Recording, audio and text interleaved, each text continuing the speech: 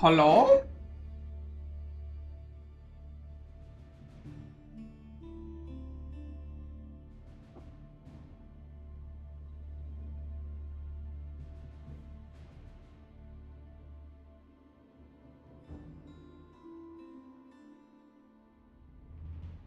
How are y'all doing?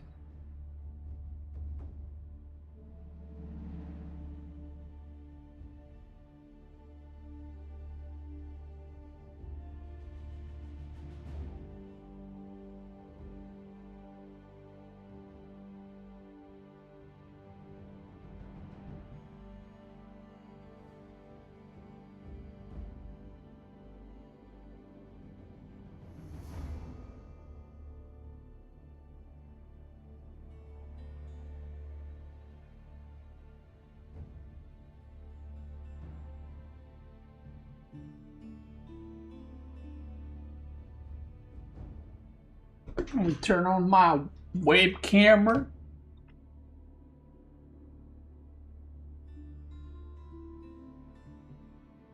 There it is, brother. There it is.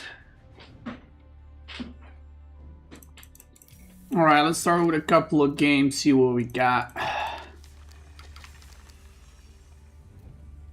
Damn, how's your weekend been? Oh shit, we need to also check the games from the tournament. I forgot about that.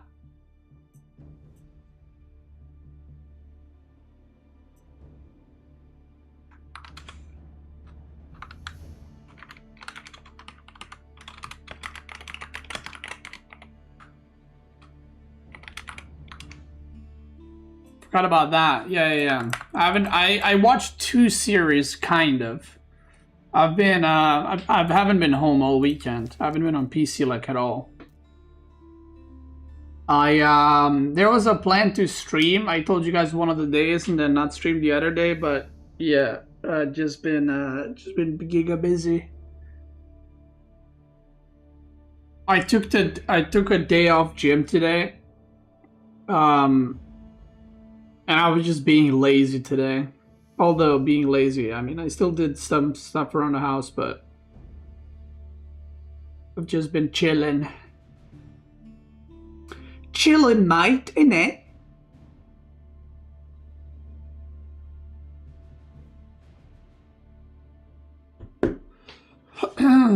Lower bracket games are amazing. Yeah, we'll see. I'm not sure which ones I want to go through because there was a lot of games being done. Let me actually open up a notepad here. So I definitely want to watch Wham versus Louis.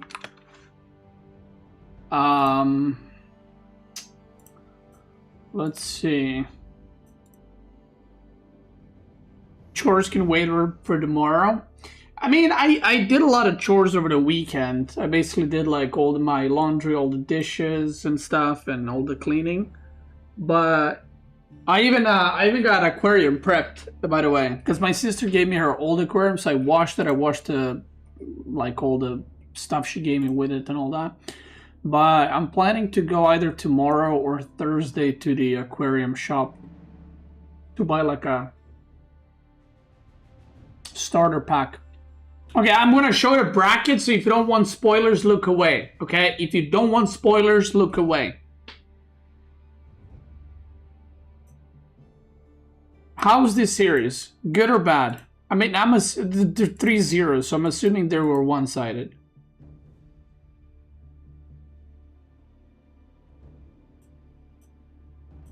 Right?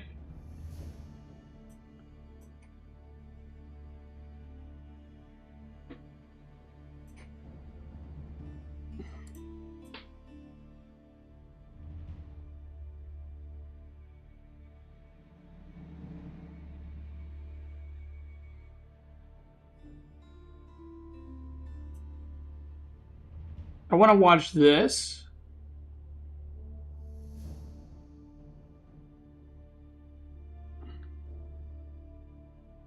Vortex are listed on shortest game ever? Well, that makes sense. Vortex B.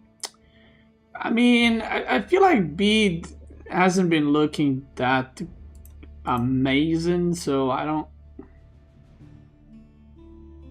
know. I've seen Vortex has been playing Ivan on Holy Island. That's interesting.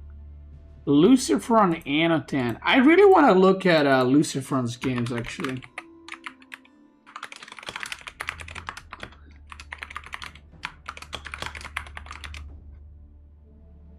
Yeah, I really want to look at Lucifer on Anotan, Lucifer on Vortex.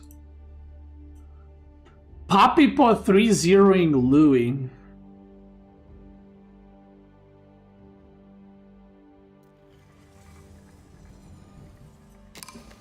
B Anotan, I kind of watched already. I watched some games. Kicked over.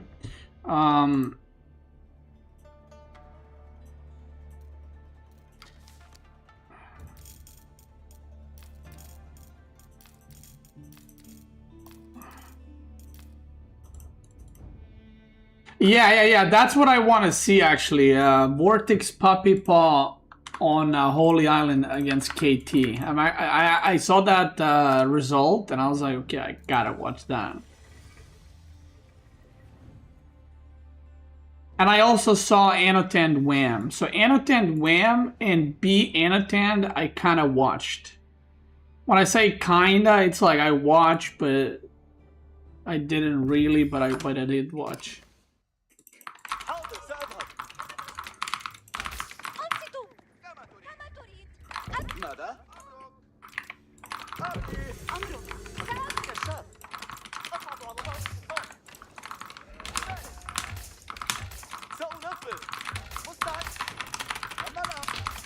And there's been a lot of series, so I don't want to...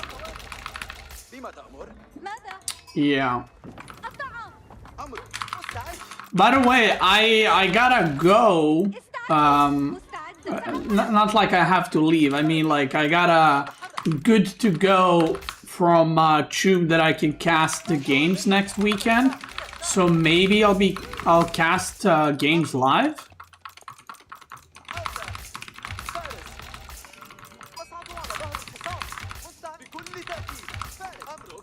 Yeah. No, not official on EGC. Like I asked if I can cast in my channel. Not like, yo, can I cast semifinals and finals? And they're like, yo, sure. I didn't mean on their channel.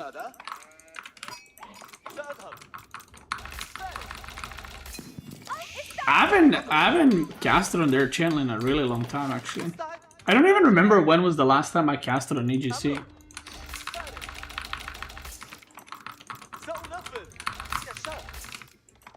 It's probably like a year or two ago at this point.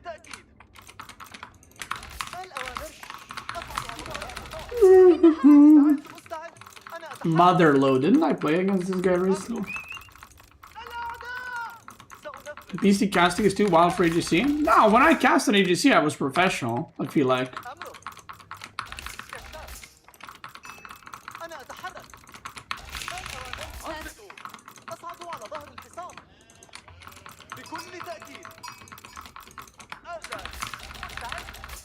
Oh, it's Muhodo? Oh.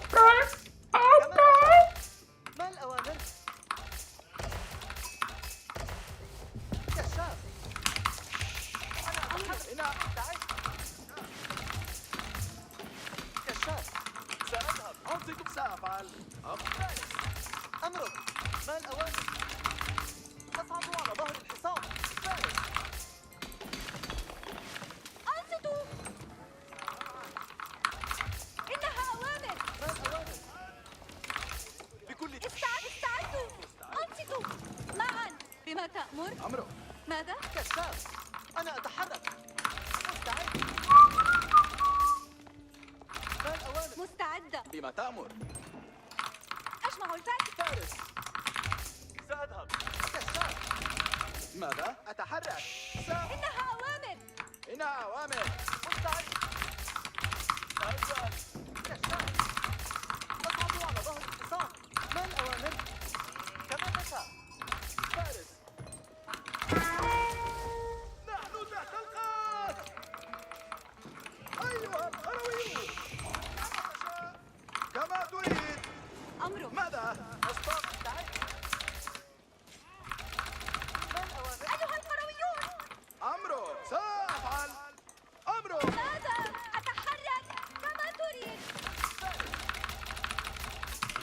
Be careful, brother. You don't want to lose your villager right there.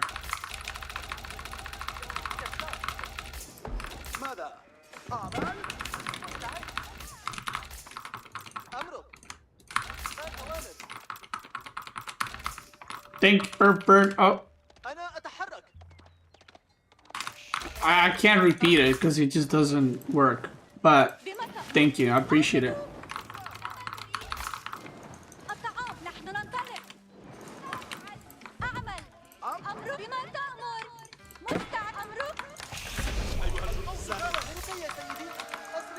Thank you, thank you.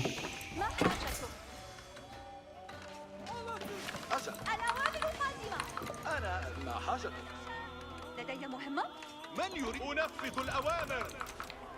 وضع مستعد للإطلاق. سيروا. الرماة راكبو الجمال. سأركب. أنا متجهة. سيتم تجهيزه. أصغوا. سأبدأ العمل. ما هذا؟ أتحرك الآن. قريبا تأتي. وجهوا الأبناء إلى الأمام. لدي مهمة. جاهزة للعمل. الآن.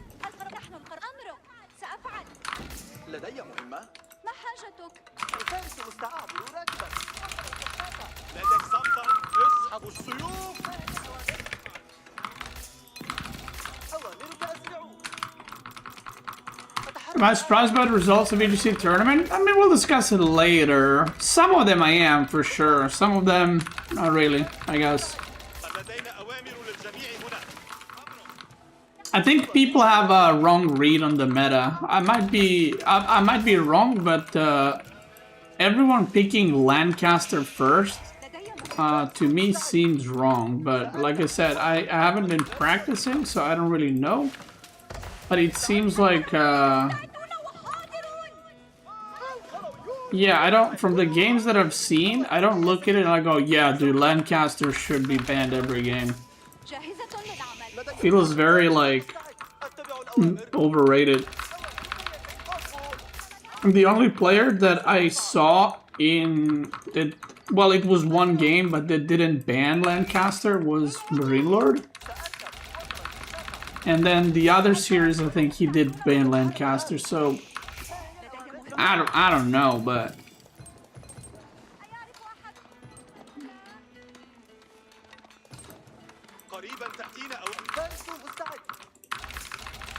ما حاجتك؟ مفهوم. أمرك يا سيدي. أوامرك يا سيدي. وصلت. اتبع الأوامر. الأوامر قادمة. سأحصل على اللحم. إذا أيها الجنود جاهزون للاستكشاف. أقبلوا لطلب الأمر. سيحدث ذلك. تحركوا. الرماة أطيعوا الأوامر. Alright, I thought I aged up. أقبلوا لطلب الأمر. جاهزون عند إشارتي.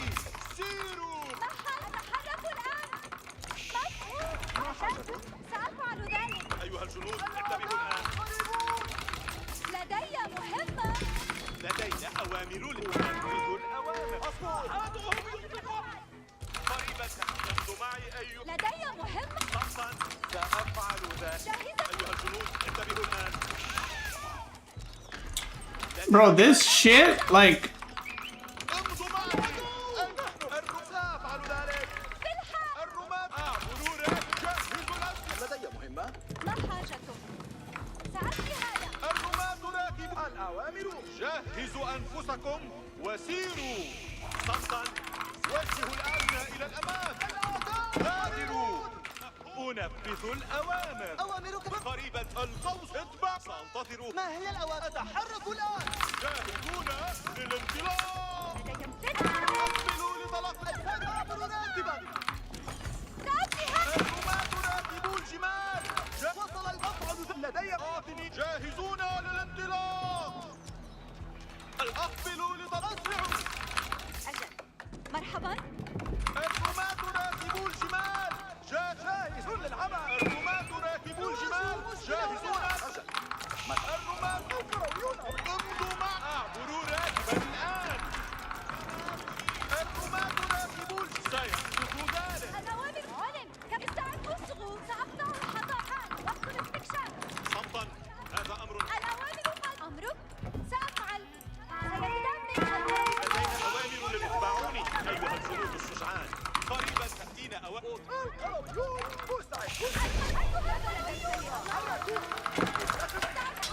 حام استعد بطريقة. أيها الجنود استعدوا للأوامر. الرماحون حاضرون انتبه صفا. هذا أمر على استعداد لبعض العمل. لدينا أوامر للجميع. سأفعل ذلك. سأفعل هذا الآن. حان وقت العمل. انتبهوا جميعا. انتبهوا حان وقت العمل. الرماحون انتبهوا يا رجال. ماذا لديك استعد. اصمت أجل تقدموا للقتال. انتباه. أنا مستعد للدماء والمعركة. كما أمر. استعد. أنا مفهوم. سأفعل. العمل منتهي. أرسلني إلى عمل. أعطني أي فقط. مستعدون الجنود مستعدون للعمل. أنفذ أمرك. الرجال المسلحون ينتظرون. القوس جاء. أمضي إلى هناك راكبا. أعطني. وضعنا السرور. صمتا. الأوامر قادمة. لا مزيد من الخطوات. لدينا أوامر. اصطفوا. لدينا أوامر جديدة. من يريد الجنود؟ انتبهوا الآن. عند إشارتي سيروا. قريبا تأتينا أوامر جديدة يا رجال. أنتم يا رجال. هذا وقت الرحال. صمتا. الأوامر القادمة. لدينا أوامر للجميع. أعبر راكب. حسنا، ما المطلوب؟ سأبني ذلك الآن. ماذا لديك؟ أيها الجنود. انتبهوا الآن. Bro, I didn't even realize how good this is in the back. قريبا تأتينا أوامر جديدة. انتبهوا جميعا. صمت. عند إشارتي سيروا. لدينا أوامر للرجال المسلحون ينتظرون. أيها الجنود. انتبهوا الآن. قفوا. لا مزيد من جهزوا أنفسكم. نفذوا. قريبا تأتينا. لا مزيد من القطع. حركوا قدما تلو الأخرى. أنتم صمتا. هذا أمر هام. صمت. أيها الجنود جهزوا أنفسكم. والعدو لدي. صمتا. سأفعل ذلك. أرسلني إلى. نسير إلى المعركة. جاءت الأوامر بالتحرك. دمرت العدو. وضعوا أوامرك. هنا. وضعت سد الحصار.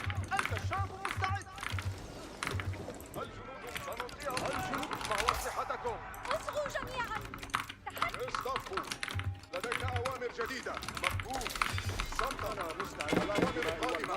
لا مزيد من الغد وتكون كسالى. اذهبوا. أنتم يا رجال. قريبا تأتين. اتبعون القوم. لنذهب أيها الجمل. أيها الجنود. انتبهوا الآن. على استعداد لبعض العمل. حسنا. لدينا أوامر للجميع هنا. لنذهب أيها الجمل. مستعد للإطلاق. من يريد أن أقتل؟ اصطفوا. نحن نتلقى الأوامر. مستعد للإطلاق. القوس جاهز. أطيع الأوامر. من يريد أن أقتله؟ الجبلات. ماذا لديك لأفعل؟ مستعد للإطلاق. سيحدث ذلك. أعطني الرمح على. لا مزيد. اسمعوا. ماذا لديك لأفعل؟ الرجال هناك. الجميع جاهز. أعطني. أنفذ الأوامر. من يريد؟ صمتا. الأوامر قادمة. أعطني أي هدف. القوس. وضعنا السروج ونتحرك. الجنود مفهوم. سنطيع أوامرنا. Took the other two relics. حان وقت عملتم كما أمرت. الجميع القوس جاهز. ماذا لديك لأفعل؟ مستعد للإطلاق. ما الذي الرجال المسلح. ننفذ. الجميع جاهزون. انتبهوا. حان وقت التحرك جميعا. الرجال المسلحون. أنتم يا مفهوم. الجميع جاهزون. لا مزيد من طالب. اصطفوا. لدينا أوامر جديدة. حركوا قدما. الجنود مستعدون للمعركة. الرماحون قادرون. أنتم يا رجال. الرجال المسلحون ينتظرون. لا مزيد من الخطوات. أيها الرماحون. اصطفوا. لدينا أوامر جديدة. الرماحون. حان وقت العمل. أنتم يا رجال تعرفون ما سيأتي تاليا. اصطفوا. الجنود مستعدون للعمل. حان وقت العمل. تشجعوا أيها الرجال. على استعانة لا تحركوا. اتخذوا مواقعكم. تحركوا جميعا. الرجال صمتا. الأوامر قادمة.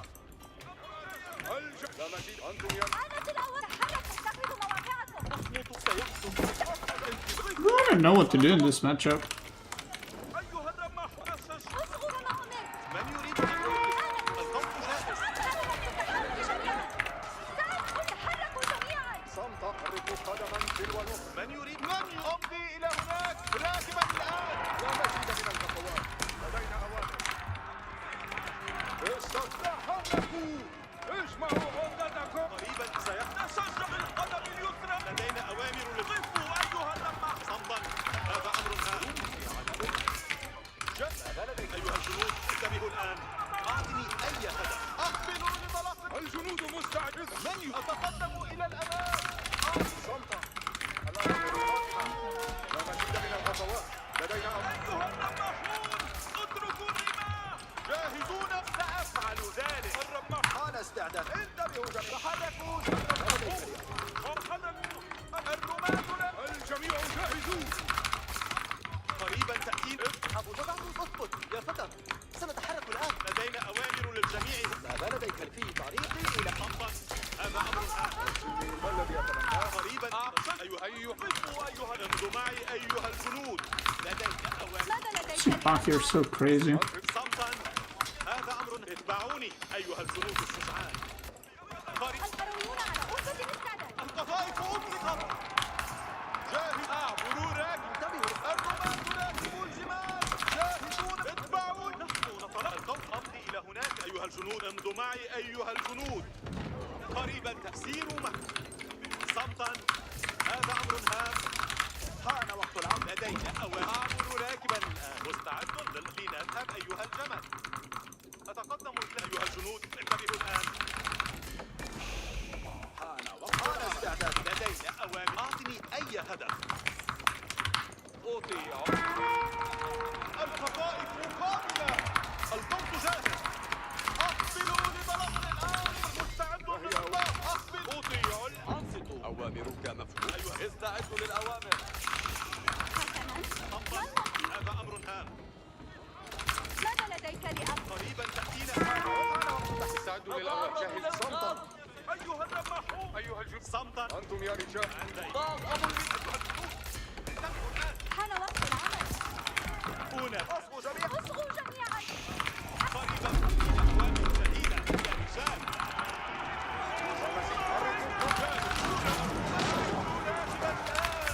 سيحدث ذلك. أعطني. سأفعل. الرماة راكبوا الجمال. جاهزون. أطيع الأوامر. مستعون. الرماة راكبوا الجمال. من يريد أن لدينا أوامر. أقبلوا لطلب الأمر. أيها الرماة راكبوا الجمال. جاهزون للانطلاق. الرماة راكبوا الجمال. الرجماء جاهز. سيحدث ذلك. الرماة سأقبلوا لطلب. ننفذ الأوامر. الرماة راكبوا الجمال. أوامر. جاهزون للانطلاق. أطيع الأوامر. إنهم يطلقون علينا. Dude, Sipaki are insane. Literally just killing me with one unit.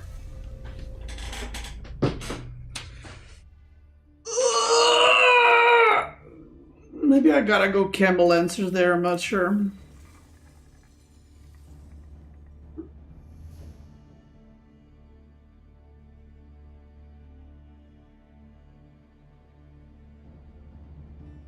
I actually really dislike playing against Ottoman just because of Sipahi.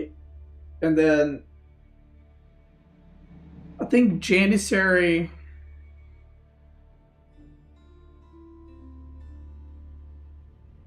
Like if you go cavalry, they just go Janissary.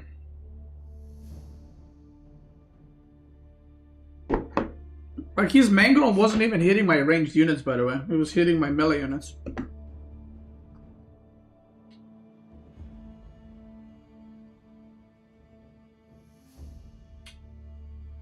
But Janissaries did get nerfed a while back, right? So maybe I should try, 2 years progress. maybe I should just try to play...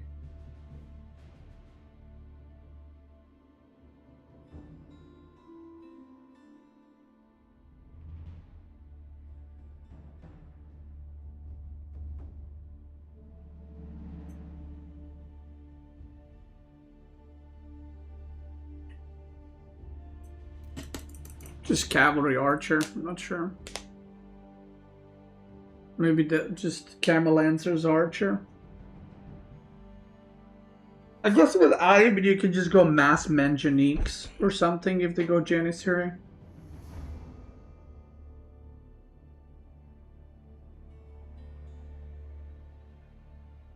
I don't know. Andrew, thanks so much for the 2 years, Poggers. Actually, a little bit more than 2. 1 month extra. Thank you, brother.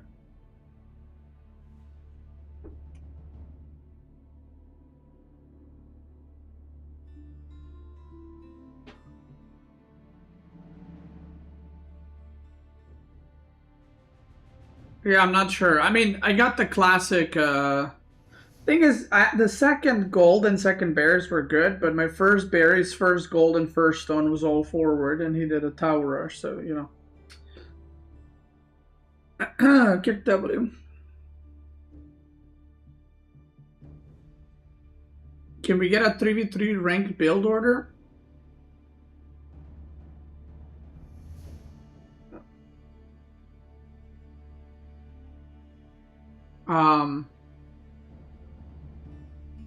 Yeah, make units and just kill your opponents. Boom. Beastie, you lose more often now. Yeah, it's like skill in like video games is directly correlated with how much you practice.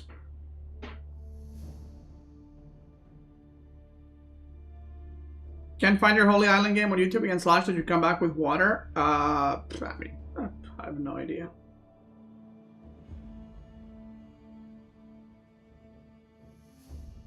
It's somewhere.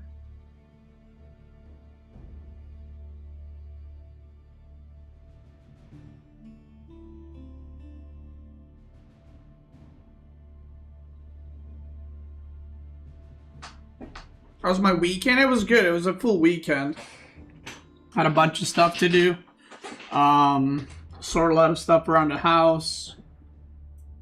It was good.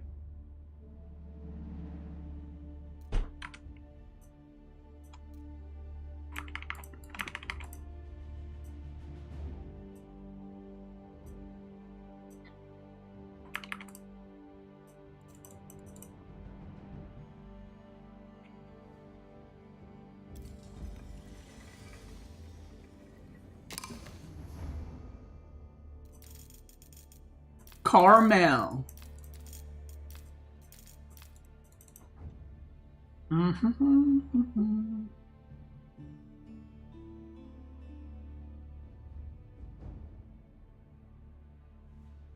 Seems like you need to lose a few more to improve queue times. Yeah, that's the thing. It's a win-win. If I lose, I get faster queue. If I win, I get points.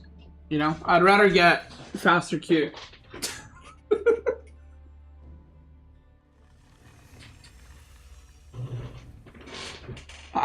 What? I got Iobit again?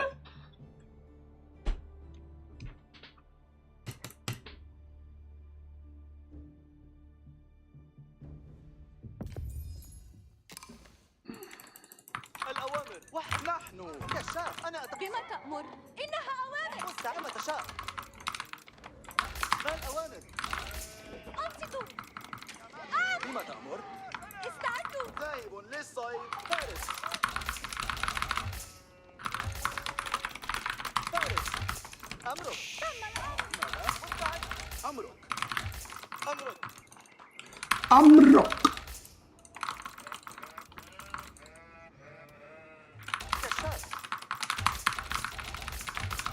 Good luck. Have fun. Good luck.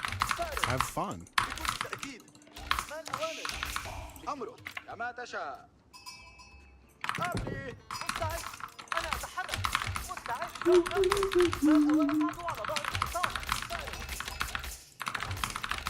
كما تشاء كشاف أمرك فارس أمرك بما تأمر مستعدة أعمل أمرك ما الأوامر أمرك ماذا؟ سأل مستعد أضعوا على ظهر الحصان ماذا؟ ماذا؟ مستعد أنا أتحرك كما تشاء التشاء. إنها أوامر. أصعد على ظهر الحصان. أجل. سأذهب.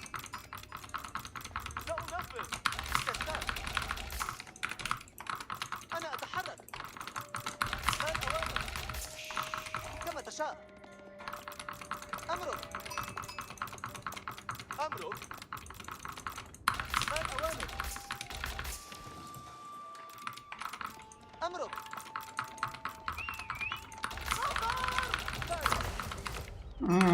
Where do I want to go here? مستعد بكل تأكيد.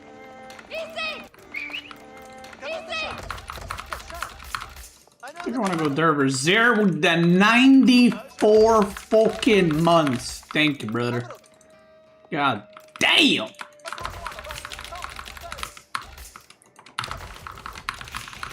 ماذا؟ إنها أوامر. استعدوا. مستعد. القرويون مستعدون. أنا أتحرك. We're gonna go for this wood line first, so we got a safe back wood line after.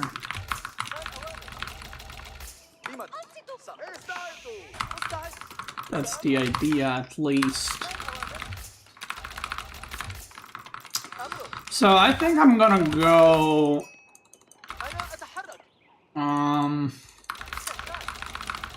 Dervish into Desert Raiders and then Fast Castle. Been almost 10 fucking years. Okay, not quite, you know, like 8. But that is a long time. True. It's crazy, isn't it? In it. Thank you, I appreciate it. بما تأمر؟ أصعد على ظهر الحصان. أمرك. أنصتوا. ماذا؟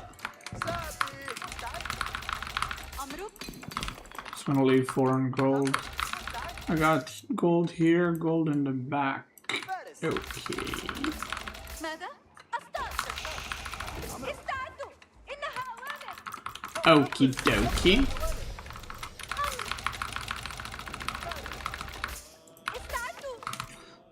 I still miss all the wacky ass StarCraft challenges, but sometimes that you've earned this made stay awesome. Thank you, brother. Yeah, sometimes, you know, those things were fun to do. I guess it's possible in AOE4, but I feel like in AOE4 it'd be a lot easier to do, you know what I mean? Like winning to conquer with only spearmen or whatever. I think it'd be like way easier than the StarCraft 2 stuff.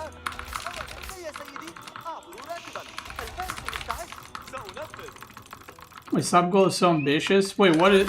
I haven't changed it. What does it even say? I don't know. أيها سيحدث ذلك.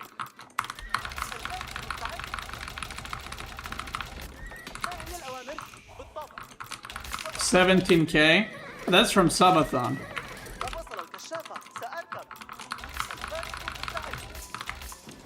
That's why it's so high.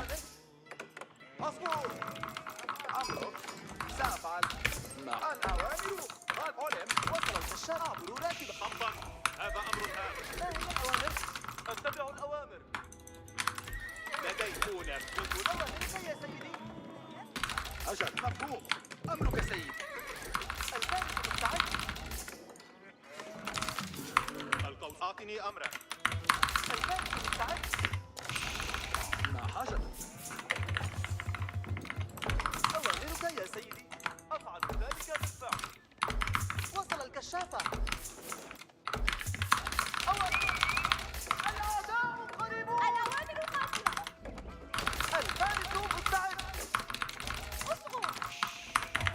ما هي الأوامر؟ السهم في وضعي لسه أسرع. وصل الكشافة. من دواعي سروري. الفارس مستعد. ما حاج أتحرك الآن. سأبدأ العمل. أوامرك يا سيدي. نتعرض للهجوم. قريبا جاهزون.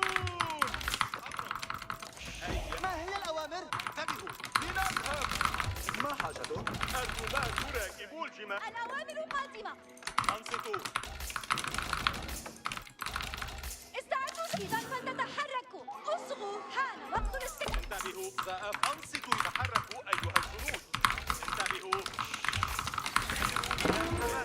أنصتوا يا رجال. التهديد. حالا. انتبهوا.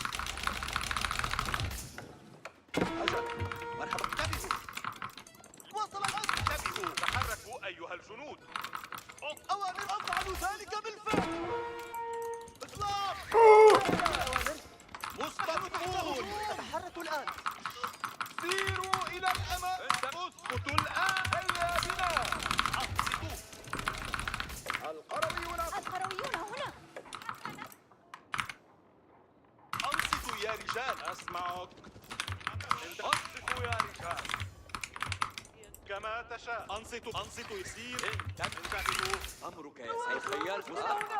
اركبوا أيها الخيل. أنصتوا. هيا أنصتوا يا سأنفذ. ندمر الآن. أنصتوا. جاهزون. الرجال راكبوا الجمال حالا. اثبتوا. سأفعل. تحركوا. كما تشاء. مصطفون. لنذهب. انتبهوا. انتبهوا حالا. انتبهوا. دمروا. لنذهب. أسرع الرماة. برني حالا. اثبتوا. جاهزوا. سأنفذ. هيا بنا. الخيل. سأفعل. اثبتوا. سيروا. اصطفوا. الرماة تحركوا أيها الجنود. Huh? اثبتوا الآن. أسمعوا. جاهزون. Nice. الخيال مستعد. الخيال Nice. اضربوا. انتبهوا. اثبتوا الآن. لنذهب. كما تشاء. كلا. أيها انتبهوا. نحن القروي. أجل. مرحبا. استعدوا جميعا. الأوامر قادمة. أنصتوا يا رجال. سيروا. ضعوا سروجكم. انتبهوا. سأفعل. الخيال. أنصتوا.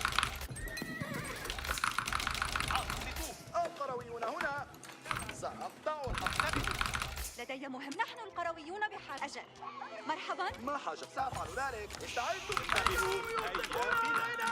سأنفذ. أنصتوا يا رجال. أنصتوا يا رجال. أجل. مرحبا. أنصتوا يا رجال. لنذهب. ما أو. أنصتوا. نحن القروي. أصطادوا الفرائس. انتبهوا. أسمعوا. نحن تحت هجوم. You got all the deer. All the deer. اصغوا. استعدوا وتحركوا. كما تشاء. اصبح حالا. جاهز. تقدموا. معا. جاهزوا. لنذهب. هيا بنا. سأفعل. أسمعوا. اثبتوا. لنذهب. جاهزوا. أنصتوا يا. سأفعل. أسمعوا. الرماة انتبه. مصطفى. سأنفذ. سيروا إلى الأمام. حالا. كما تشاء. الرماة راكبو الجمال. جاهزون. تحركوا أيها الجنود. Holy fuck, he's castle too. سأفعل ذلك. القرويون ما حاج في الحال. أريد أن ألتقط. جاهزون للعمل. ما حق. انتبهوا. سأفعل. سيتم تشديدنا. أنصتوا يا. تحركوا أيها الجنود. كما تشاء. أنصتوا حالا. الرماة راكبو الجمال. جاهزون. انتبهوا. الأوامر قادمة. انتبهوا. أنصت. القوس جاهز. أنصت حالا. أنصتوا يا رجال. لنذهب. الأوامر قادمة. انتبهوا. سأنفذ. حان وقت الاستكشاف. انتبهوا. تحركوا أيها الجنود. انتبهوا. كما تشاء. اصغوا. أنصتوا. يسيروا إلى الأمام. نهجم الآن. تقدموا. معا. سيروا إلى الأمام. القرويون مستعدون وحاضرون. أنصتوا.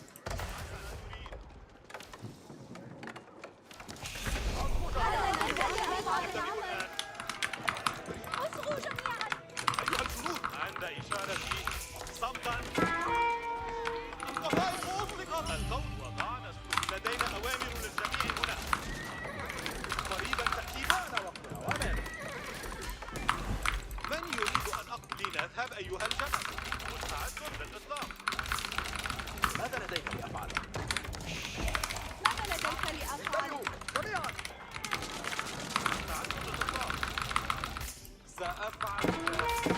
قريبا سيحدث ذلك. أعطني أتقدم. القرويون اعتبر الأمر منتهيا. بين أوامر للجميع. جميع الفرسان مستعد. أعيش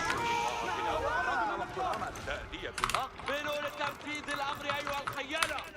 الخيالة مستعدون للأوامر. انتبهوا جميعا. أيها الجنود. منصت. أعطني هدفا. أعطني أي هدف. خمسة. هموا معي أيها الجنود. بين أوامر. جميعا.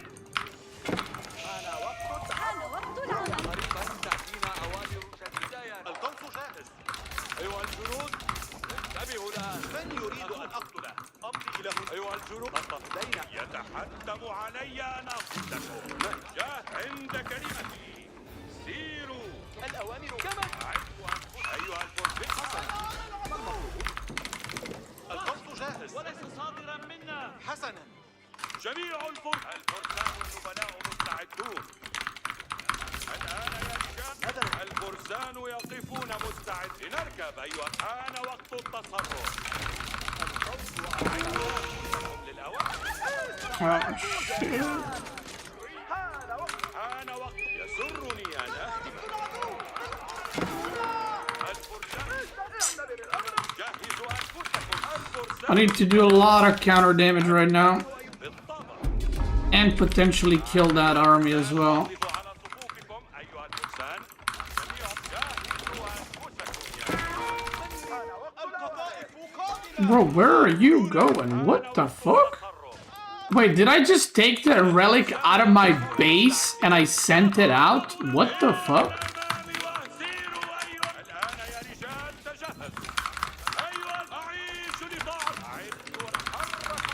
Huh? تقدموا بشجاعة. الآن الفرسان يقف عند كلمتي. سيروا.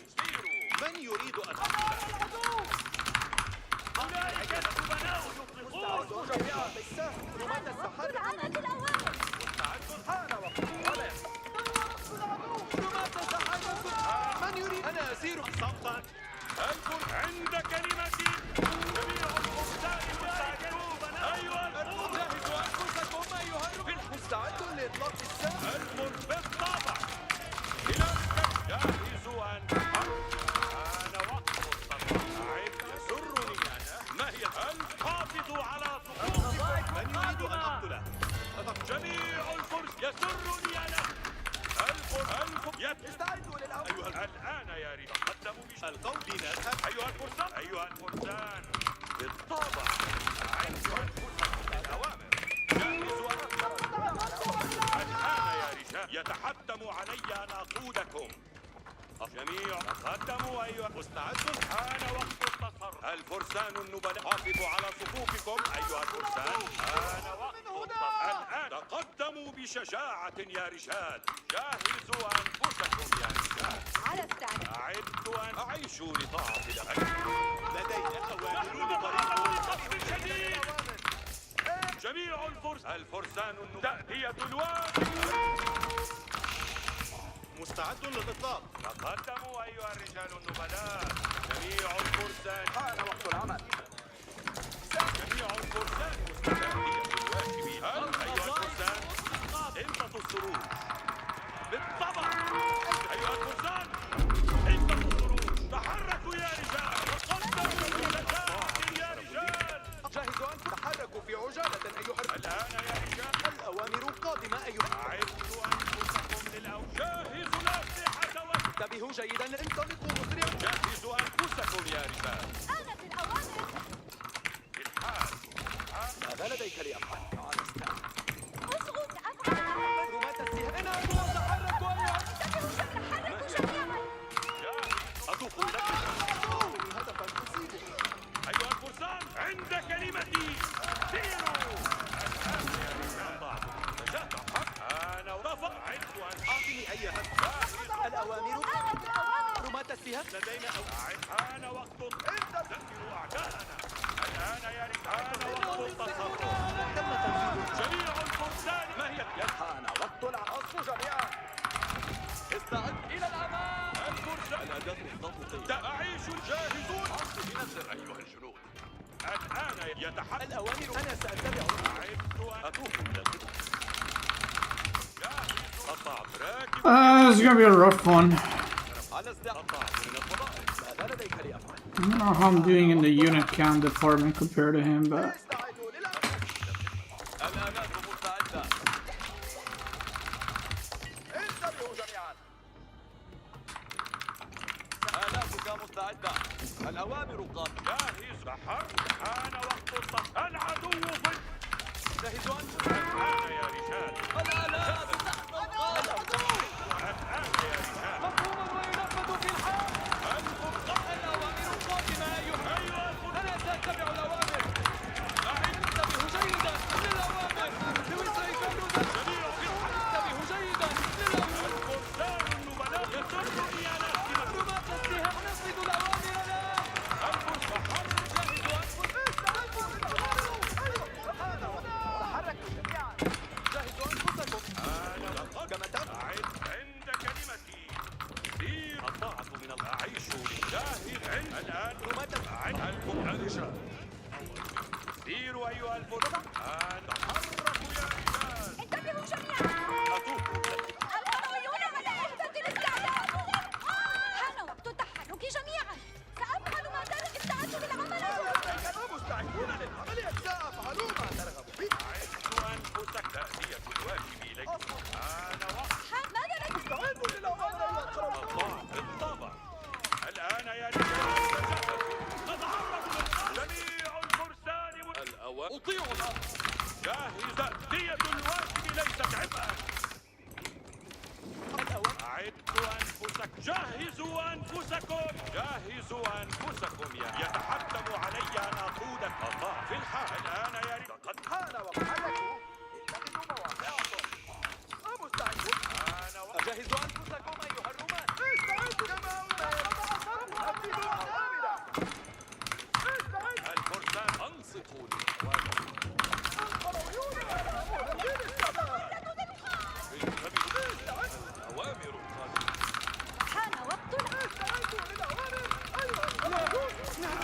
أنفسكم بالأوامر.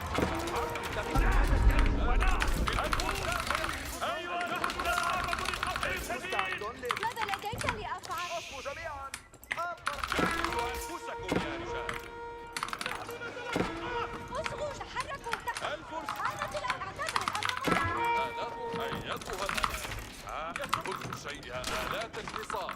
نحن نتحرك. أيتها الآن كل شيء. الطاعة من الخلف. مفهوم. يا آلات الحصار. نحن نتحرك. يتحتم. الآلة الجهنمية تنتظر. الفرسان. أيها الفرسان.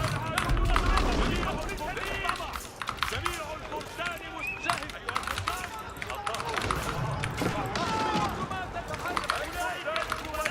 أتحرك وأنا مستعد للمعركة. انطلقوا مسرعين أيها الأنفس. شيء جاهز. الآن يا رجال. أيها الآلة الجهنمية. أعدوا أنفسكم للأوامر. صوبوا يا الخيال ينتظر الأوامر. جميع الفرسان. آلات الحصار مستعدة.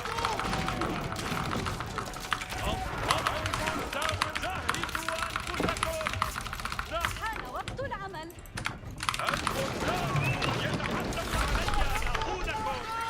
okay, I did not expect to win that.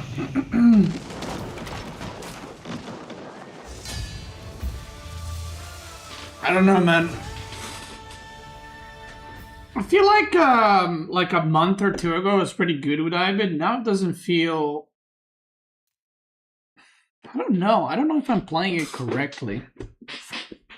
I mean, playing against Jushi, I feel like that's a rough one.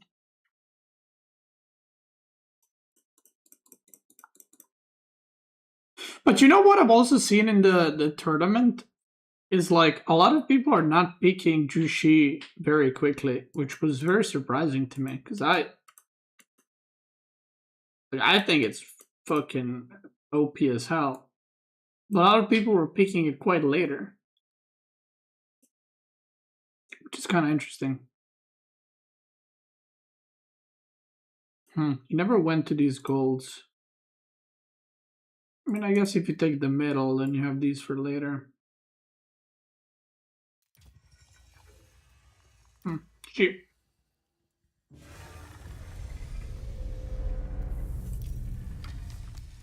Good game. Well played. Game Nginx? Yeah, Nginx are pretty good. Nginx are probably...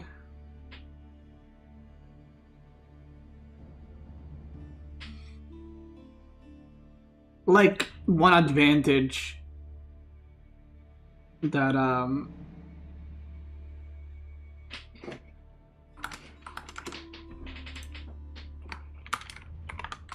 that IUBIT has that I feel like over other sibs. I mean, Vortex put Jushi B tier in the latest video? Really? Vortex tier list. I have to see this.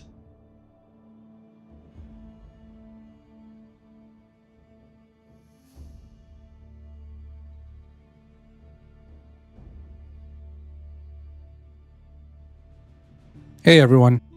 We're gonna watch the magic video later. I want to see what Vortex put.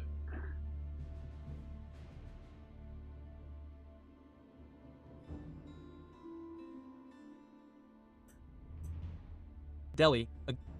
Against Delhi, they are also very good. You open with Wait, what the fuck? He has like an auto translator? whites. You deny them gold. They can no longer make scholars.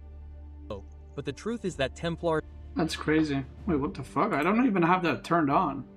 Audio track US? Wait, that's crazy. The fuck? Okay. What? Delhi S tier?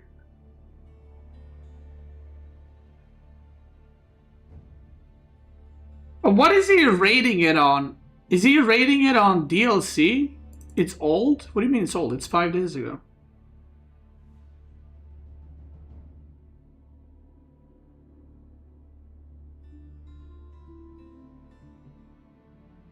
He put Jushi in A tier, Rus in A tier, JD. This has to be HRE in B tier.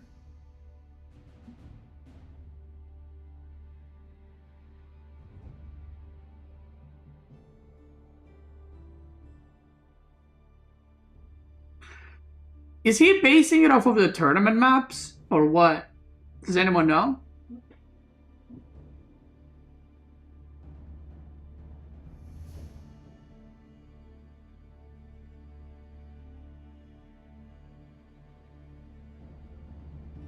It has to be.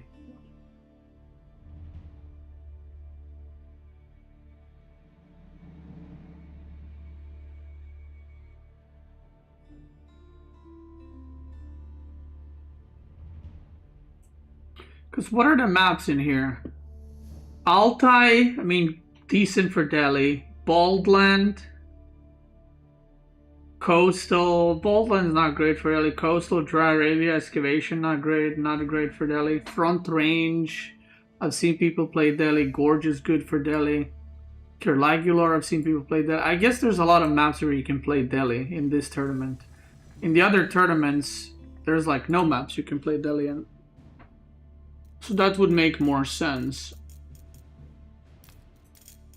If that is his, if that's his reasoning. Because I don't think it's like a ladder map pool, because we literally had no patch. It makes no sense for Delhi to be S tier now. Did I watch Anna Chat interview last night? No.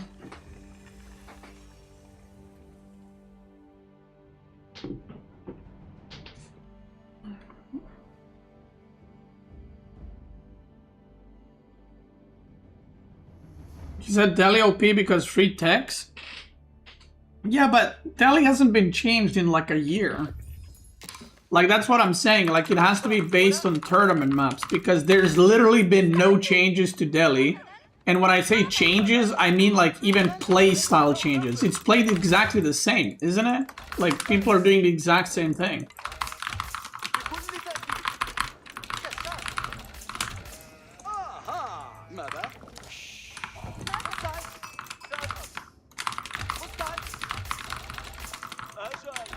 Yeah, focusing on land maps, sure, but it depends which land maps. Like I said, if it's tournament ladder maps, yeah. كما تشاء. بما تأمر. ما الأوامر؟ أمرك. Metas can change you in balance patches.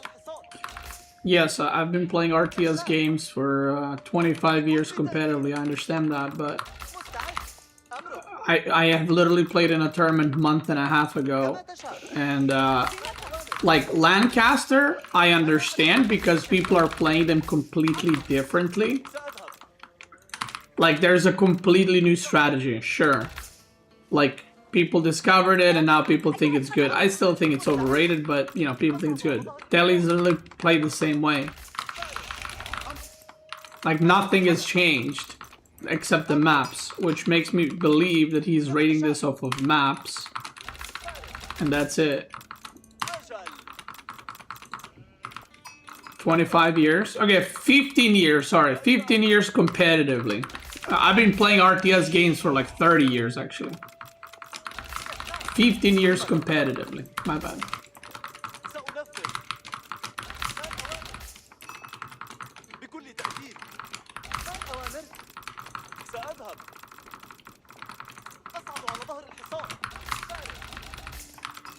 Delhi's problem wasn't like...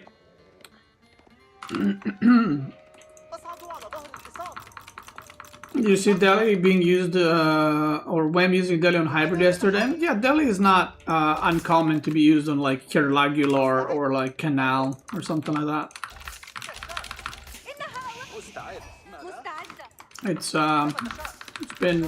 It's been done before.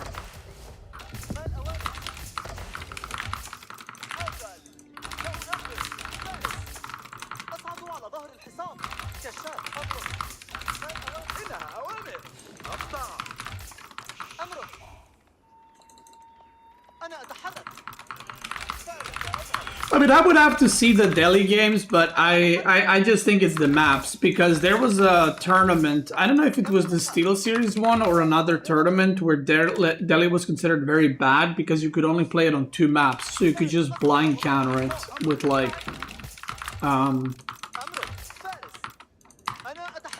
you could blind counter it because you know Delhi's going to be played on one of those 2 maps. But now, in the current tournament, I can see Delhi is played on like 6 maps, which is a lot better for Delhi, which means you can get good matchups.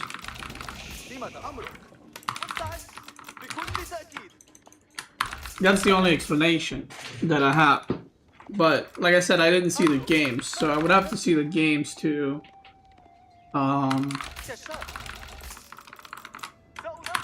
see what's up.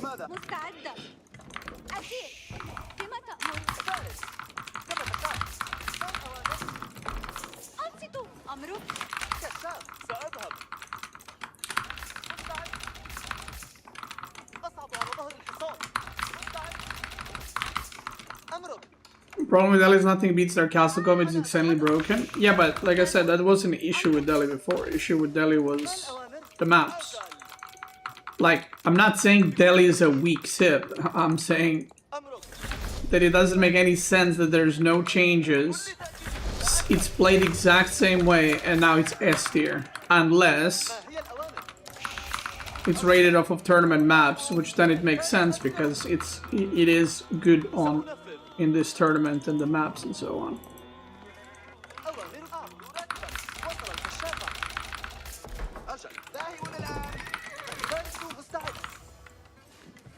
Mongol being C tier, I mean, yeah, if you exclude Kirlagular.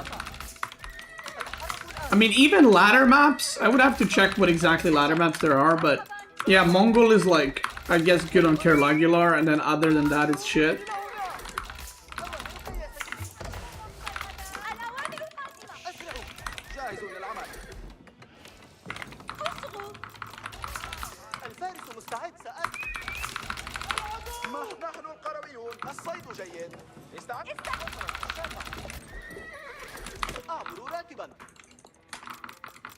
الأوامر قادمة.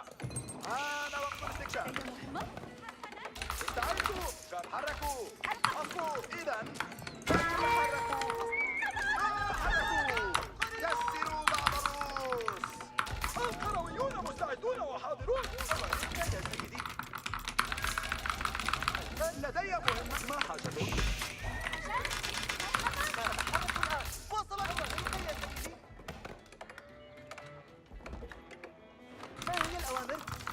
بالطبع. أهاجم العدو. نحن مستعدون. الكشافة. ما حاجتك؟ سيتم تشييد ذلك. الفارس مستعد. لدي مهمة. الكشافة مستعدون. أوامرك يا سيدي. أسرعوا. أهجموا الآن. سأرجع. ما هي الكشاف؟ أعبر راكبا.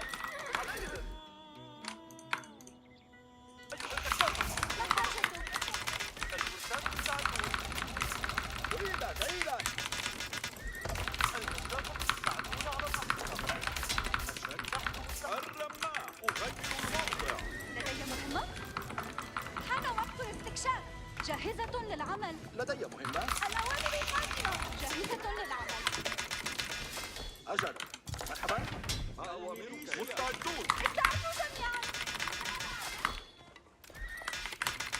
أنصتوا. أسمعوا. انتفروا إلى الأمام. نهجم الآن. مرني. أيها الرماحون سيروا. أسمعوا. انتبهوا. جهز. مفهوم. لدي جهز. الرماحون. اصغوا. أمرك أركب. ما حاجة سأنطلق. جهز. مستعد. أمرك يا جهز. ما حاجته؟ الرماح هيا بنا. ارفعوا الرماح. جهزوا أيها الرماحون. ما أوامر. الأوامر حركوا. لدي نحن الرماحون. جهزوا رماحكم تلك. جهزوا رماحكم. مرحبا. ارفعوا الرماح. سأفعل ذلك. سيدي. الخيل. تحركوا. سأبنيها. مفهوم. جاهز للعمل. أقتل. حان وقت. الرماح. القرويون مستقبلا كما تشاء. اصغوا إذا فلتتحرك. اثبت. سأفعل ذلك. أضربوا مستعدون. ما أوامر. سأفعل. القرويون هنا. ما الأوامر؟ نحن القرويون بحاجة إلى الأوامر. مرني. الرماح. الخيال. جاهز للعمل. مستعدون. سيتم تجهيز. الأوامر. أجمعوا الحطب. كما اصغوا. وصل الكشاف. تأكد. مصطفون. على ظهر الخيل. أجل. أسيروا الآن. أنصتوا يا رجال. اتبعوا الأوامر. الكشاف. الفرسان مستعدون. أمرك يا أنا ذا. ارفعوا الرماح. مستعدون. على الفور. الأوامر قادمة. فرح. جهزوا أنفسكم أيها الرماحون. مرني. مصطفى. أيها الخيالة. الرماح. جاهزوا. اركبوا أيها الخيالة. الخيالة مستعدون. الرماح. مرحبا. ما حاجتك؟ أتريد أجل. مرحبا. اثبتوا الآن. الأعداء قريبون. الرماح معي كلكم. جاهزون. ما أوامرك يا سيد؟ أمر اثبتوا حال. الخيالة مستعدون. جهزوا رماحكم تلك. سيروا أيها الرماحون. كما تشاء. ارفعوا الرماح. ذلك. إلى هنا. سأسرع. بكل جهز. ارفعوا معي. الكشاف هرولوا. الكشافة مستعدون على الأحصنة. مصطفون. سأفعل. نحن مستعدون. جهزوا.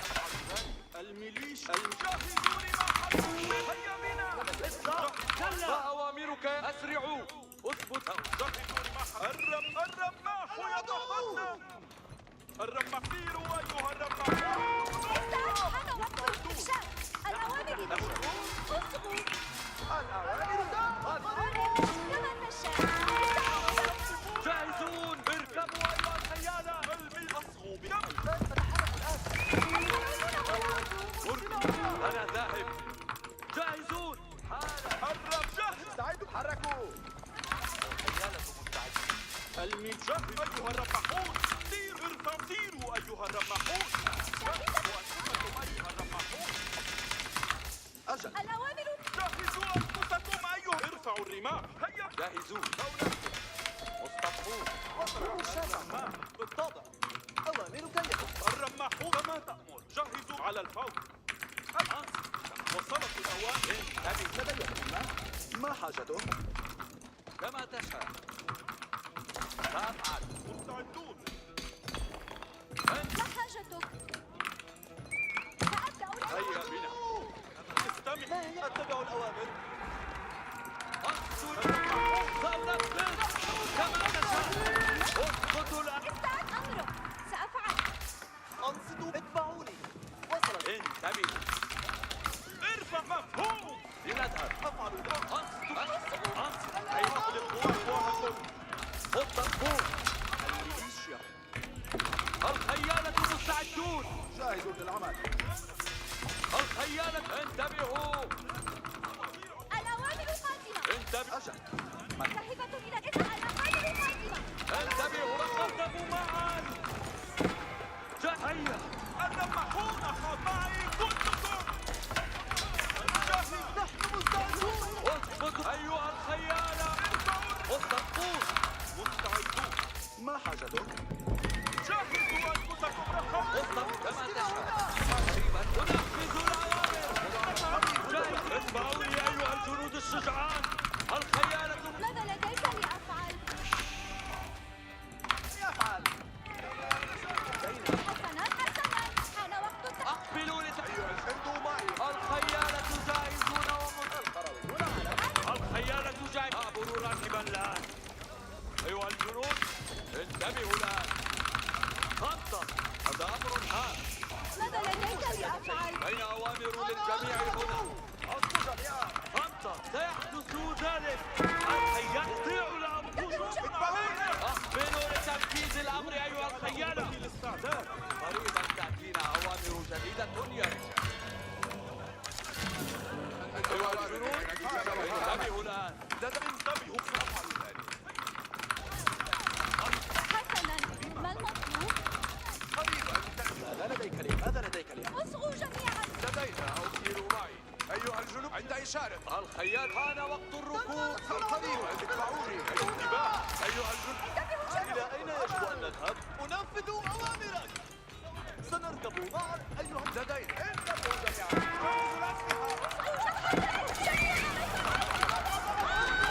انتوا معي أيها الجنود. قريبا تأتينا أوامر. يتحتم عليك. تقدموا أيها الجاهزون. اطيعوا لا. جاهزوا.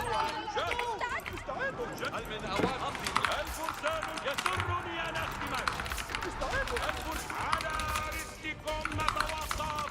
تحرك أيها قدموا بشجاعة. ماذا لديك أنت؟ حان وقت يتحتم. على استعداد. حان وقت العمل. الآن يا رجال. الآن تحركوا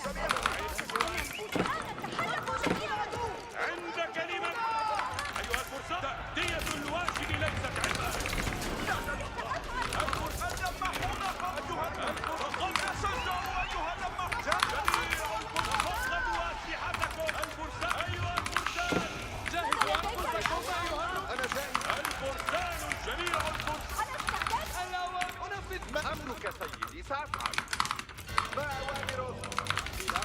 الفرسان. انتبهوا جيدا للأوامر. رماة السهام. ستأتي الأوامر قريبا. حسنا العمل. ماذا تفعلون؟ أعطني الأوامر. وضعت خلف الحصار. أفعلوا واجبي. الكشافة مستعد. جاهزوا. أفعل جميع عندك. أيوة. أقبلوا لتنركب أيها الخيالة.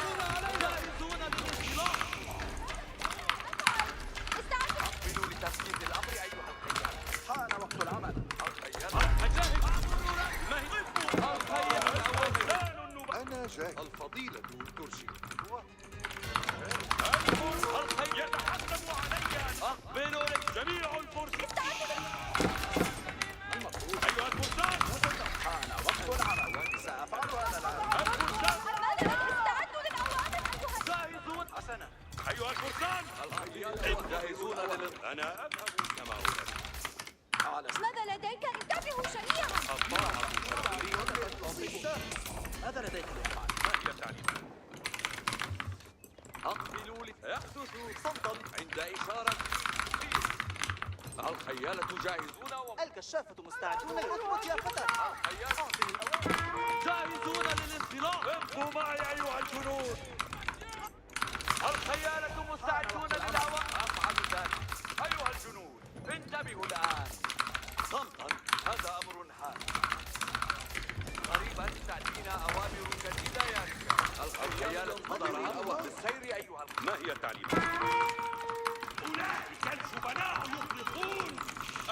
لطاعة الأوامر.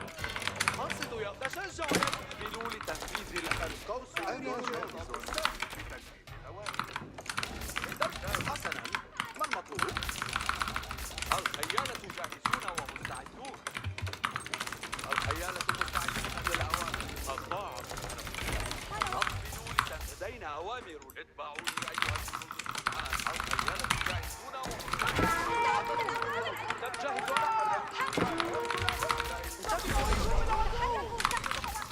لنركب أيها الخيالة.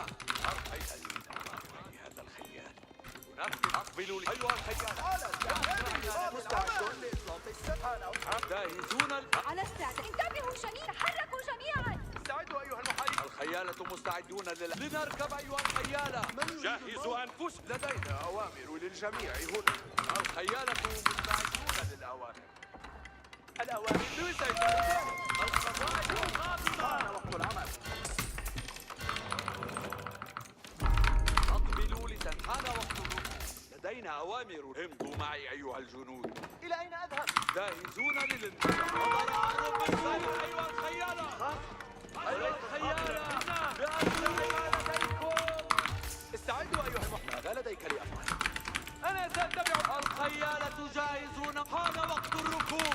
أقبلوا لتنفيذ الأمر أيها الخيالة. الخيالة جاهزون ومستعدون. جاهز لتنفيذ الأوامر. أقبلوا لتنفيذ الأمر أيها الخيالة. أطيعوا الأوامر. حان وقت. ما هو سوف يحدث ذلك؟ سوف يحدث ذلك. أعطني الأوامر.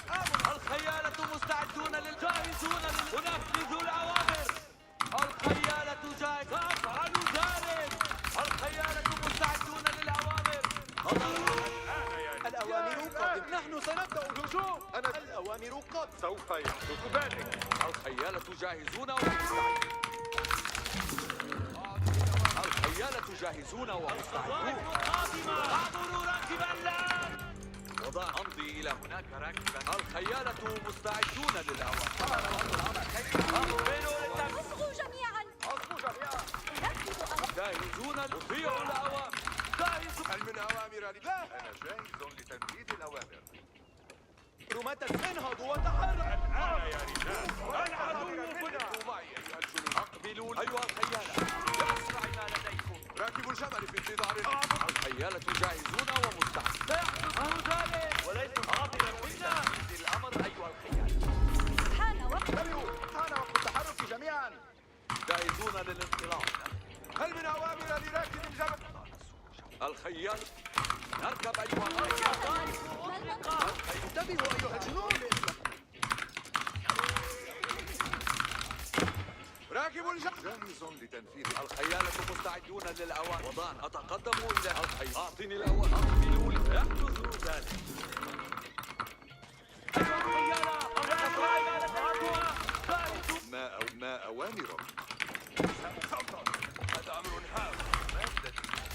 الخيالة مستعدون للأوامر. أقبلوا لتنفيذ الأمر أيها. آنت الأوامر. تحركوا. اتخذوا مواقعكم.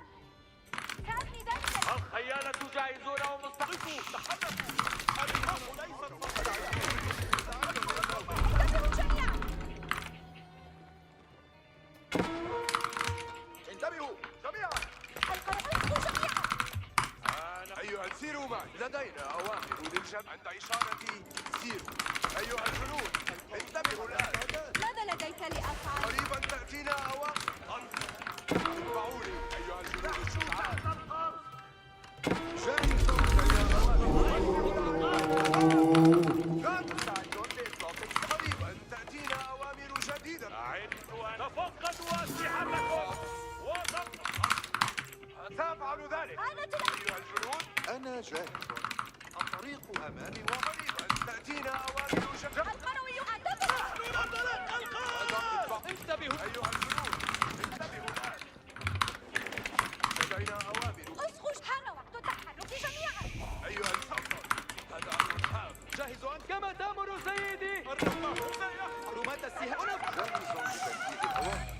راكبوا الجبال. جاهزوا. سيحدث ذلك. أقبلوا للسير. راكبوا الجبال. على استعداد لبدء العمل. لدينا جاهز جاهز. راكب قريبا. انتبهوا أيها الجنود. أنصتوا يا قوم.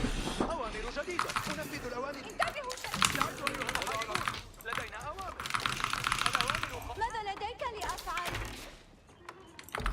الأوامر قادمة إلى. على استعداد لبعض العمل. قفوا على أقدامكم. تحرك. هل أنصتوا يا قوم؟ أوامر جديدة. أصبوا جميعا. سأنهي بناء ذلك عما قريب. حان وقت الأوامر. حان وقت الأوامر.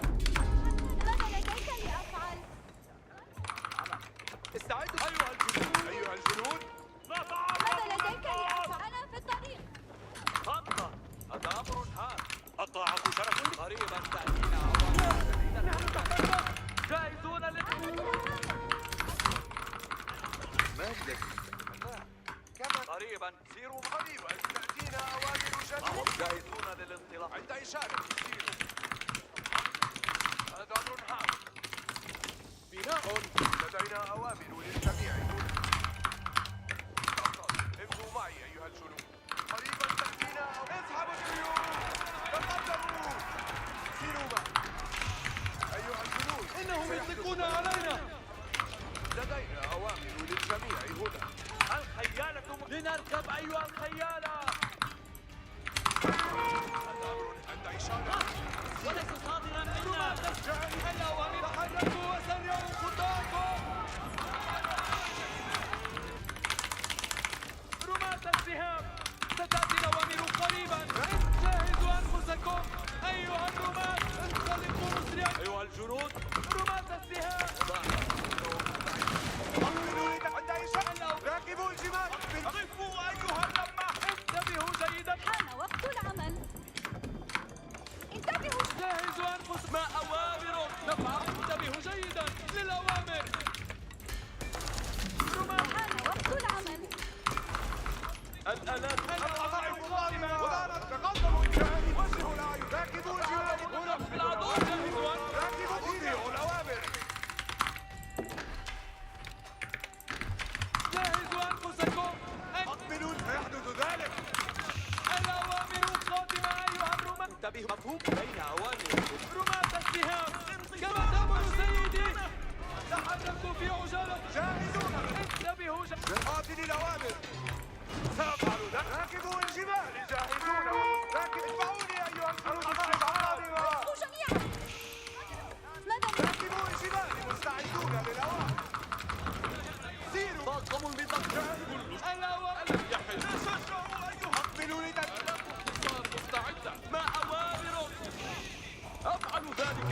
الآلة الجهنمية. ما أوامر. الله كل شيء جاهز. على قريبا استعداد. أطيع الأوامر. مستعد. أفعل. راكبوا الآمر. انتبهوا جدا. المنشد. اختاروا أهدافكم. أقبلوا. أنفذوا. جاهز. آلات الحصار مستعدة. رماة السهام. ستأتي الأوامر قريبا. رماة. تحركوا. آلات الحصار مستعدة. أنا وأنطلق. مستعد. جاهز وحرك. جاهز. وين جاهز. الخيل. أخفض وأفعل. انتبهوا جيدا للأمناء وتحركوا. سيفعل ذلك. تحركوا بعجالة أيها الرماة. الأوامر. تحركوا وسرعوا خطاكم. انهضوا وتحركوا أيها الرماة. رماة جاهز. الأوامر. انتبهوا. انهضوا وتحركوا أيها الرماة. رماة لا تتبعوا الأوامر. أنت جاهز. تحرك. الأوامر. جاهزون. على كل سهم أن يصيب. أنطقوا. حانت الأوامر. الأوامر قادمة أيها الرماة. تحركوا وسرعوا خطاكم. رماة السهام. تحركوا في عجالة أيها الرماة. جاهز. انهضوا وتحركوا أيها الرماة. رماة السهام. أنفذ الأوامر الآن. مفهوم. أنا بالنص. Okay. Alright. Alright. Fucking cooking right there, boy. Alright. You know what I mean?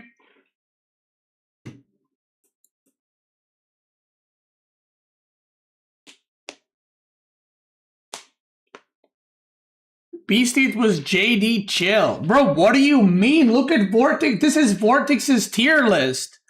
He put JD A tier, Abbasid C tier. What do you mean? Thank you. All right.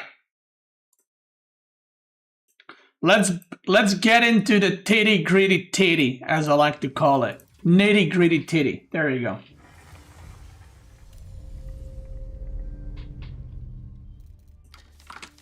Okay, we're gonna go through some games. So, from the round of 8, we want to watch Poppy Paw and Wham versus Louis.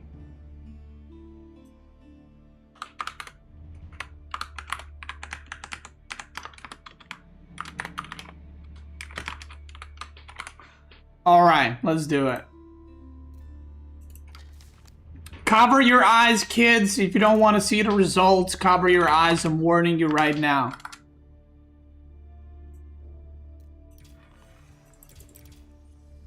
Warning, warning, warning.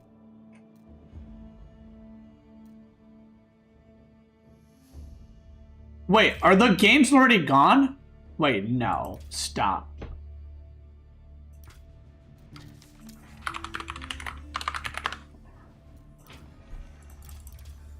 Okay.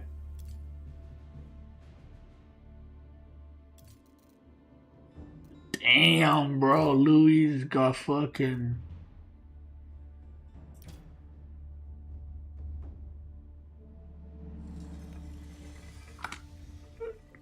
Damn. No spoilers. Shut your eyes. Shut your eyes.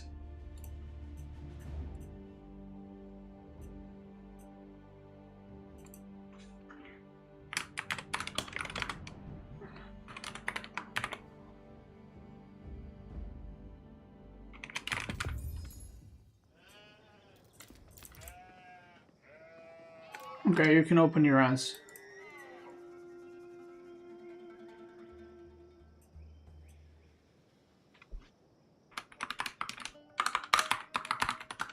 Okay, let's see.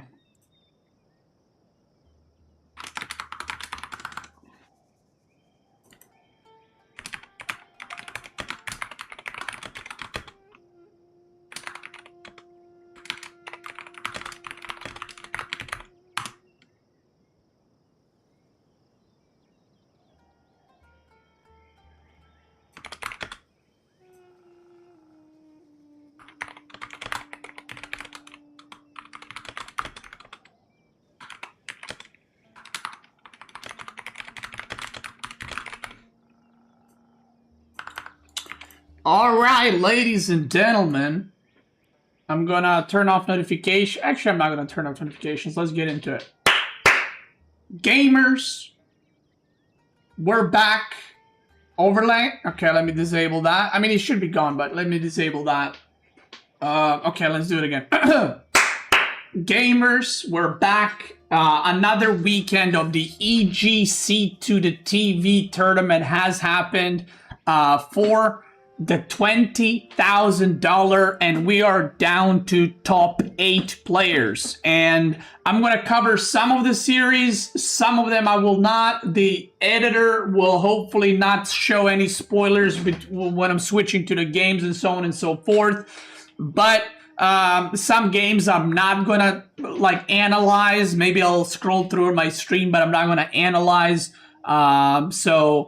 The first round of spoilers for the matches that I'm not analyzing. Marine Lord versus Poppy Paw was a 3-0 for Marine Lord. Now, the second match of the round of 8, and the winner of this series will be playing Marine Lord. We're going to be covering Wham versus Louis to the MT. Let's get into it.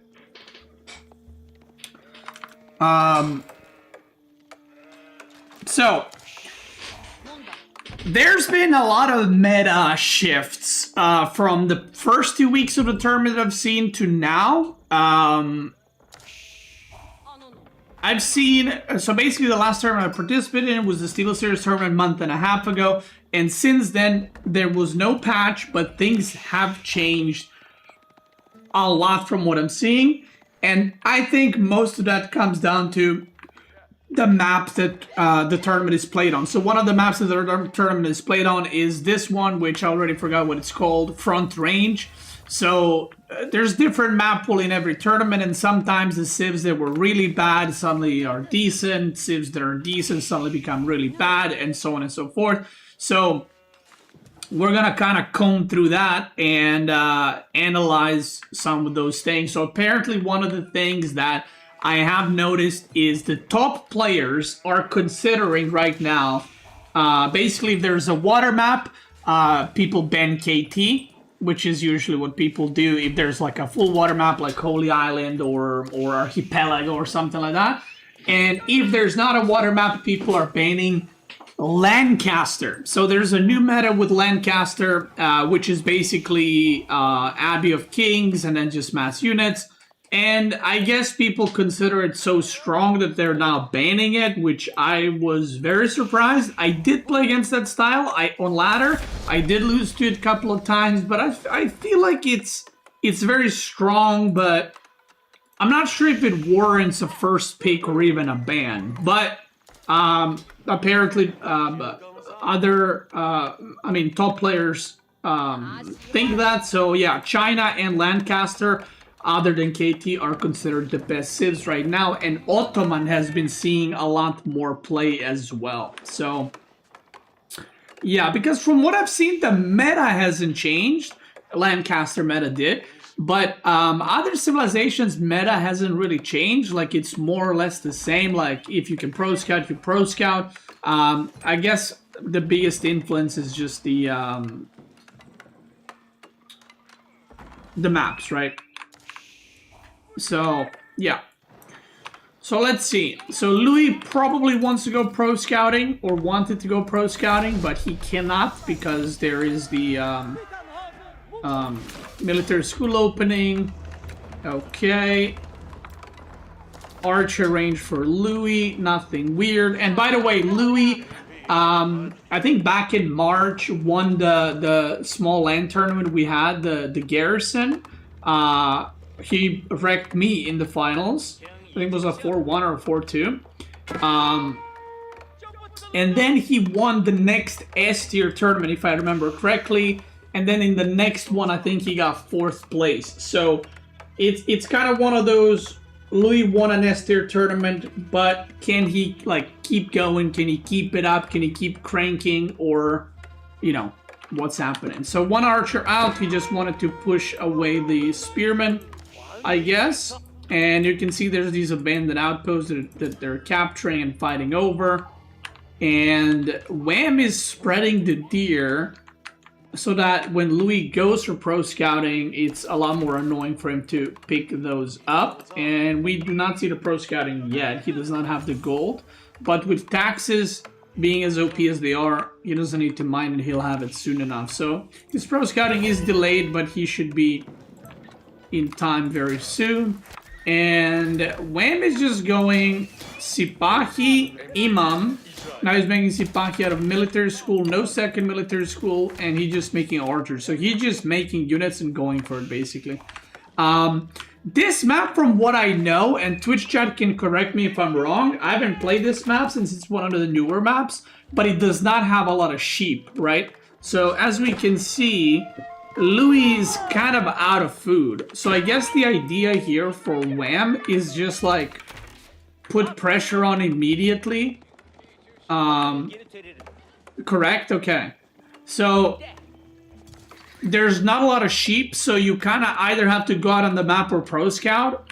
And if you're the one putting the pressure like Wham is, then you don't really have to go out on the map super quickly. And he's gonna kill the boar as Ottoman, which is gonna despawn that boar. So this boar is about to have 0 food left on it when he kills it. So yeah, denies the boar. This is Louis' boar, so that is gone. You cannot gather that anymore. And on the other side, Ottoman, I guess, is pretty decent on this map because of Twin Minaret giving a lot of extra food. And you can go Anatolian Hills, which gives you 8 more sheep. Wow! Oof, that's... Okay, you don't see that every day. Wow. That is the earliest farms I've seen China put down. I guess he had a lot of like a lot of wood, so he was just like, well, I'm running out of food, so I might as well. He is pro scouting. I think he only, yeah, he has 3 scouts only. 3 fucking scouts. One is going over here, but there's a spearman, which is going to be super annoying. He looks like he was about to send an archer there, but nope. And Wham has this abandoned outpost, by the way, so you can see the scout going up there. And Louis is now sending an archer. So here we go. So another problem is Louis put his mill forward, which, unless it's one of those, like, if you're sure you can hold it, that's fine. And especially if you're pro scouting deer from the front, it's gonna be there faster. But if you get denied early, it's a disaster, because I mean, you can't gather food, right? And his berries are forward, so that's a bit unfortunate. And it looks like you spawn with 2 golds on this map. Yeah, you just spawn with 2 golds. Okay, small golds. So he sent 2 spearmen over here. And yeah, he is already struggling for food. He's got a lot of idle. He's getting horticulture. I'm not even sure why he's getting that, because he doesn't have any sheep remaining. He's pro scouting. You should get maybe one of these, or even blacksmith. You can see Wham already has +1 ranged armor, and yeah, this looks like a disaster. Would you ever be willing to help me host a tournament? I don't know any AOE4 gamers really. The only chat I'm in is your Discord. Wow. Thank you so much for the 50. If you want to, I don't organize tournaments. Whammon does tournament organizing, so you can reach out to her. But thank you so much for the 50, brother. I appreciate it. Thank you. Because I don't have the production and all that, nor the admins and any of that. Thank you so much, though. Okay, so this looks like it's just gonna be a very straightforward destruction. The imams are alive. He's trying to snipe them. But yeah, I'll respond to that message in a second. Furthermore, and this just looks like, is that it? That was very, very one-sided game. Holy fuck. Yeah, I mean, the thing is, China is considered, like, again, with Lancaster apparently, the best civ in the game. But I don't think you want to play China on this map, because if you do run out of food that quickly, as you saw, if the opponent just pushes you, you just run out of food. So you would preferably want to play civs that can either camp or don't need much food to move out on the map. Yeah, he's just gonna GG. Wow. Wow. Okay. Okay, we're gonna jump into game number 2. Editor, no spoilers, please. Damn, he just kind of butchered him. Mr. Wolf, thank you, brother. I appreciate it. Would you play in it then? I am not currently participating in tournaments, so yeah. Like I can't make you any promises. But you know, like I said, I don't organize tournaments. I organize tournaments from time to time. Close your eyes, Twitch chat, for fun and stuff like that. But if you want like any kind of big tournament, there are. Wait, do I? I don't think I have this map. Hold on, I need to download it. Yeah, if you want any kind of like actual production, just reach out to like either, I don't know how much money you want to invest, but like EGC or Whammon or something, I don't know. Thank you so much for the $50, by the way. I appreciate it. Full-time streamer win? Lol. And Whammon's in my Discord, so you can message her. Okay, I need to reset the game because it's bugged. Kick W. LOL, full-time streamer, bro. I would lose all my hair.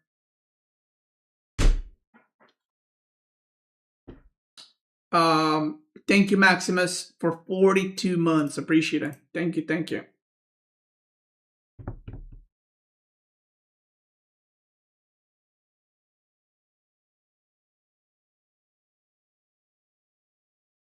how much would make it worth it? Well, for me, it wouldn't because I don't organize them. But like I said, I don't organize tournaments, so I wouldn't know. Like organizing tournaments is a lot of work, and I don't have time to organize them. Like you need admins, you need rules, you need to invite players, you need to communicate with players, you need it's a lot of work. That's why I don't do it, because I'm streaming. But any other further question, like, you know, it's for the people that do organizing tournament organizing, because I don't know what they consider worth it or something like that.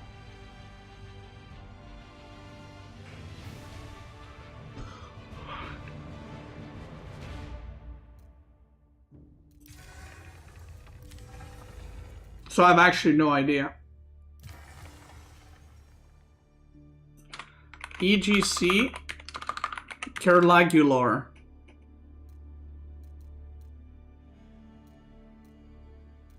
Okay, this is the map we need.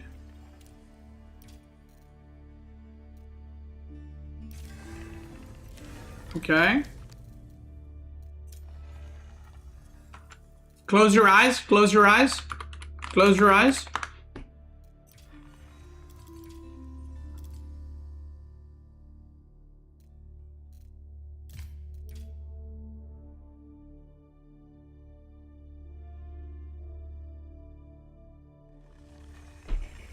Close your eyes, keep them closed, keep them closed.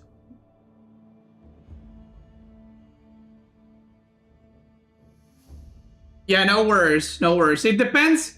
So Wolf, it also depends. By the way, he's asking in YouTube chat if Twitch chatters are wondering. It also depends like how big of a scale tournament it is. If it's like a one-day tournament and you don't want any production and it's like $200, I mean, it's probably not gonna cost a lot, right? But maybe the top players won't participate in that. I don't know, right? But if it's like a $10,000 tournament, that probably is going to require more organizing because you want probably a nicer tournament, so that's going to cost more, right? It's basically how much time is going to cost and how many people are going to need to be involved in that. And yeah, so. But I genuinely don't know the exact prices for those kinds of things and all that because I don't... Yeah, I don't deal with any of that. All right. Quanto, thank you so much. Appreciate it. Thank you. All right, let's go back into it. So, game number 2, EGC Kerlagular.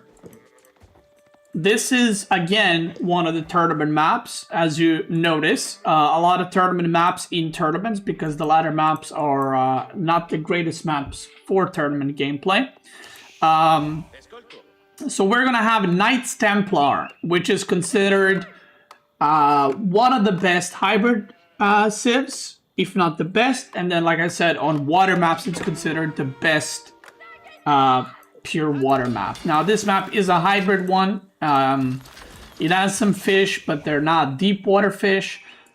But it still makes KT really, really good. And JD, Louis is playing it. Now, this is something that Chinese players do, like CSO and Louis play JD in French on Kerlagular quite often. I feel like a lot of civs are playable on Kerlagular that I've seen. Like, I've seen Delhi, I've seen Jushi, Mongols, I've seen Ottoman, I've even seen Lancaster in English, so French JD. I feel like a lot of civs are playable here, so... now, JD, he's actually not going for the water, which is interesting. So you can go water with French and JD because their dock is basically a house as well, so you get a free house. But I guess going on water, competing against KT, maybe not the best idea. So maybe the idea is to just age up and put pressure with Knights immediately. What's special about this map, by the way, the wood lines, basically only like the first tree or two are protected by the TC, not even, sometimes not even that. So the tree line is pretty far away. So, but there's a lot of straggler trees. I think there's like 6 6 total, if I'm not mistaken. 4, yeah, 6 total. So there's quite a lot of trees. You can see that Wham hasn't even started on these trees yet. So maybe Louis' idea. Oh, he's making a wall. He's like worried that Louis is gonna make boats and stuff. I think Louis' idea is to just put pressure on like either gold or the wood lines. I don't think he's gonna care about water, but we'll see. And Louis, by the way, I've talked about this before, but I feel like even when metas change, I don't think he really adapts to the meta. He just like when I say the meta, sorry, not the meta.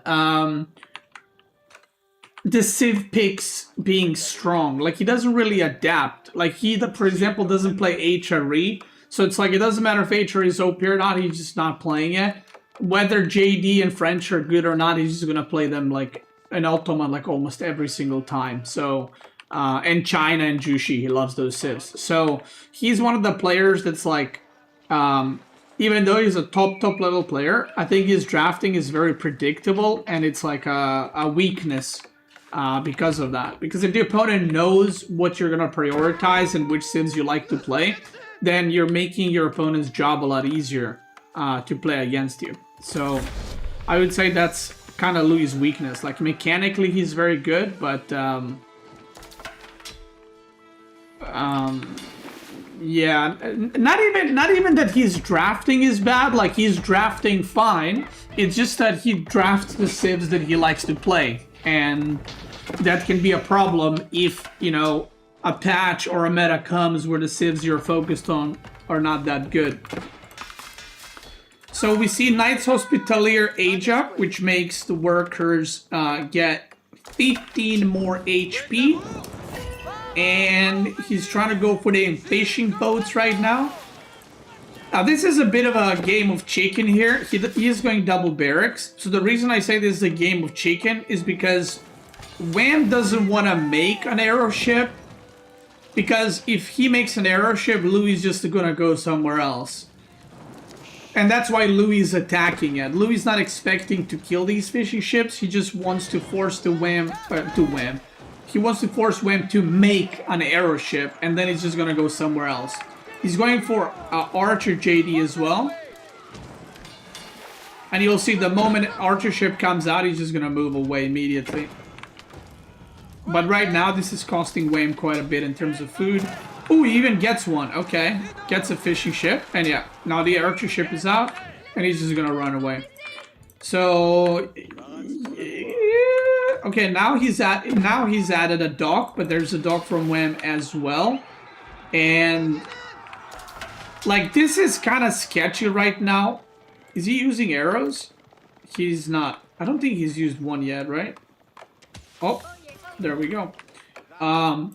So this is a bit sketchy for Wham right now because basically it's like you have 5 spears and there's 4 knights and JD, but you are in a better position economically. Remember, JD is supposed to be 2 workers behind, not 3 because of Knights Templar age up, because JD also loses a villager when she transforms.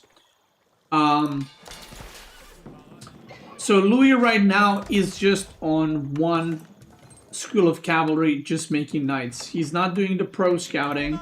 He's going wheelbarrow. It looks like he's just gonna make units and attack, and that's kind of it. No archer range, because he's going for fishing, so he can't produce fishing ships and archers at the same time. He has to pick which one. Now, this is a sick thing about KT. You don't need a lumber camp, so you can just go on the outside and chop trees there. And now Louis has to go all the way around. So this wall provides him with like so much protection. Look, he's going to be attacking this for like a minute. And now, potentially, Wham can like surround it. So...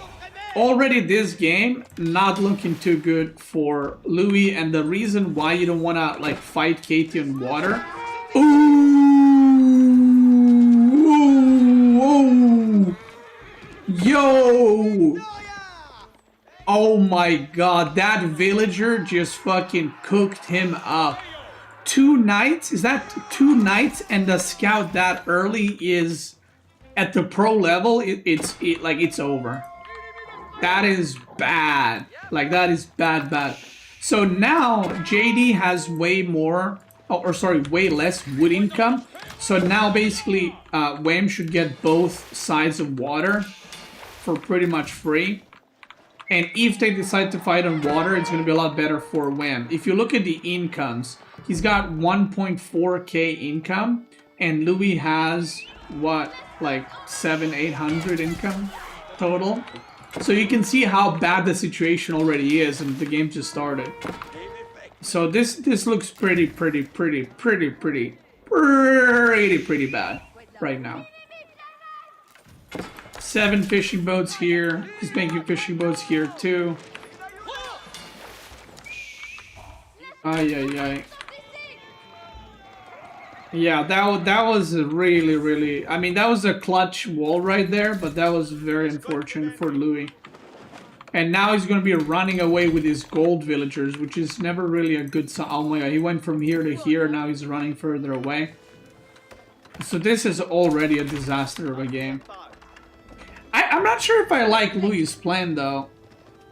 I don't mind the fast age up into pressure, but I genuinely feel like if he just went archer range and like pushed the wood line immediately, that would have been way better than going fishing ships. Because like, he aged up fast, but he didn't really do anything with it, right? Like, he didn't kill any villagers. He made some knights. Wham made a spearman, which he's gonna do anyway, right? Nothing really changed there. And then he went into a dock. But you see, like, Wham doesn't mind making fighting ships. Louis does, because he's struggling. And this is the big problem. When you get stuck, so this is the funny thing, you want to get stuck in feudal as JD, but also KT kind of wants to get stuck in feudal too. And the reason for that is, does he have pilgrims, by the way? Yeah, he has one. Right? Yeah. The reason KT likes to get stuck in feudal age is because he's putting so many workers on wood. He's booming with fishing ships, and he's making archers, and he's getting 20% of that as food.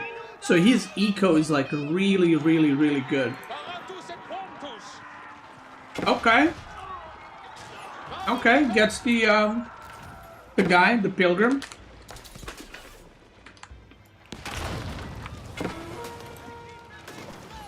Okay, defense on this side. I think that was a sprinkled ship.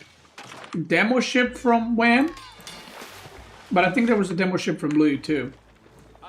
Or maybe just charged the sprinkled ship, I'm not sure. But you can see the army count is looking pretty disastrous. Okay. Oh! That's unfortunate. Wait, how did that not kill? Double charge, 29? Oh, right, because of the 15 HP. Damn, that's OP actually, what the fuck? Against French and JD? Double charge doesn't kill a villager? That's crazy. So yeah, this game is gonna go on, but yeah, the income, if you just compare that, it's better now actually. It's better now, it's fixed a little bit, because Louis got some fishing ships now too.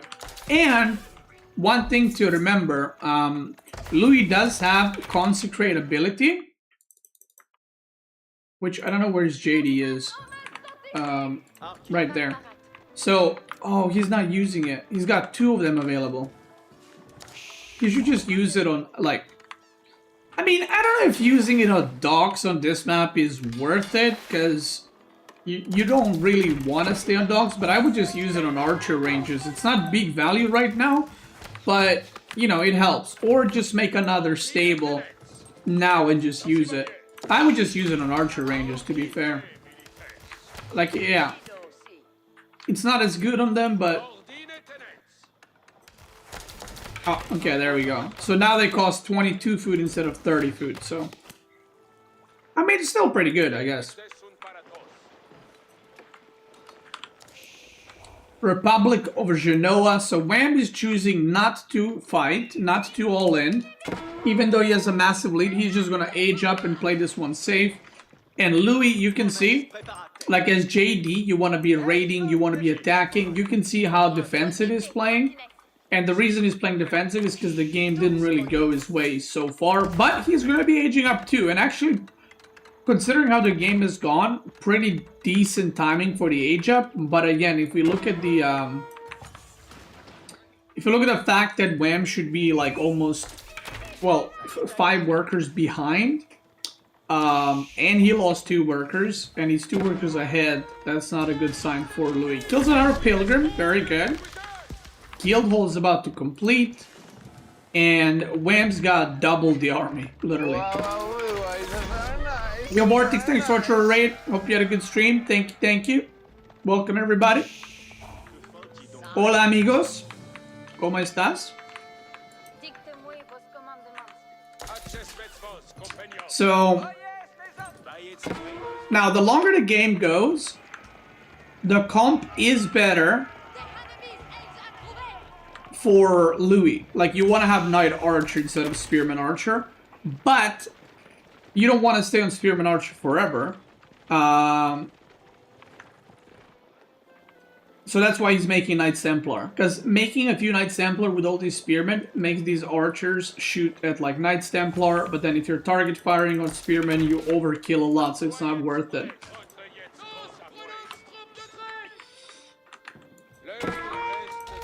So yeah, this is a pretty rough one, I feel like, for Louis. Also, you probably want to start going crossbows as Louis as well. But I am not sure if he has seen Templar Brothers. Okay, he has seen Templar Brothers now, so he should start making crossbows soon. Because Templar Brothers are pretty strong. They got 40 more health. 45 more health than French Knight. He's getting some other upgrades. I mean, they're both just kind of chilling. Neither player wants to really commit.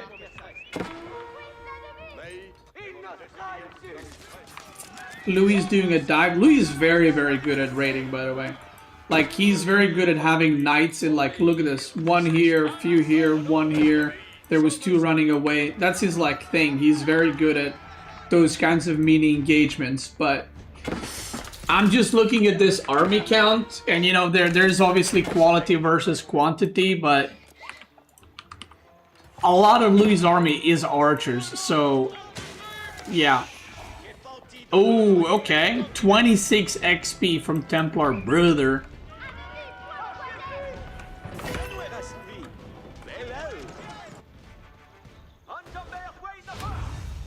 Yeah, he's trying his best. He is holding from each side.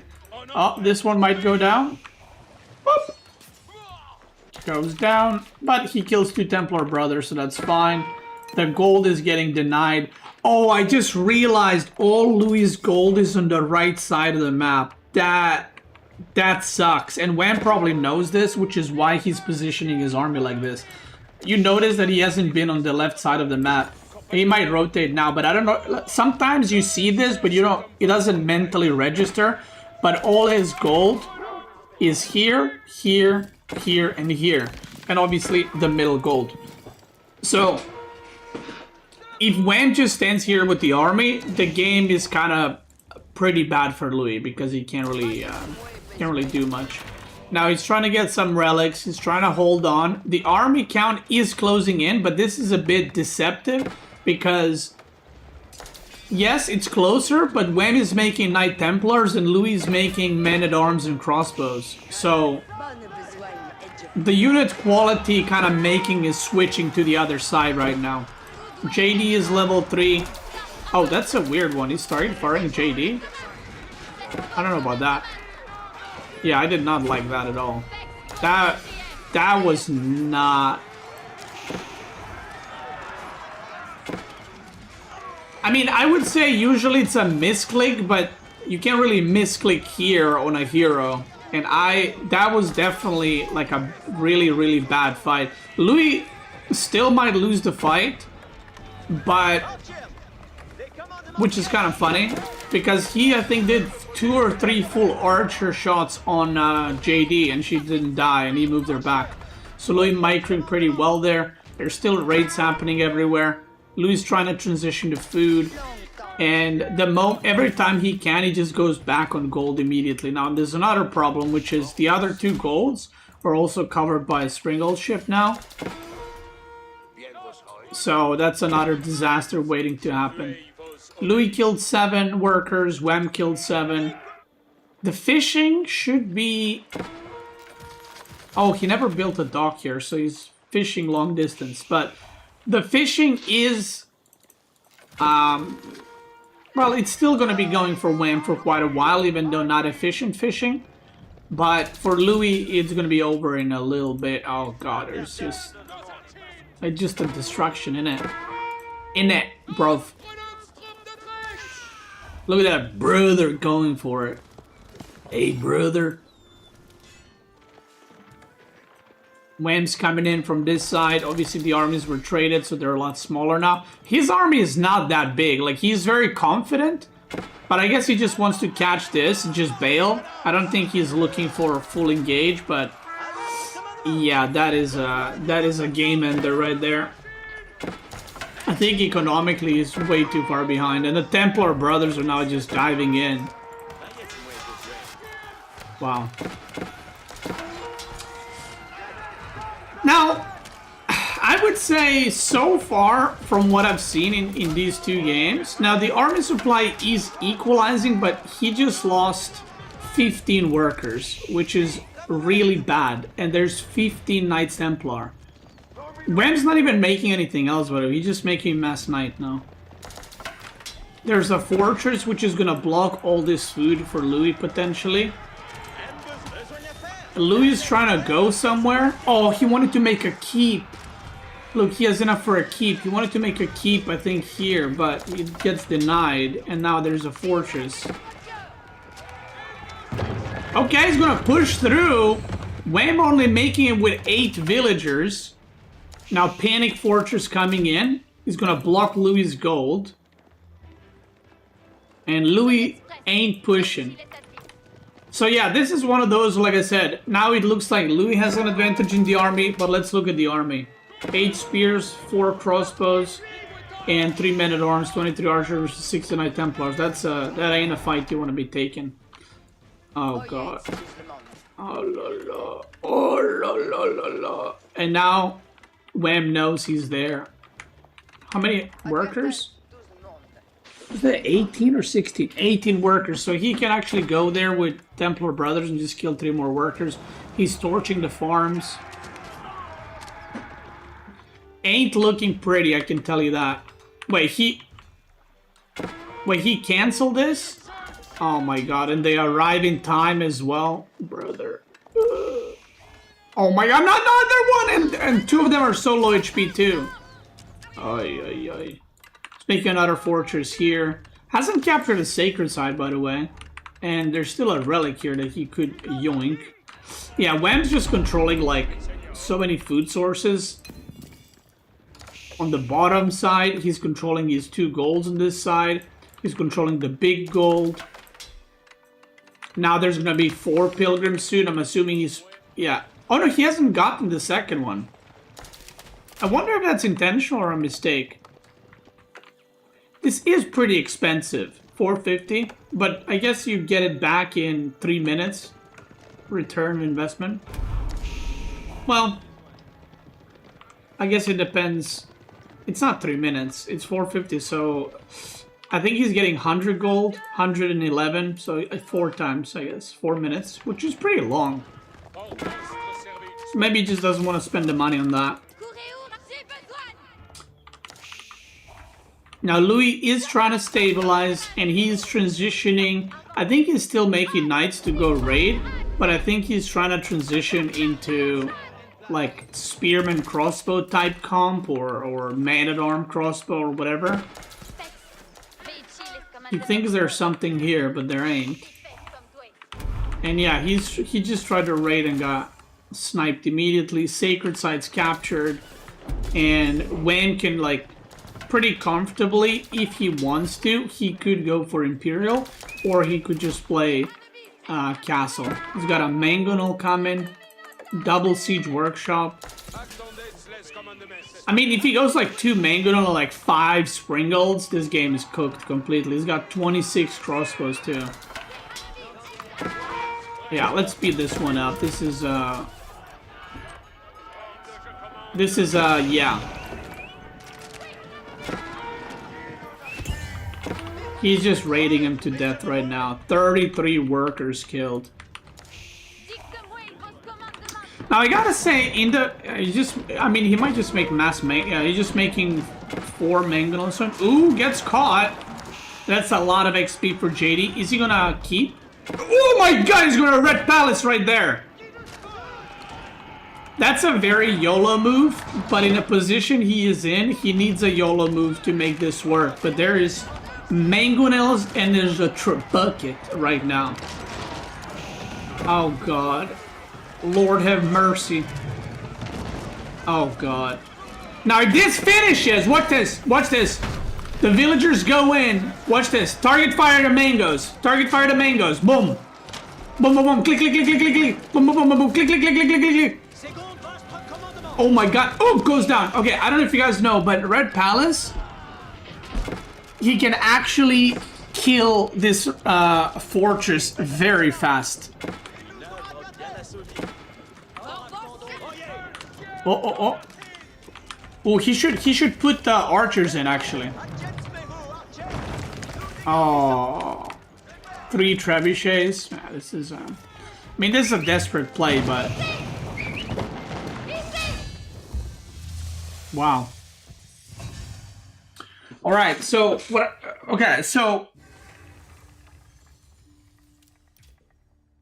let's jump into the second game, and then I'm gonna continue what I was gonna say about the picks. So close your eyes. Close your eyes, Twitch chat. Close your eyes, Twitch chat.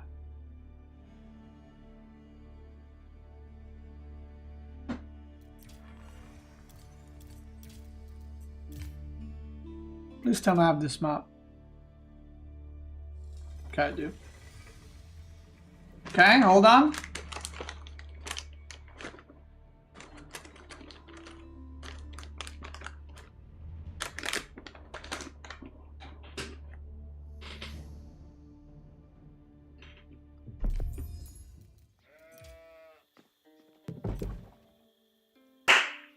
Okay. You can open your eyes.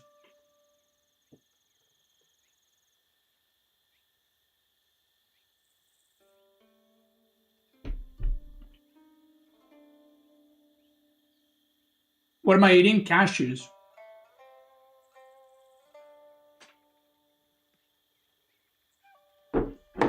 Merch? No, I just got this t-shirt a long time ago. And I was like, okay, yeah. You're eating unhealthy foods, of course you can't be a pro player. What? Nuts are unhealthy if you don't work out. Anyway, let's get back into it. So, game number 3.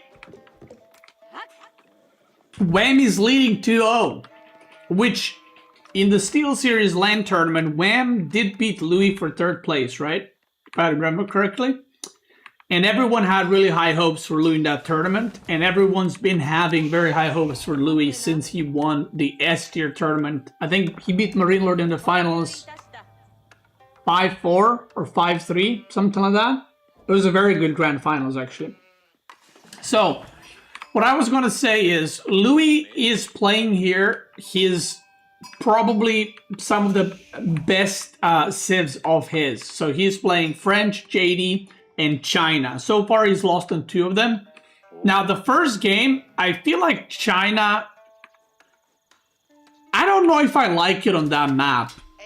Because like I said, on the first map, there's not enough sheep, and if you run out of food, you're cooked. And he had mill forward. So I feel like, I don't think his draft was necessarily wrong. It's just what he picked on the maps is what I didn't like. I would have much preferred if he played like China even here, even though it's not the best China map. But French and JD are very good on this map. Second game, I didn't like it. I don't mind the pick. I didn't like his game plan. of like, I'll age up and then I'll make a dock, because always feel like if you want to make a dock, you make a dock immediately.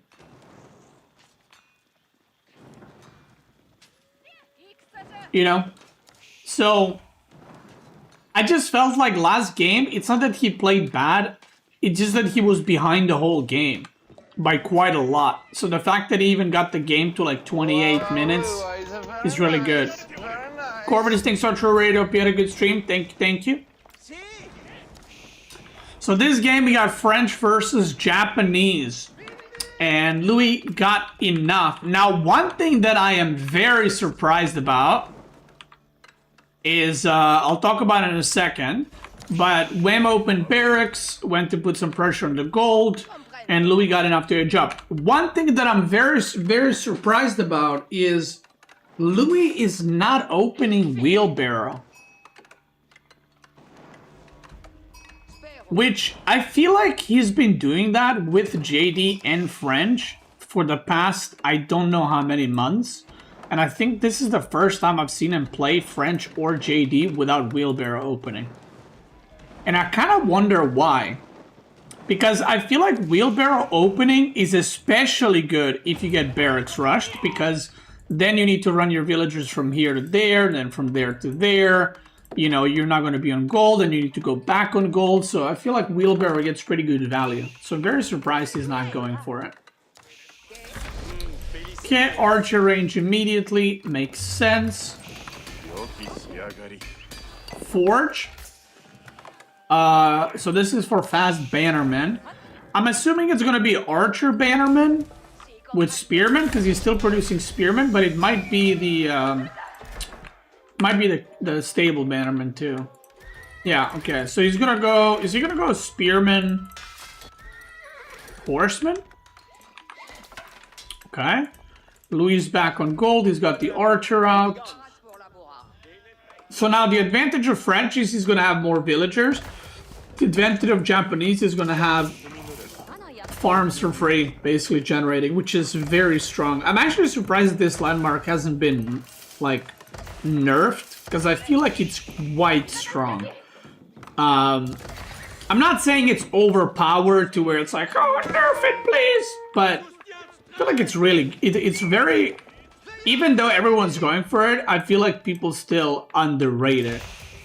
Because you get 75 resources per minute, but it's also, it just makes a farm. You know what I mean? And it's a drop-off location, so you save a lumber camp for quite a while, because this is quite massive. So I feel like you get a lot of value.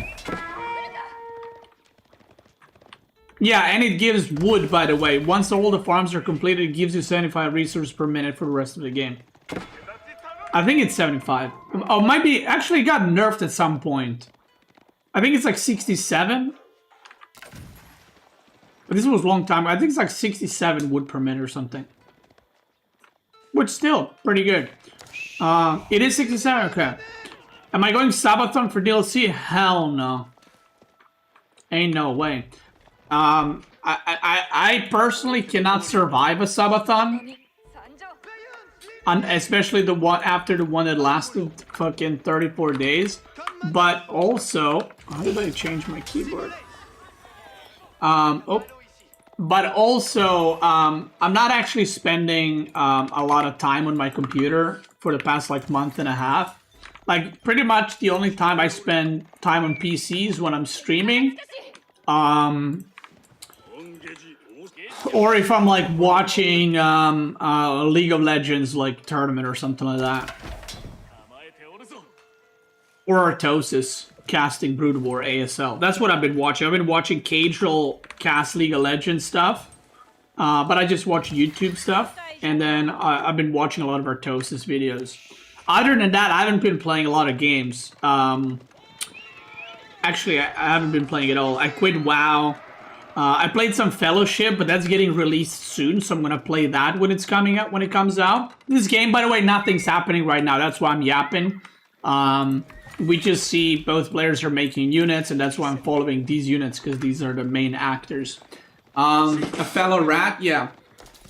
And then I've been watching Artos's cast is on his own channel and like the ASL. But I have actually played last 2 days. I have played a little bit of Heroes of Might and Magic, the new one. I got a demo for it. So, but I haven't played a lot. I played like 2 hours, maybe. Anyway, let's get back into the game. Enough yapping. Stop talking about other games. Tell me what's happening in this game.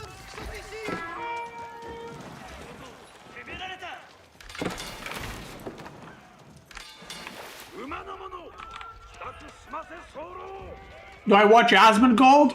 I used to watch Asmongold when he did like the fun stuff in WoW. I don't watch political streamers. I'm not interested in it. Like he's into politics now and all that shit.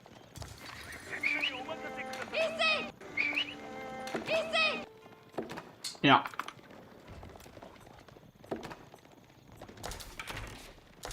Artos is timeless, true. Yeah, I feel like these days, whenever a streamer reaches like certain amount of viewers, they gotta like become a expert on politics. You know what I mean? It's like they grow an audience and they're like, okay, it's time to quit gaming and go politics, baby. But you gotta have like, you know, 10, 20, 30K viewers for that. And then you become expert. Yeah.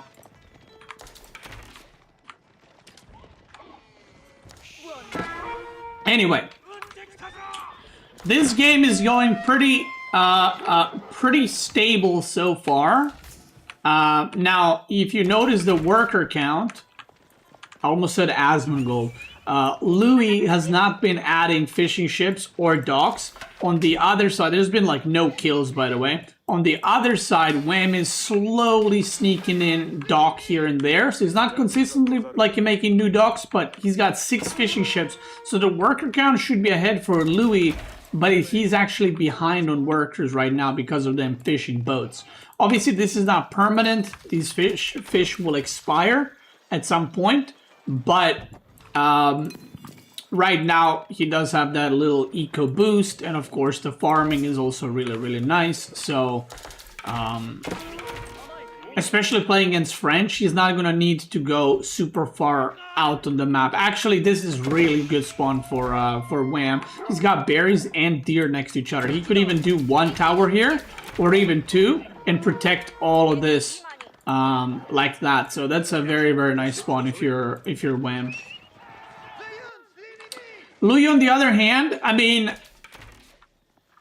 he kind of has free will to send his villagers wherever he wants because he has more map control because knights are stronger than horsemen. Also, Wham just kind of went for 5 horses and Uma Bannerman just to, I guess, go around the map and harass a little bit while he's massing units and he's looking to go castle. Meanwhile, Louis... he looks like he's he's getting +1 melee armor, so he is very committed to Feudal Age. And I'm assuming he's either gonna try push like very soon, or the moment he sees Wham age up, he's gonna go for a push. Floating Gate is coming in, and if he just goes forward, literally he's gonna see that. Worker goes down. And Wham doesn't care about these units. He just wants Louis to stay in his base for now. Oh, he doesn't go in though. He sees he's trying to find damage, but okay, let's see what he sees. He sees some fishing boats. He sees the army. He doesn't see the amount on gold. He sees the workers over here. Okay, this is a big tell right here. If you see this you don't make. Okay, so this is a big tell. If I'm Louis, I know that Wham is aging up or about to age up. Because he stopped Horseman at 5, why would you make another stable now? That makes no sense, right? So that means that he is going for Mounted Samurai. So Louis should move his whole army now immediately after seeing that.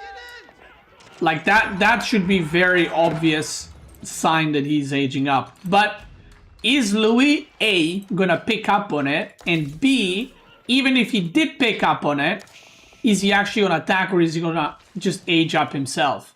Which, aging up in this situation wouldn't be necessarily the worst thing, because Louis' army is better. Again, we have the similar situation, except the army supply is same. So Louis' army is way better. So this is very similar to the last game, except Louis' army is better. Like 35 is 35, but this is 11 knights. He almost has as many knights as spearmen. But with mounted samurai coming in, every second that passes, Louis' army doesn't get necessarily worse, but Wham's army gets a lot better. So the moment he ages up, I would imagine Louis is gonna go crossbows, especially after seeing the stable. He only saw one extra, but this is triple stable now.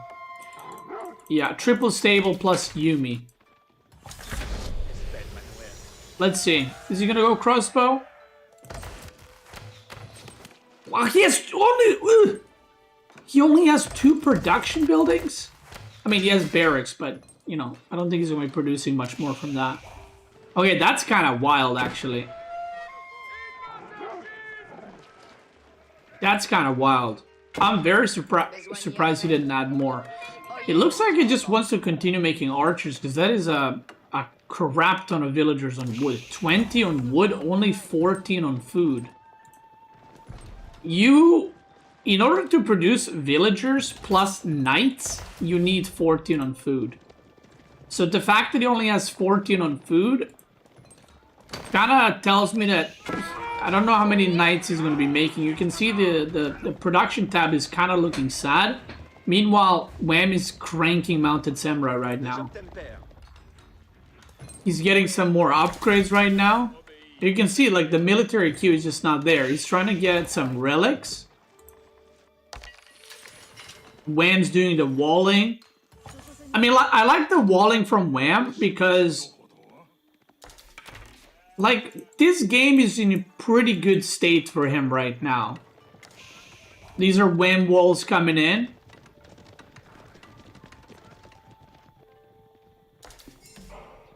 Yeah, I don't know. Louis, I feel like this is playing very passive this game.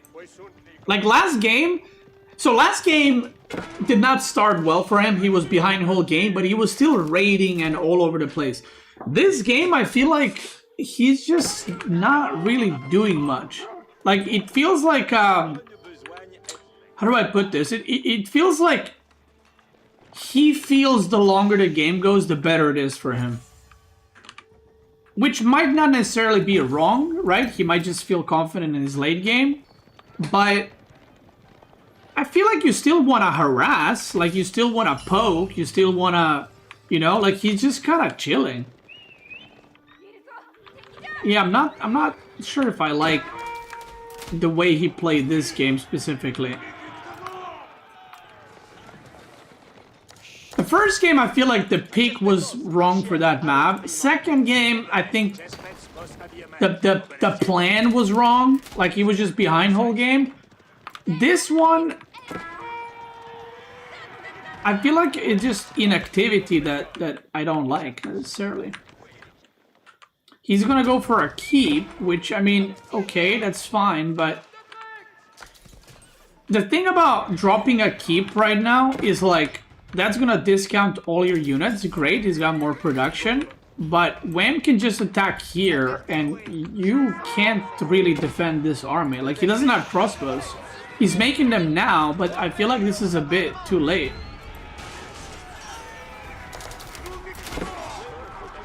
Like, I think he had a pretty big timing, and he kind of just missed it.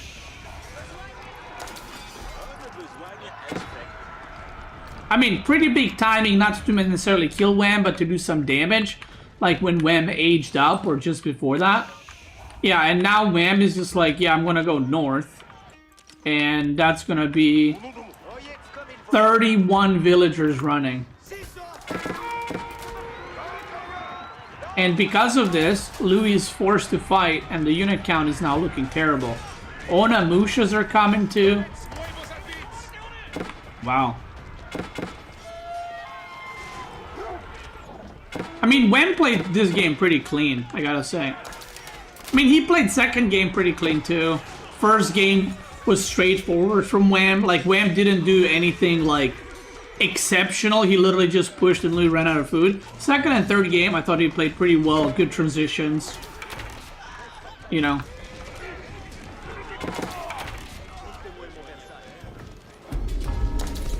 Wow.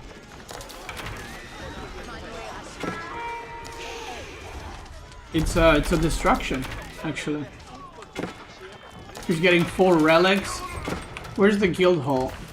Oh, he pulled... Oh, God. He pulled food. So you want to stick with guild hall on food until you have enough for Red Palace, but he had to pull the food because he had no food. That's when you know the situation ain't good. Wow. So Wham is going to be taking down Louis MT30. Wham was, by the way, Wham is in the best shape, or at the Steel Series tournament at least, he was in best shape I have ever seen Wham in all these years. Like, he was playing really, really, really well, and it seems like he kept practicing and not only maintained his form, but beating Louis 3-0 and making it kind of look easy is really good.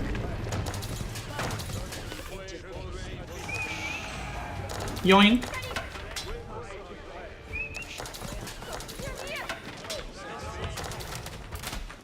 Oh my god, he's got... How many farms does he have?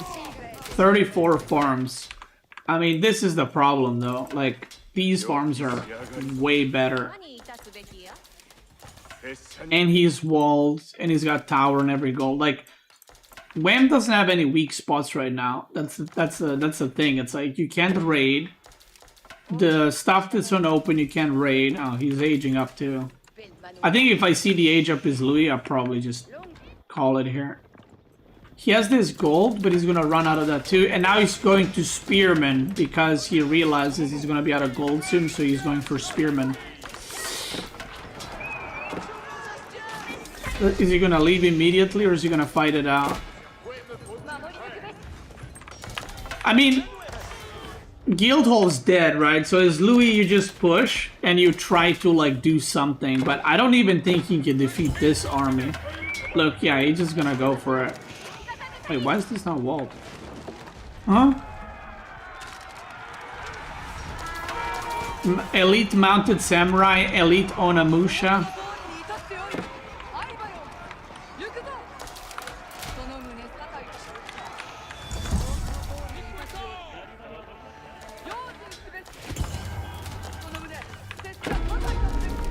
Yeah, he's just running around trying to do damage, like to recover. And he wants to get to, what's it called? He wants to get to Red Palace so he can extend the game, because Red Palace can buy you a shit ton of time. But, because he has the food income for that, he just needs gold to Red Palace. And you can see he's not producing a lot of knights. 42 spearmen is crazy amount. He just needs gold in order to age up.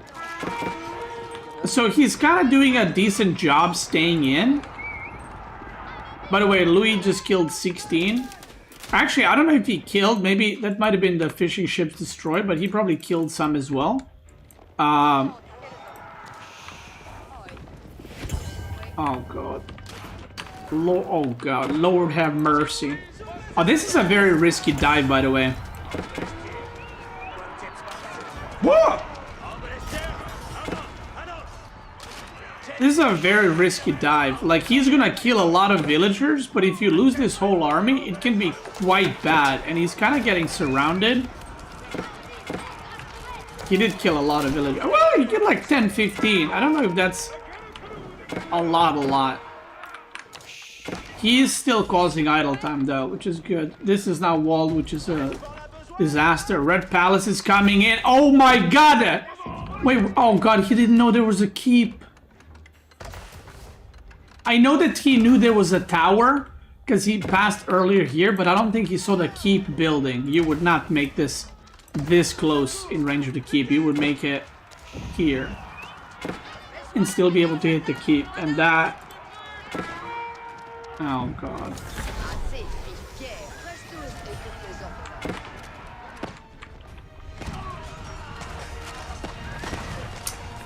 I feel like that could have been a comeback. But that, what just happened there, it's 51 now, by the way. He was on equal-ish worker count, and he was like 10, 12 behind. And now he's 32 workers behind. And he lost all his crossbows. I mean, that's GG. Wow. And Louis M to the T in round of 8 loses to Wham 3-0. Wham 0-1. More like Wham 3-0. Thank you. I'll be here all day. Now, what I'm going to do is I'm going to ask Twitch chat to close their eyes because we're immediately going to move into another series, which is what I mentioned previously. So I told you guys there is Marine Lord has defeated in upper bracket. So this is a double elimination bracket. I can't show you guys the bracket, but close your eyes and just listen to me. So, okay, actually, don't need to close your eyes. So, Marine Lord has defeated Poppy Paw 3-0. Poppy Paw is Wham's brother. They're literally brothers, like Ira. They're twins. Wham just beat Louis 3-0. And now we're going to be covering the losers bracket quarterfinals, which is going to be Poppy Paw versus Louis M to the fucking T. That's right, straight away, in the same video, at the same time on Twitch. Now you can close your eyes, okay? Close your eyes right now. Close your eyes. Keep them closed. Don't peek. Don't peek. Don't peek. Hold on. Are you gonna play Ghost of Yotei? I don't even know what that is. Is this like Yotei Nuts or something? I don't even know if that's a real game. Keep them closed. Keep them closed. We're going into the game right now. Alright, you can open them. Go ahead. Game number 1, we're gonna be having Louis M to the T versus Poppy Paw as the Delhi Sultanate. Now, I saw Vortex's tier list earlier today, and he put Delhi as S tier. Now, I've talked about this with Twitch chat, but I think this is because the maps in the tournament and on the ladder are a lot better for Delhi than in the previous tournaments. Previous tournaments, you could only play Delhi on like 2 maps, so it's very easy to counter. These days, there's a lot more maps you can play Delhi on, so it's just better because of that. Now, because nothing has changed with Delhi, and I don't think there's been any meta switch or shift with Delhi, you know. So we're gonna see Dome of the Faith. These two are brothers. Yes, Poppy Paw and Wham are actually twin brothers. Like, it's not a joke. They're both Canadian, and they are twins. Identical twins, actually. So sheep amount, it looks like it's 12. No, it's 11 to 9. It's gonna be 11 to 9, so pretty equal. Pretty equal. Both of them are probably pretty happy with that. Would be funny if they were both on Canadians. I mean, yeah. Would be funny if one of them just didn't even play AOE4. And it's just one of them playing the whole time on like 2 different names. And like one of them just gives interviews and he's like, yeah, I played really well, huh?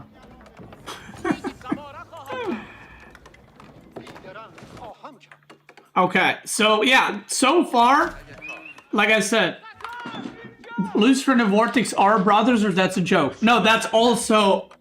Okay, so in AOE4 scene, Canadians, Wham and Poppy Paw are twin brothers. Vortex and Lucifer are also brothers. That's not a joke. So, yeah.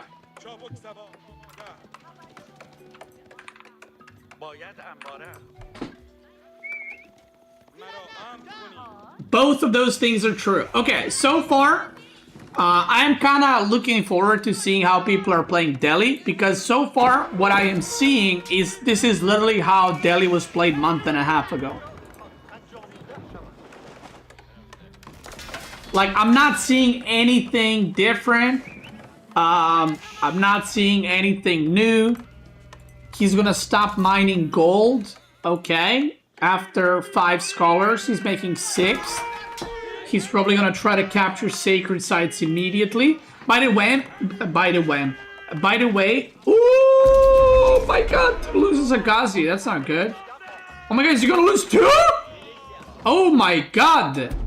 Okay, that's pretty bad. Oh, he was sending scholars maybe. Oh no, he sent them before. Yeah, I don't know what happened there. But what I was going to say is Papipo and Wham obviously practice with each other quite a bit, so I'm assuming their play styles are pretty similar. They usually are, or at least like the civs they think are good, or what the meta is. They play pretty similar in that way. I would say Papipo is like a more aggressive than Wham, and Wham is obviously a bit more defensive in terms of decision making, but kind of the meta, the styles are very very similar to one another, which if we looked at that Wham series, that'd be a pretty bad sign for Louis. But this is completely different matchup, and it's Louis hasn't played against Delhi and he hasn't played Malian earlier, so we'll see. 3 sacred sites captured already.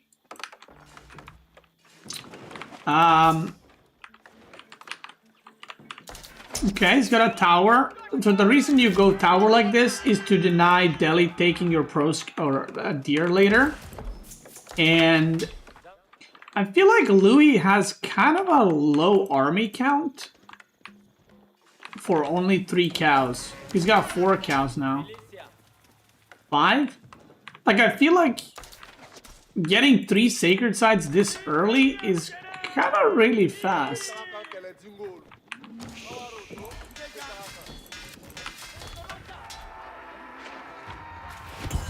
Like, it usually takes a little bit more effort instead of like just sending 3 scholars.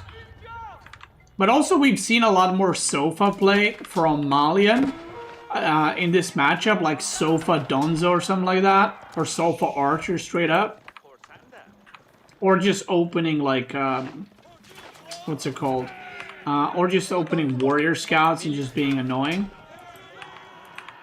Now Papipo does have a lot of units. Louis is making a lot of Donzos, but not enough Javelins. I actually do this very frequently, because what happens is I usually queue up Donzos first, and then I queue Javelins, and then I don't have food for Javelins. And then I end up with very... Look, see? He just queued up more Donzos and 1 Javelin. But he also has only 1 Archer range, so he has way more Donzos than Javelins. This is another Archer range. He's got Blacksmith. So, yeah. He's gonna decap 1 of them. Ooh, potentially good raid coming in. And he's eating the cows. He is not actually continuing the cow boom. Oh god. Okay, that's very fortunate timing, because he went to make a tower and then he saw the Ghazis. That could have been a lot worse. If I see this, this is an invitation to push in. I think this is a mistake going here. I think when you see this many Ghazis, that's 10 Ghazis. I mean, how many can he have at this point? He can't have 50. This is an invitation to push in and try to poke. But then the scary part is these Ghazis might surround and screw you, right? So you have to quickly reinforce after that. Also, he could just do some like quick walls here to prevent the run-bys. Okay. Oh, Louis is aging up. Okay.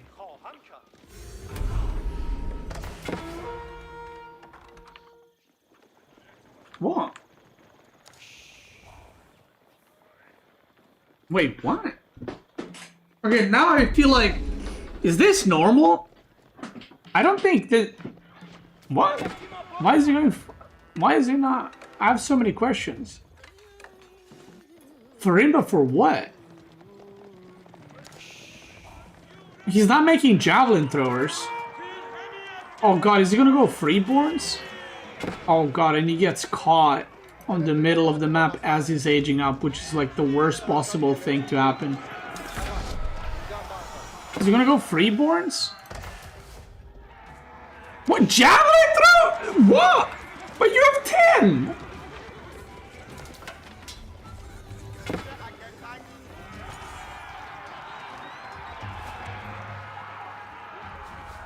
What?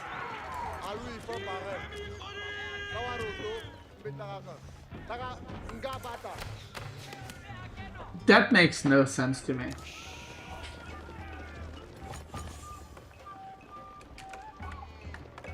Okay, if you... So this is a build, what Louis is doing, but not like this.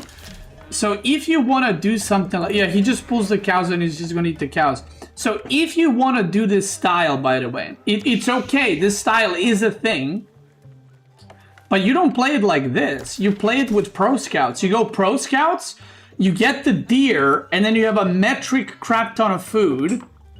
And then you go into mass domes or javelin throwers, and you have like 30 javelins. Then you age up and you go Mansa Javelineers, and then it's scary as fuck. But he had 10 when he aged up, which is just like, eh. Like a loud fart but no smell follow-up. You know what I mean? Look how far behind he is on army. I mean, okay, a lot of it is scholars, but yeah, I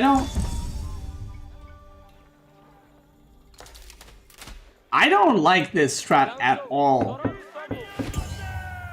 I'm gonna be honest.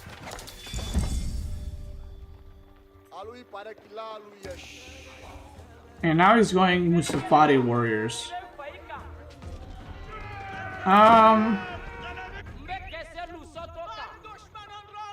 Okay. I mean, now he's leaning into Mansa Javelineers, and he's going for Musafari Warriors.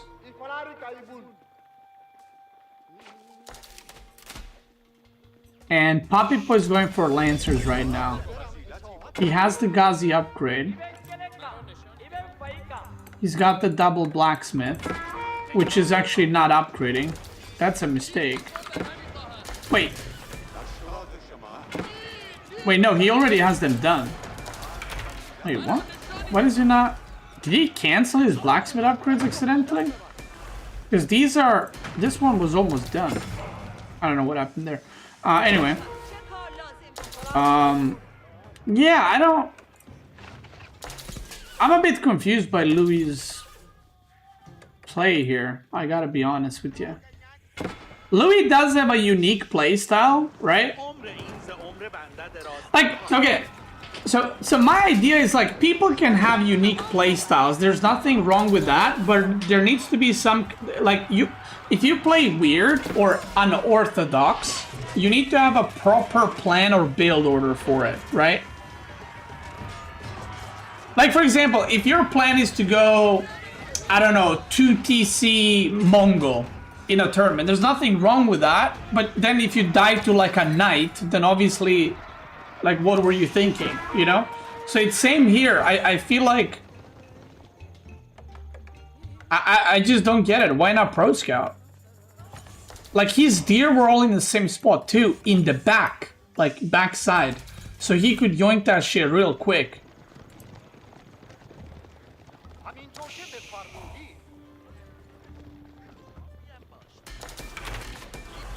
Yeah, the upgrades are bugged. They're not showing here. I've never seen that before. Like, he is researching. Oh no, this is showing. Oh no, these finished. That's why they're not showing. Never mind. Yeah, I don't like this at all.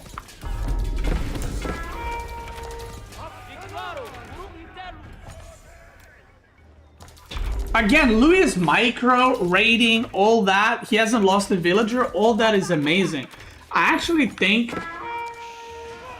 and by the way, I just want to say this, obviously, right? Like I'm bad at the game right now, and Louis would crunch me in a best of 5. You know what I mean? But I feel like he's very good mechanically. Like, look, he's spending his resources, he's microing, he's defending multiple sides. You know, he hasn't lost villagers to all these raids. That's all good. He's microing here, microing there, whatever. But then, like, drafting and strategically, I feel like he's where he lacks quite a bit. Because, again, unorthodox strategy doesn't mean bad, but you gotta optimize. Like, this is just not...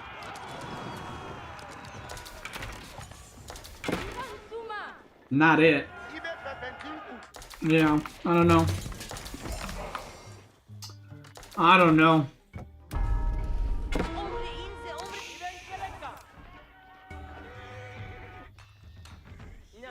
He's got a second TC right now. I mean, that's not weird. And he got 2 relics. But this is like, this reminds me of the second game that he played against Wham. Yeah, he's just gonna get crushed here, no? 53 archers. This reminds me of the second game between him and Wham, where he played JD versus KT, and he was just behind from the get-go. I feel this is the same thing. Because of the build he chose, I feel like he was just behind.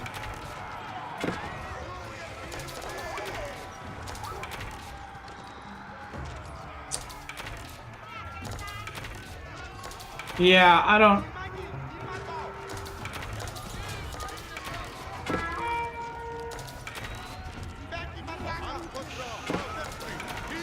Yeah, the army count is crazy. And he's just trying to micro, but the thing is, for Javelineers to work, you need like 30 of them. And also, by the way, Javelineers got nerfed too, which is like another thing.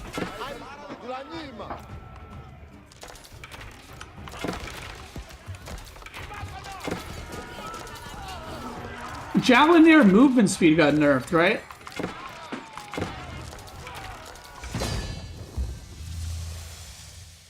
Wow. Okay, close your eyes, close your eyes. Close your eyes, close your eyes, close your eyes.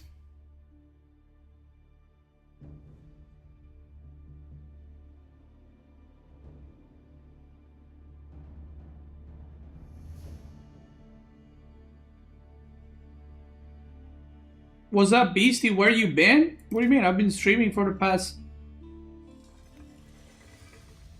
3 weeks.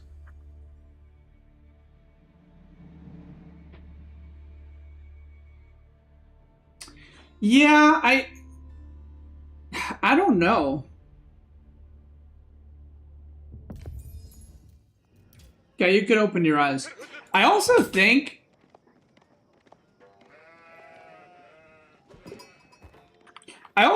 it's like other players are evolving their playstyles quite a bit.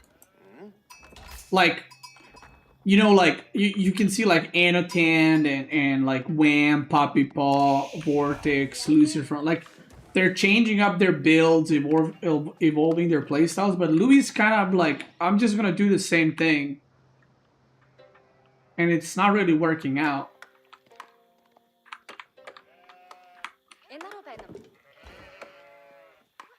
Yeah, I don't know.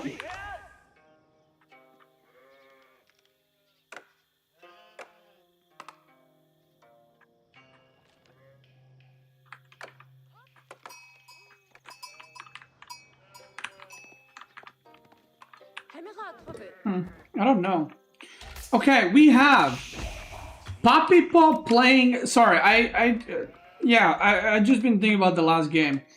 So we got Louis M to the T playing Jushi Legacy. Now, I will say I have hit Louis on the ladder a couple of times on Archipelago, even though it's not a Holy Island, it's a water map, and he actually beat me. So the reason I'm saying he actually beat me is historically, Louis has always just vetoed water maps, but I think he has practiced them quite a bit. Or practiced water maps quite a bit, and now he's feeling pretty comfortable. Now, Mongol on Holy Island is not something you normally see. This is very unorthodox. So Papipo probably has some kind of unique strat or approach to this, because this map is heavily dominated by... yeah, why does he have... Yeah, he has like a half villager less than he should, right? Yeah, his TC's idle here and there. So basically, this map is dominated by KT, HRE, OTD, China, Jushi. Usually civs like those, and recently I've seen like I saw Vortex playing Ayubid. Mongol, we've seen it in the past, but it's usually some kind of cheese like barracks rush, and then they just make transport and leave, which is why Louis made a dock in the corner, so it takes the most time for the spearman to reach his dock, which there are no spearmen, so Papipo is just what it looks like is just playing a normal game. Now Mongol, I will say, they are not as bad on water as people think they are, but they're also, like, I wouldn't pick Mongol against Jushi Legacy, okay? Let's put it that way. But they're not that bad. Mongol actually feels really good with the way that, because you start with, you can basically put TC next to the wood line, and you can immediately chop trees, and you have Gur to get the most efficient wood chopping, so it's actually very nice in terms of fishing production. And also, once you get the piracy, you get 25 wood and gold when sinking an enemy ship, which is very good on long-term water fights. And you can go for like Mangurai or Keshik with the double stone production, or you can arrow slits the docks, right? So, and if the game is going well for you, you can go fast imp. So there's advantages to Mongol, but generally civs like Jushi Legacy or China or OTD or HRE will just have way more eco than you. So that's kind of the problem, I guess. But let's see, let's speed it up while the aging up is happening. Louis went for 2 docks before the age up. He's on 7 fishing, let's say 8 fishing ships. And Papipo is on 1 dock and he's on 7. But obviously, okay, it's 7 versus 9 now, and it's gonna that's gonna keep increasing, right? Because it's 1 dock versus 2. The faster age up is for Puppy, but look at that. Yeah, see that? This is what I mean. This is kind of the advantage of Mongol. Is like he's gonna crank out 2 Keshik, and that ain't the same as like 1 knight coming out or like a horseman coming out slowly. 2 Keshik immediately is very strong. Ooh, he doesn't want to lose this. And now Khan is obviously giga annoying, and the TC does not cover the wood line. So very nicely lined up build here for Papipo. And he's actually making another fishing ship. So he's not going for a galley, which is usually what you see at this point. He's just going for another fishing ship. Is he gonna kill the sheep? Nah, he's just beelining to get this tower, potentially. And he's got 7 on gold. Okay, so this is gonna be a continuous Keshik production. Is it 7 too much, or am I crazy? Or is he just gonna ditch the water fighting? Let's see. Double archer. Okay, he built an archer range too. Yeah, he's just... So this is one of the ways you can play Holy Island, where it's like the water is super important, but if you put so much pressure on your opponent on land, they kind of cannot put pressure on water to you. Like they have to defend the land. So it's kind of like a weird way how Holy Island works. And this is already... Oh god, he's pop capped. He's supply capped at 40. Khan goes down. I can't believe it. Thank you. And this is a lot of idle time. That's a lot of idle time. Springled ship came out, but he cannot move out because maybe he's scared that Poppy Boy is gonna have more, but Poppy Boy is actually just spamming archers, which are not rallied. The sheep are running. Keshik, they're trying to run away, but that was a shit ton of idle time. He didn't kill any villagers, but that was a shit ton of idle time. Loses 2 Keshik. 1 survives. Archers are now moving through. So, there was a lot of idle time, but... See, this is the thing. Poppy Boy only made 1 arrow ship. Dude, he's playing so greedy on this. So he has 1 arrow ship. He hasn't even made a Springle ship. He's going for extended lines and more fishing ships. Because he probably knows, okay, I delayed the wood line for a very long time, so he's not going to be making any, what's it called? Any ships, like he can't make them. And he's just dictating the tempo. Now the issue for Louis comes in where he actually doesn't have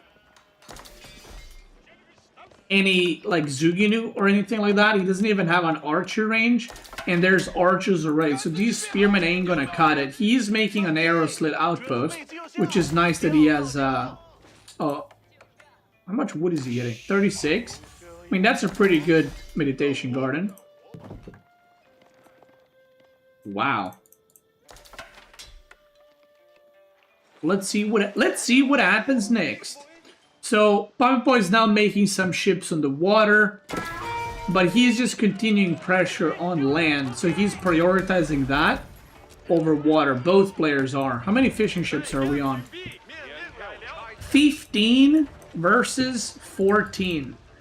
That's pretty good for Puppy because he started with 1 dock and now he is committing to water quite a bit more. Now this is the awkward part if you're the one defending, right? So this is the thing about water maps or hybrid maps or whatever maps. So Louis has to make units because he does not know if Poppy Boy is going to make a ram or if he's going to commit more or if he's going to make ships. So Louis kind of has to make both, where because Poppy is putting pressure, he can be like, okay, I can just stop making one side and fully commit to water, right? And he can hit a strong timing. But it looks like Poppy Boy is also just gonna slowly make some units on land, some on water. But yeah, let's speed it up. He's getting piracy. Not much is happening right now. He's going palace guards, which I don't really know how good that is. And I'm not saying this like, that's not a good move. It's like, I generally don't know how good that is. Naval arrow slits on docks, which is kind of telling me that he might be looking to castle and just chill defensively. Because otherwise... But now this is getting scary for Puppy Boy, I feel like. Because there's 12 palace guards, 7 spearmen, and this is your whole army here. There's another Keshik, yeah, here. That's not a big army. He got arrow slits on 1 dock, and he's getting arrow slits on the tower. Oof. He's going horseman upgrade now. You know, sometimes I don't even plan to make horsemen, but I'm like, that shit's cheap, let me just get it now in case I do in the future. Okay, it just runs random demo ship into the thing. He is pushing, but he has less on water, but Louis is playing so scared right now. Look at this is just 3 ships. Okay, very nice. Gets that dough. See, this is the mental thing, because he keeps on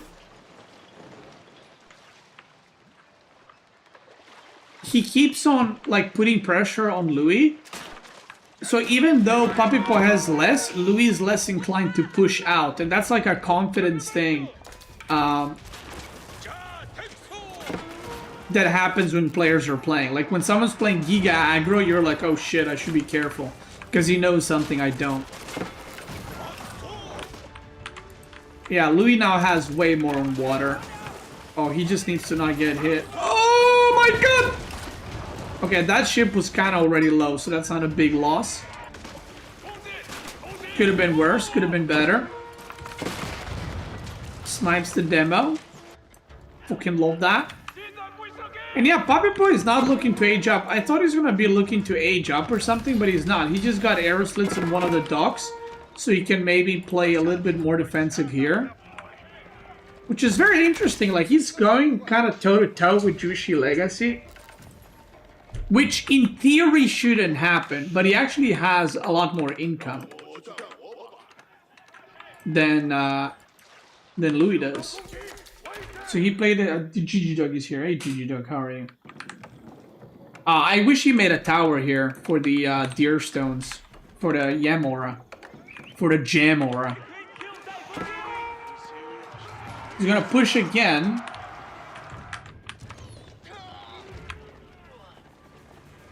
And Louis is looking like he's gonna be the first one to castle. He just needs gold, like a shit ton of gold. His food economy is already very, very good.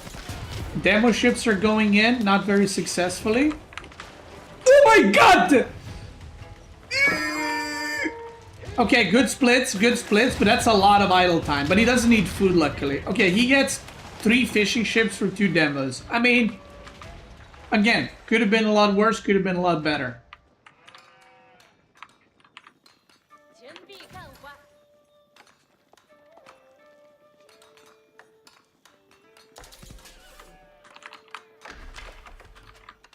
Okay, so he's going to be the first one to age up, which is kind of funny because I feel like he had so much... This is kind of the why Jushi Legacy's played on this map. Popipo killed 6 villagers, or 6 eco, if you will. He has been the one putting the pressure.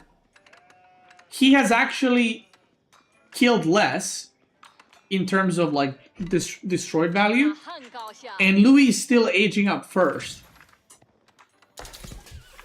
although the age up is cheaper.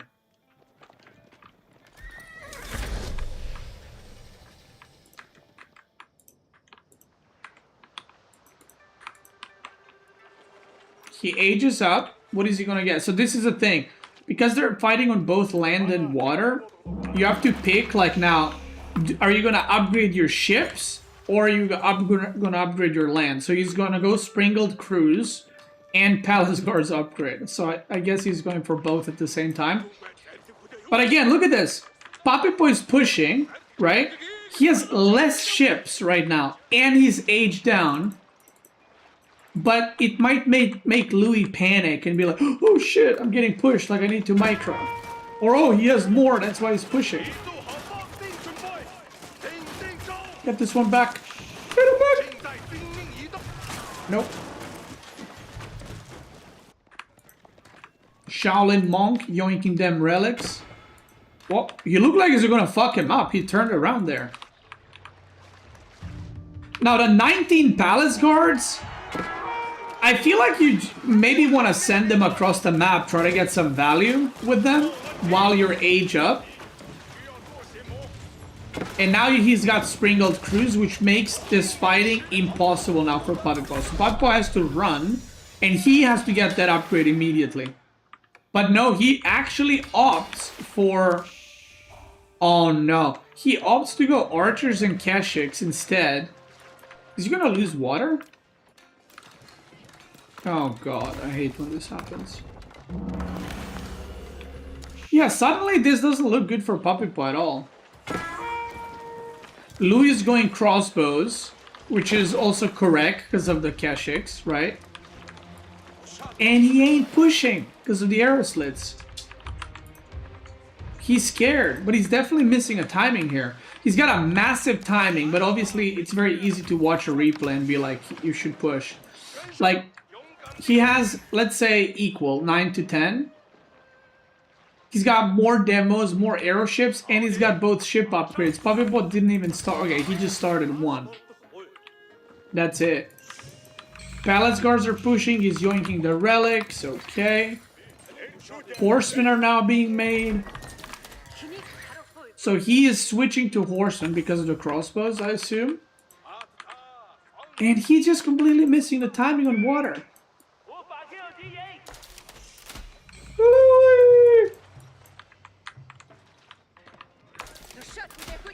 I think maybe this comes down to also being unfamiliar in this matchup. Like, maybe he just doesn't know, like, what... Like, sometimes if you don't play against the Civ very often on a specific, like, very unique map, sometimes you're not sure where you are at in the game. Like, you might not be sure if you're ahead or behind, even though it's a good spot for you, because you haven't played against that Civ too much, and that might be the case here. Because I feel like Louis pushes here against other Civs, and funnily enough, against Mongol, it would be much better if he pushed there, but he just didn't, because maybe he's like, oh, I don't know, he's got an arrow slit, I'm not sure if I should be going right now. Like, I'm doing well, I'm ahead, I'm getting the relics, maybe that's kind of what he's thinking, and he's just not pushing because of that, but he's almost pop-capped, and Papipo is almost at Imperial. This is a thing about Mongols on water, by the way. If you let Mongols fish in water, they can actually cut unit production, go imp, and then make a bunch of towers with sprinkled upgrades and shit, go Kaganet, and then you're put on a timer. And if you don't end the game or do severe damage very quickly after the Kaganet goes up, you're gonna be in a lot of trouble.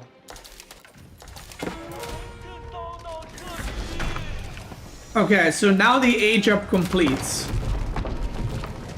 And I feel like, based on what I've seen from all the Louis games so far, I was gonna say, I feel like he's just gonna age up and not push. Because that's what he's been doing the whole, like, all these games that we've watched. He's kind of just been like, yeah, I'm just gonna kind of chill, and I'll just age up too. But I don't know if you can play like that against Mongol. Kaganet Palace is very, very strong. Now, Puppy just got the upgrade for your Springle ships, where they get the cannons, which makes them very, very strong. Louis is getting a 2, but that's gonna take a little bit. And again, Louis very passive. Very, very passive.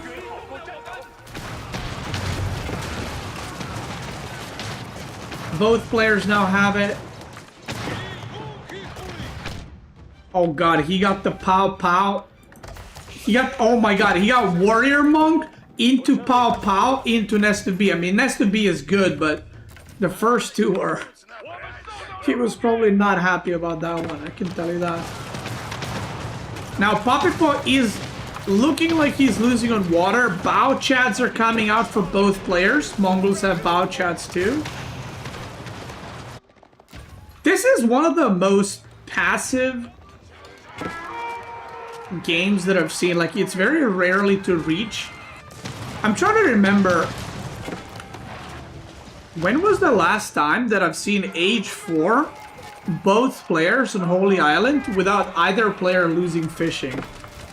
Like, that's pretty rare to see, I feel like. By this point, someone loses always the fishing, and then it turns into like one guy's imp, one guy's castle.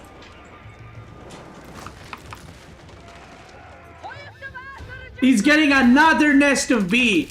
Oh my god. And another one! That's crazy. Bro, he got 3 Nest of these nuts. That is wild.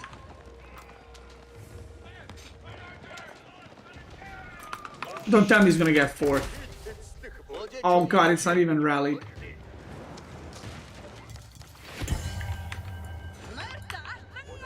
I don't know, I feel like Louis is like lacking confidence or something. Like...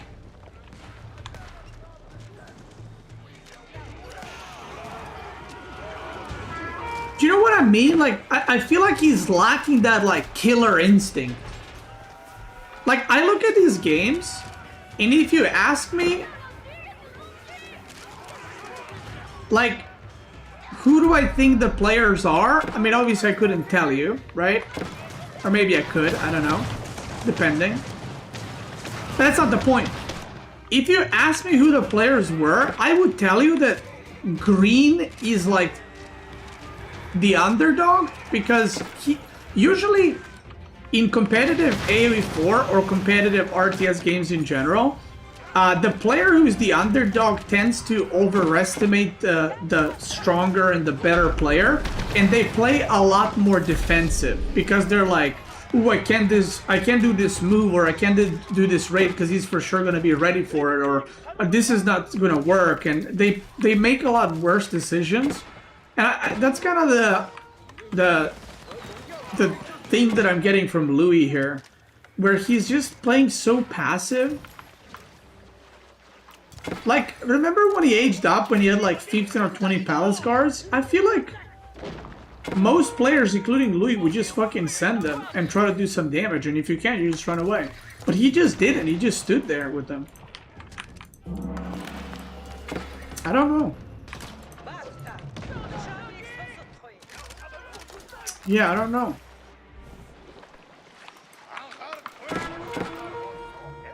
But like I said, oh my god, he got another Pow Pow? That's crazy. That's actually crazy RNG. The Warrior Monks were dog shit, but now getting 2 Pow Pows and 3 Nest of Bees for this type of game and this type of push, I think is actually insanely strong. Because he is pushing and he doesn't want to make Bombard, so he would rather just get Pow Pows for free, which are obviously super strong.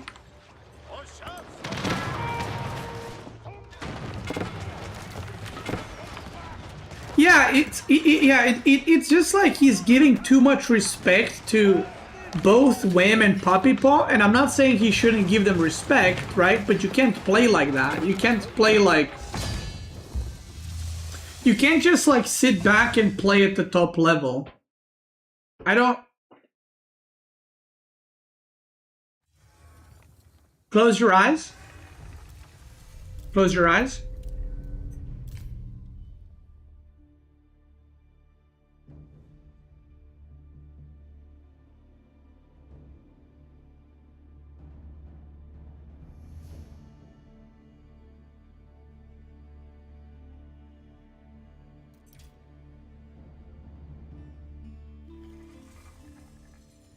Keep closing them. We're entering the game now.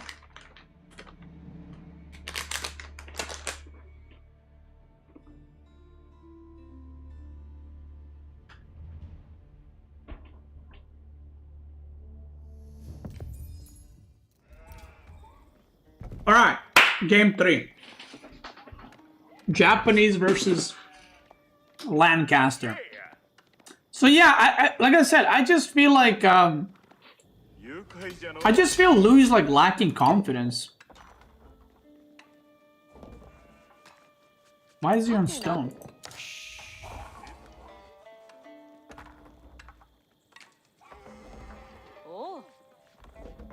What?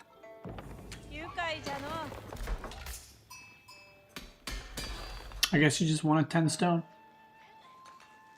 He's getting survival technique. I thought he might be going for this, but he doesn't have a barracks. Yeah, so I don't know. Like losing 3-0 to Wham, and then now he's down 2-0 to Poppy Paw.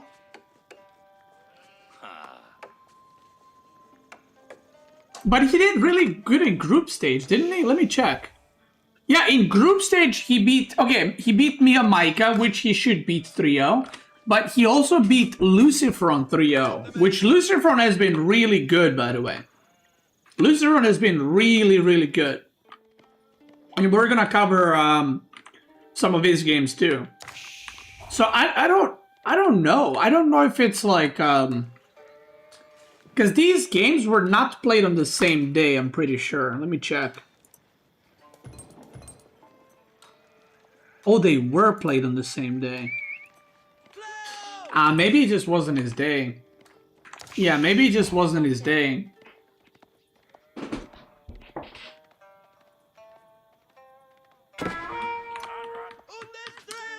Yeah, cause like I said, like Louis, he looks a lot weaker to both Poppy and Wham. And I'm not saying that Poppy and Wham shouldn't beat Louis. It's just like, looks like he doesn't stand a chance. Like all of these games, he just looks behind or... You know? But yeah, if this was played on the same day, everybody, by the way, has some day at the pro level or even at the noob level where things are just not working. And when I say not working, I mean both like you try a strategy and it doesn't work, or like you're just not playing well. I can't really explain it other way. I've had that. I think anyone who's played AOE4 competitively had that. It's actually not had that once, had that many times where you just wake up, everything's fine, but then you play the game and it just like, you feel, ooh, Coca Township. You feel like you're misclicking, you're not sure which decisions to make, and then sometimes you are locked in, you're in the zone, and it's like every decision you make is perfect, you know? Like everything you do is correct. Everything you do is like working out well. It's you're mind gaming your opponent. The drafts are working out. So yeah. Anyway, Coca Township. Now, if this was any other player, I would say this is super surprising. But I've actually seen Papipo and played against him as well, where he went Coca Township in quite a few different matchups. And I think he's probably the most or one of the most experienced players with Coca Township on land maps. Coca Township on hybrid maps is common, but on land maps it is not. But he has done this quite a bit. He usually plays it with stables. So he goes like a horseman shinobi spam. I don't know if that's what he's going to do here. We're going to see in a second. He's chopping them trees and he's got 500 food. So I'm not sure what the deal with that is. He looks like he just wants to go back on gold immediately. Probably to produce more shinobi, I would assume. And he's not even close to stable. So yeah, we don't know what the plan here yet is. Now, Lancaster, by a lot of top players, is considered the best or second best civilization, which is, again, I haven't practiced with these guys. I don't know, but to me seems crazy. I think the new style is pretty good, but picking it over some of the other civs, I don't know.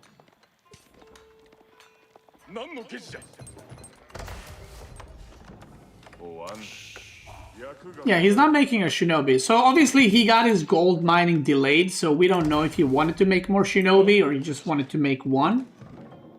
We'll see. So he is going for Tavara and stable. Okay, so he is...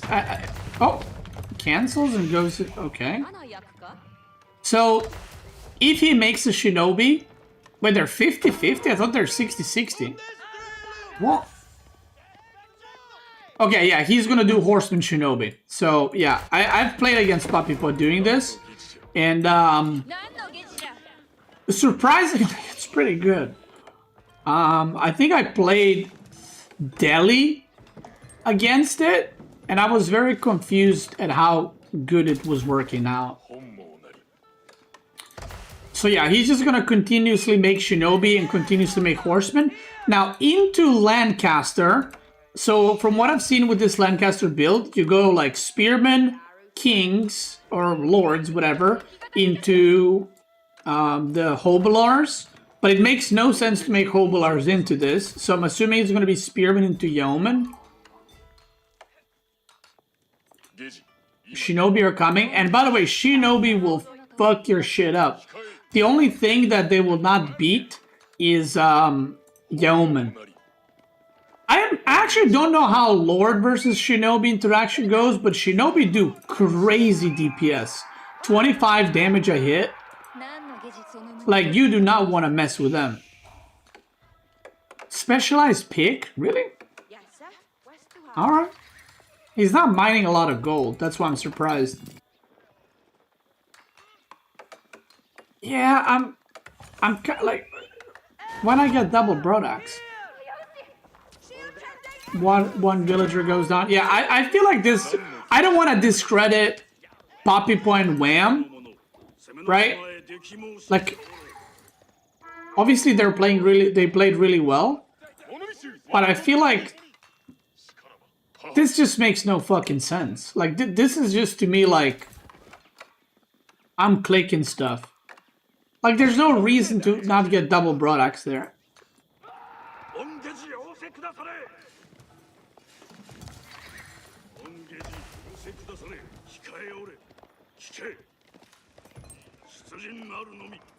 Yeah, unfortunate, but it is what it is.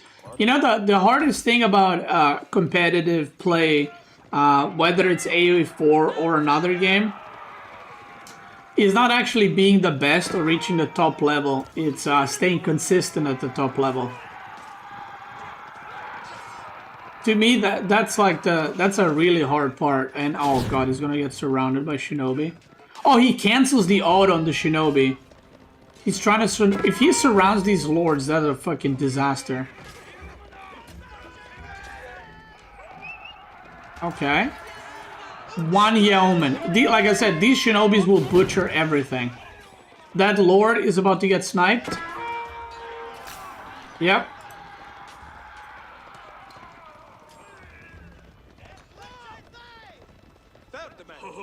He's just gonna go back. Now this map, you run out of food very, very quickly, by the way. There's not a lot of sheep.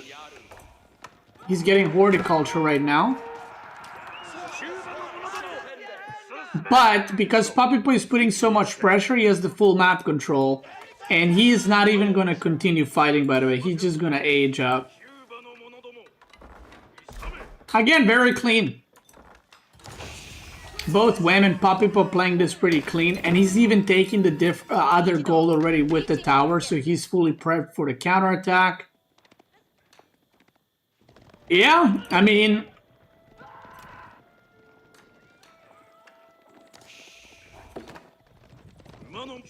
Floating gate is coming out.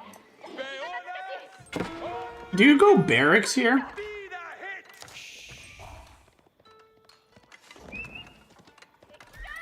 Or do you go... I guess you just go mounted samurai. Even though they're spearmen. I guess you still have shinobis that are also gonna level up. Not level up, but you know that when you age up they get more stats. Yeah, he's making Hobalars now, which is like... There's nothing to make Hobalars against. You know?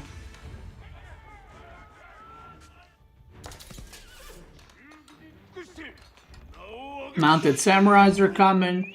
He's harassing with the horses. I'm not sure where shinobis are. Did they all die? Oh, he just lost all shinobis. Okay, that's pretty bad. That's pretty bad.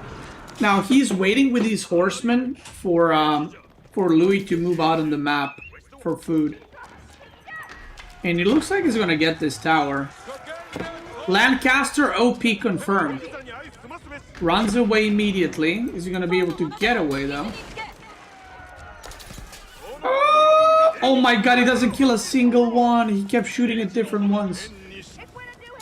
Unlucky, brother.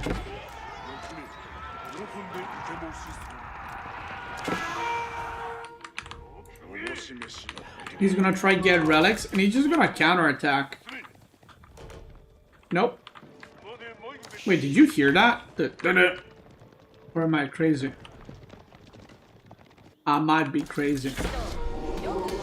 Bro, what the... Wait. Wait, I have to pause this. Watch what happened. This gold is in the corner. He initially went there for deer. Got denied gold. This deer is almost out of food. And then he couldn't make forge here because he killed this deer, so he made the forge there. Kick W.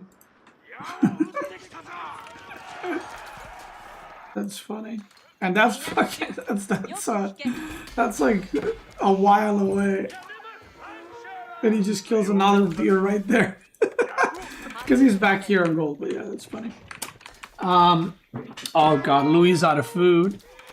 And so whenever you're in a situation like this, no matter what the civ is, or the civs are, now Louis is stuck making spearmen because of Mounted Samurai. And Poppy Boy is just spamming Mounted Samurai. And then Louis has to make more spearmen. And then by making more spearmen, he delays his age up and he can't actually age up.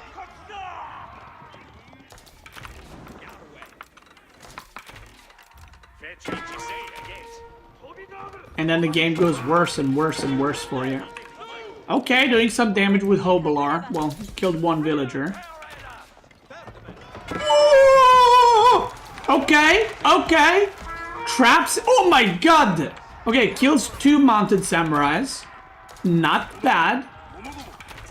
Not bad. No +1 range attack. No +1 ranged armor.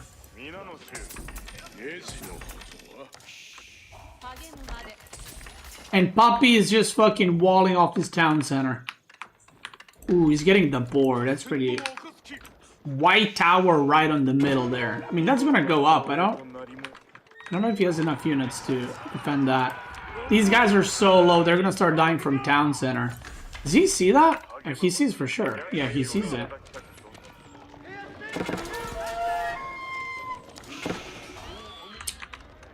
He is not gonna contest? I mean, don't contest it now. Okay, he is gonna contest. But I feel like maybe a little bit too late. He kills a villager. You know, we'll take that. This guy's going on a fucking trip right now. He is going out there. Poppy's doing a wall here. Look at his vision, by the way. I mean... If you're playing a game and now Louis is like, holy fuck, 17 right here on food. Now, do you immediately, yeah, I was gonna say, do you immediately go Siege Workshop and just make trebuchets and kill this? So this is why sometimes it's a good idea to do this and sometimes it's a very bad idea to do this. Because when you do this, you secure middle part, but if you actually don't have enough army to protect it, trebuchet will come out and just fuck it up.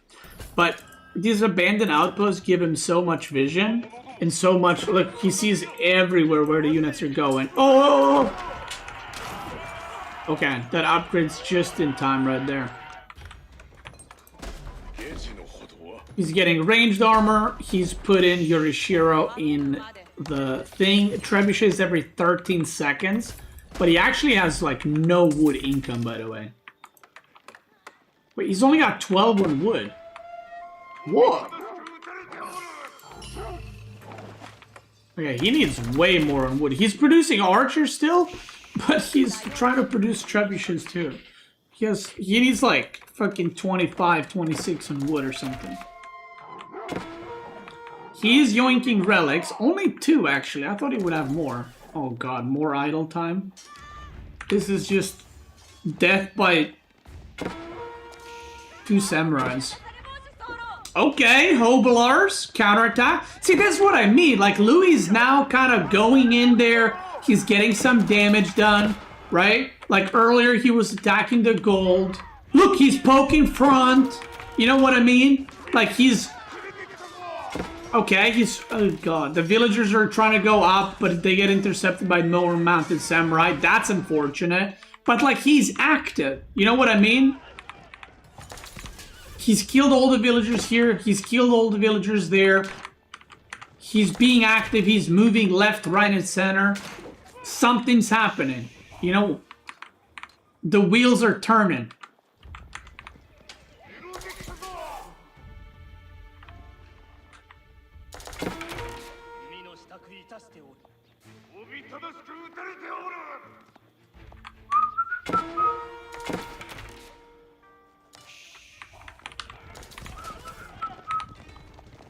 Final range armor for Louis. I don't know if he has seen, or actually he has seen Yumi. I mean, I don't know. Like, the thing is, Louis is also the type of player who loves eco upgrades, and he doesn't have wheelbarrow. Like, that's what I'm saying. I feel like he's just off of his game. But then again, if a player puts a lot of pressure and plays really well against you, you are off of your game because they force you to play worse by, you know, playing really well. So, Trebuchet comes out. He's still cranking. Let's just speed up because not much is happening. The samurais are just running around.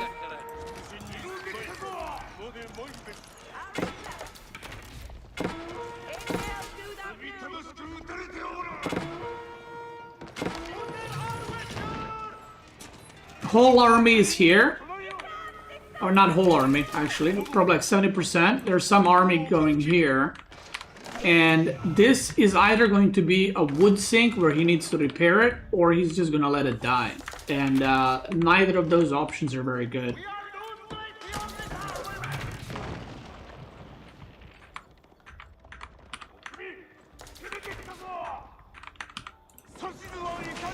Those options ain't good.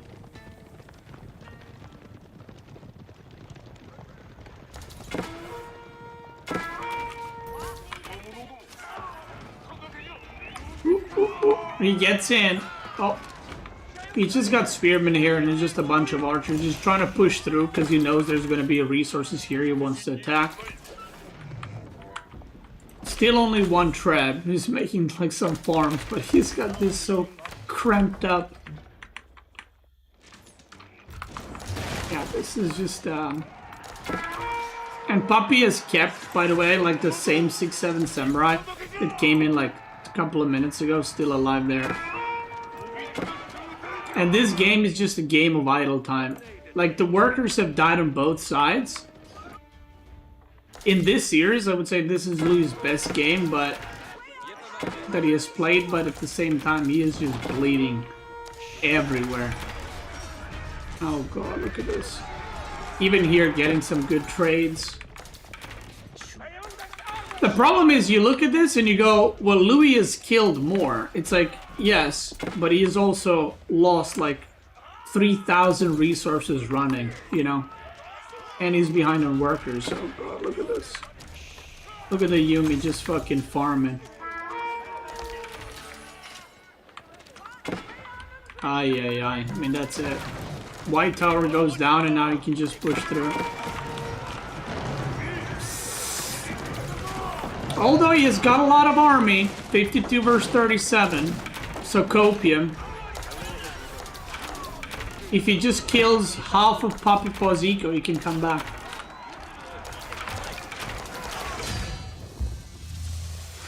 Yeah, I gotta say, first things first, I want to say that I do think Wham and Papi Paw played really well. I think Wham also played just really solid. Like, not many mistakes, just solid. Papi Paw played really well. But at the same time, you gotta recognize when it's like, there's a lot of weird decision making there from Louis that I don't think he usually makes. And like I said, the fact that he beat Lucifron in group stage 3-0 kind of leads me to believe maybe just like maybe it's like a playstyle clash where Papi Paw and Wham style is, Papi Paw and Wham style is good versus Louis. Maybe it just wasn't his day. I don't know, but GG's. That means that Louis is the first player to go out in round of 8. If you're watching this on YouTube, thanks so much for watching. And if you're watching this on Twitch, let's keep going, baby. All right.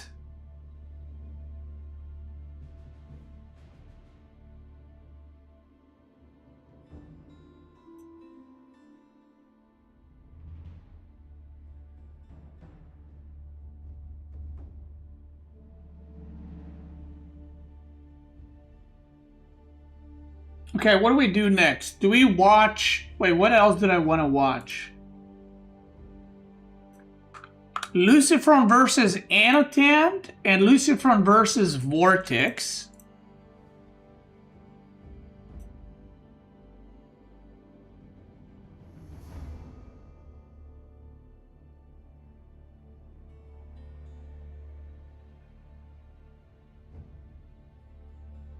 Or do we watch Magic's video?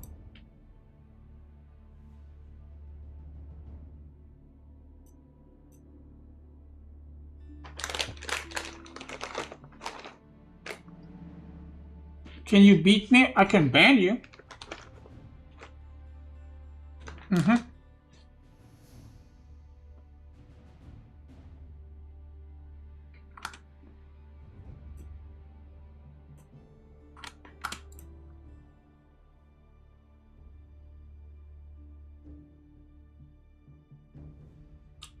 Yeah, Wham versus Louis should have had more walls.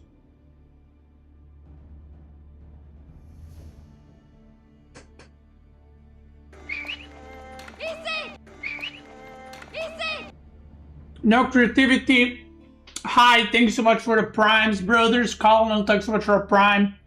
Appreciate it. And I'm glad you're enjoying the streams. Okay, let's do the magic. The goat. Let's do his video, but I need to BRB. I need to take a leak, if you will.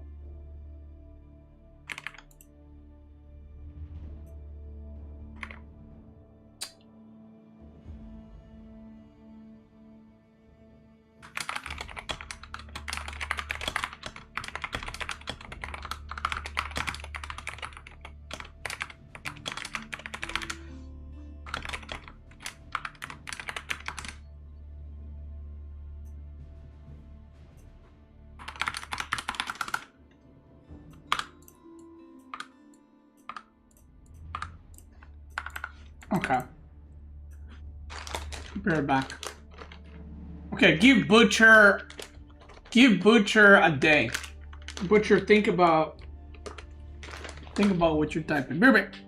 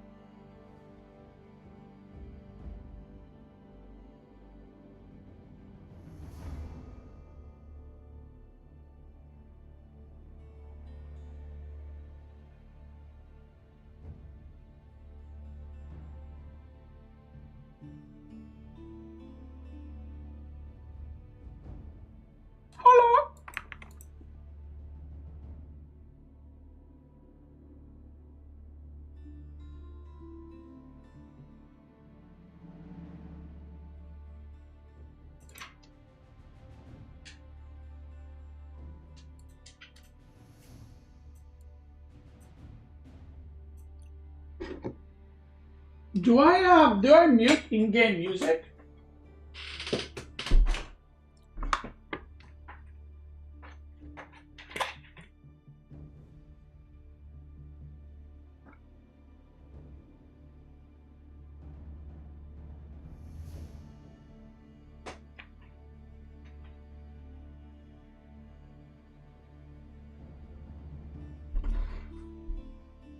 Oh, no, while watching the video now.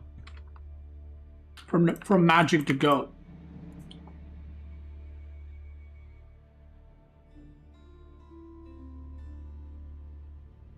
This is what it's gonna sound like. Is that fine? So a lot of you've asked for it, so here it is. This is a tier list on the best hand cannons in Age of Empires 4. Can you guys even hear the music? Because at least there's music when I'm pausing. You know what I mean?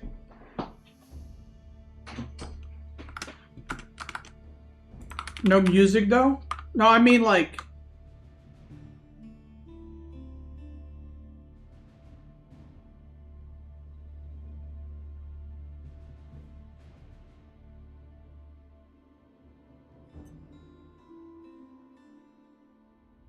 Okay, whatever. Turning it off.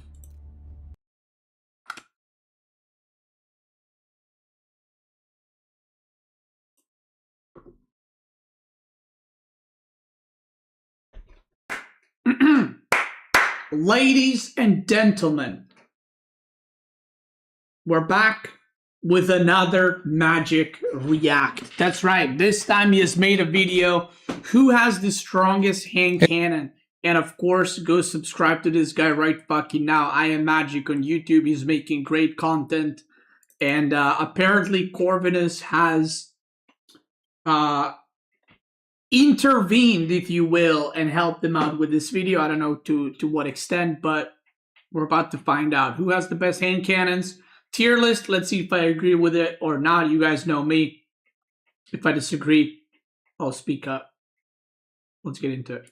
Hey everyone. So a lot of you've Hey, asked for Magic. it, so here it is. This is a tier list on the best hand cannons in Age of Empires 4. Now the hand cannon to me is a do-it-all type of unit. It's the one unit that does well versus everything. However, it's also an extremely expensive unit, costing gold during a time in which gold is most scarce.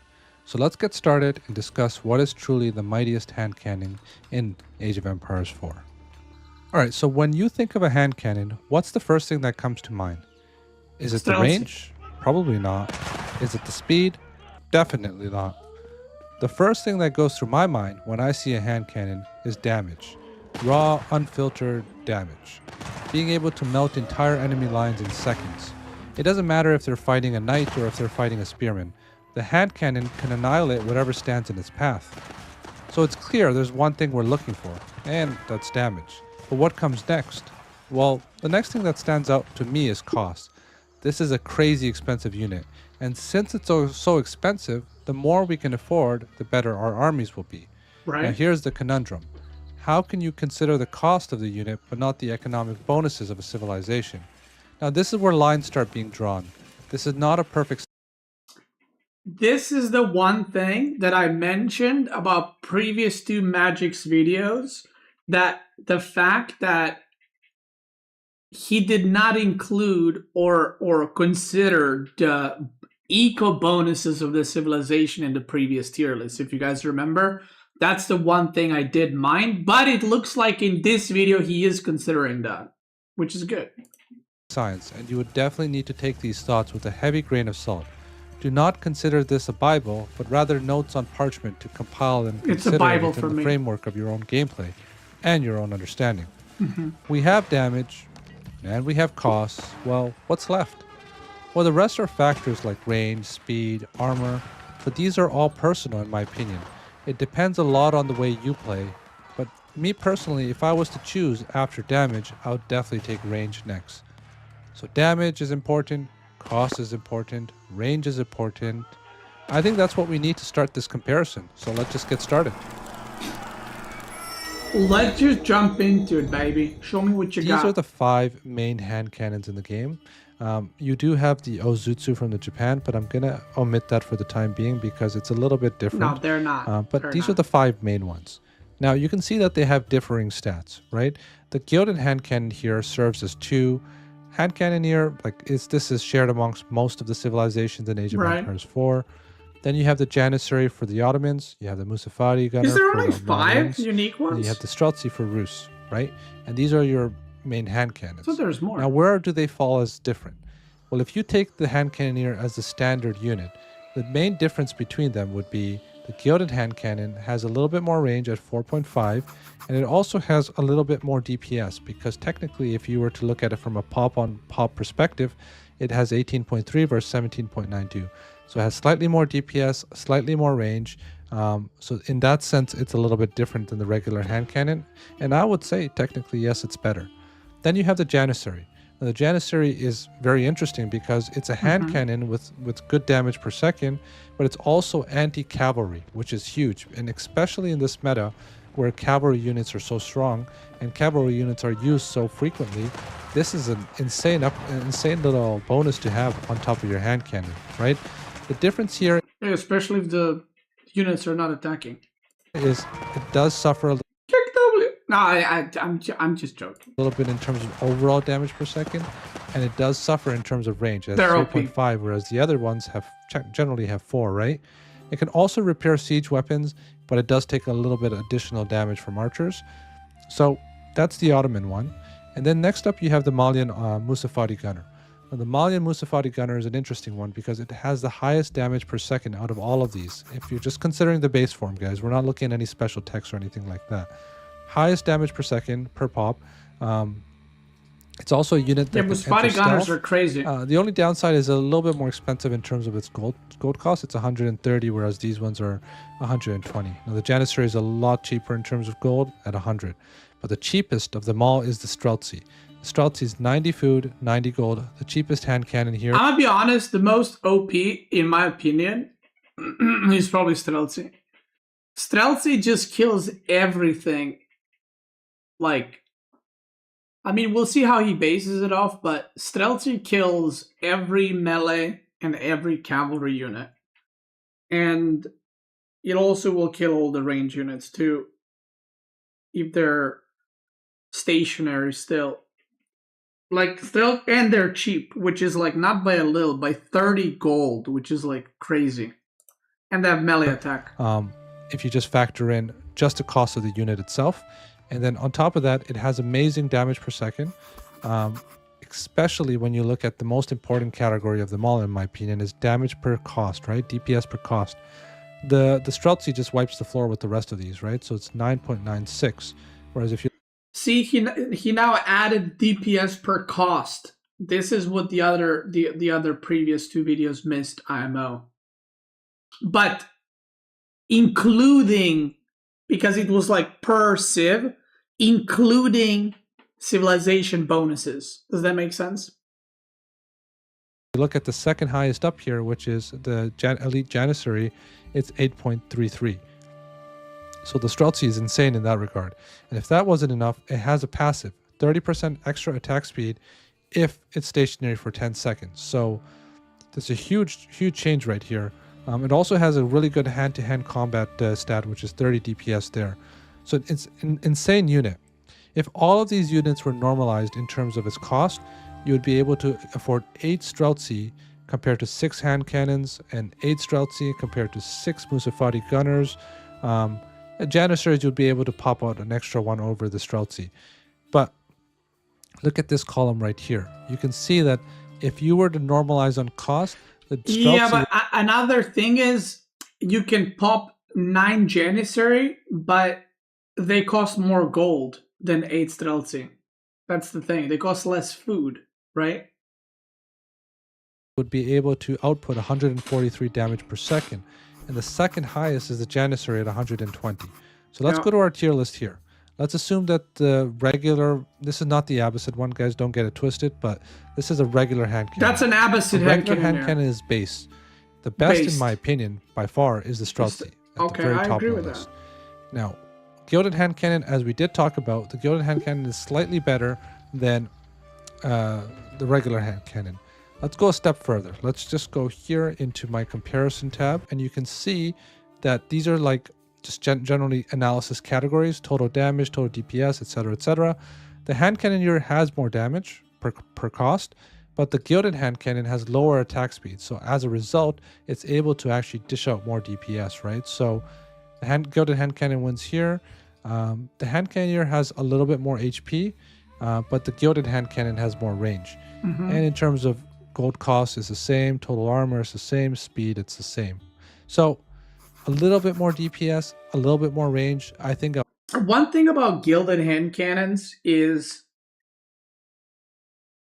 one thing that's hard to calculate in is the amount of space that gilded hand cannon are taking is less, so they can hit how do I say this? You need less space with same cost of gilded hand cannons versus hand cannoneers to hit the enemy units, right? It doesn't have to be too spread out. So it's also harder to surround gilded hand cannoneers because they are, we're not to surround them, but do you know what I mean in combat? So that can be better, but it can also be worse depending on what the situation is, right? At the same time, gilded hand cannoneers are very commonly used with prelates inspired warriors, which further buffs their DPS and damage by a fuck ton. But yeah, those are the things that's like hard to calculate in, and you shouldn't always calculate in that you're gonna have a prelate buff. I'll take the gilded hand cannon over the regular hand cannon. Yeah, I agree with that. Mustafadi Gunner, I told you guys already, I love the fact that it's by far the most DPS if you just consider base stats in terms of wait, he didn't put Chinese hand cannoneer separately? Population, right? You got 19.34 here. I love this stat, right? And I told you guys at the beginning that it's all about damage when it comes to hand cannon. So I'm going to put the Mustafadi Gunner higher up. And now the Janissary is a little bit interesting because the Janissary, as I said, has a little bit less range, a little bit less damage per second. But in terms of actual damage per cost, I think it's pretty much second place after the Streltsy. And I do love its anti-cavalry bonus, plus 13 for cavalry. It's huge, right? Because especially you can protect your siege, you can protect a lot with just this unit alone, and you don't need to fear actually being on the map, right? So I'm going to give the Janissary a little bit of a lead over the Dragon Hand Cannoneer. What? You know, some might put this above the Mustafadi Gunner as well. I would put it S tier. But personally, I think it's kind of like this right here. No, maybe this is what I would put it A+. A+. I think. But now this is not worth much because there's so many technologies and so many landmarks that we need to start considering. So let's just jump right into that now. Okay. All right, so let's get into the real tier list. Now we are going to omit the Yozutsu and we're going to omit the Black Rider. I think I'm going to do one special video on those ones if people are interested. But let's just get into the hand cannons. Now I did say that I value cost, I value damage, I value range, but one of the other things that's important to look at is population space as well. In the Imperial Age, when you have all your upgrades and whatnot and you have a bank of resources, you want to make the most pop efficient units. Right. So if I bring up this chart right here, this is every single unit for all of the civilizations, all the hand cannons, with every single technology or landmark / passive that I could think of at the spot. Okay, so what he's gonna do is I guess he's gonna do in the perfect environment kind of thing, where if you have all the buffs, which hand cannoneer is the best, which is a fine tier list to make, but it's like in theory, but reality is different. Big shout out to the people that helped me. There was a lot of you, so I can't drop names all of a sudden, but a lot of you have helped me with this list, so thank you very much. But going back to this right here, we can see that some units like the Streltsy, while they are a lot cheaper at 180 resources, might not perform as well as, like, let's just say an Order of the Dragon Hand Cannon, which despite being more expensive, with Inspired Warriors, it's actually a lot more pop efficient than a Streltsy. Easier. Yeah, that's what I was talking about earlier. Like, Gilded Hand Cannons with Inspired Warriors is fucking insane. So it's very like pop efficient, but then you have to make prelates. It's For example, Japan with the Bannerman is probably more pop efficient than a Streltsy, because if we look at the Streltsy's stats right here, it does get a whopping 30% attack speed if stationary for 10 seconds. It does get Saint's Blessings, but these are things that are not always guaranteed or are given. Because if we start looking at this list, and let's say that we want to know which hand cannon has the most amount of damage, so I'm going to sort it by highest to lowest. You can see the Ayubid hand cannon actually has one of the highest damages in the game, but it's something that's very unlikely that you're going to get consistently, because it's based on a technology, Mamluk's bravery. So you have to kill a unit to be given these stats. While it is absolutely amazing, it's not always guaranteed that you're going to get it. Right. So we have to take that into consideration as well. Now, while I do think pop is important, population efficiency of the units, I still think that DPS per cost is still my gold standard. I think this, just cost in general, is by far the most important thing in the game. So for that, I do think I'm going to put the Streltsy in the S tier. So if I were to scroll this down, and I'm going to go over here and move the Streltsy up. I think Streltsy is by far one of the best hand cannons in the game. I love the fact that it's cheaper on gold, cheaper on food, which is irrelevant at this point. The just melee attack is very underrated, by the way. This thing does 60 fucking damage. So a lot of people don't know this, but they have a melee attack. And until recently, I didn't know it was 60 damage. Like, that's crazy. It's just a nice little thing to have. It has great stats. It's 30% extra attack speed of stationary. Has great hand-to-hand combat as well, and you can use Saint's Blessing. And the coolest thing about the Streltsy is like a lot of these things that I'm going to be talking about, you need other things in conjunction with the hand cannon to make it valuable. For example, with Delhi, if you're going to go Zeal, you're going to need monks near you, or imams, right? Yeah, Streltsy buffs scholars, itself. Rather. You're going to need scholars near your hand cannons to be able to achieve that 50% attack speed, and they need to be healed at the same time. Whereas for Roos and Streltsy, you don't need to. It's a very low maintenance unit, and I love it for that reason. Okay, so Streltsy definitely at the top. Now Jeanne d'Arc. Jeanne d'Arc can get these out really cheap as well. If you look at the cost right here, you can get them out for 90.90, right? With Consecrate, and if you get the upgrade and the Blacksmith, it's going to make the gold cost cheaper as well. So JD is excellent in this regard as well. And also JD can get you JD can give you attack speed increase for 20 seconds. So if you look at the attack speed, it can go down to 1.68, which is phenomenal in my opinion as well. So it's a very good unit overall. However, the attack speed lasts a certain amount of time. Consecrate rather, you're not most likely you're not going to be using it on your archery range, so it's not something that you really are going to be benefiting from as much as, let's say, French, which we'll talk about later. French, it's super easy. You put archery ranges around your keeps and you're going to get that cost reduction. JD, not so much, but I do love the fact that it has the attack speed on on the hero unit. So we're going to move JD. I personally, I think this one is going to go into the C tier. And then while we're talking about JD, just to make it easy, let's just talk about the French. So we talked about Roos, we talked about JT. I'm going to hide these cells right here. Let's talk about the French. Now the French can get enlistment incentives, which lower the cost. So you're going to get these at 90.90. But they don't have any really special text for their hand cannons in general. It's just a generic hand cannon.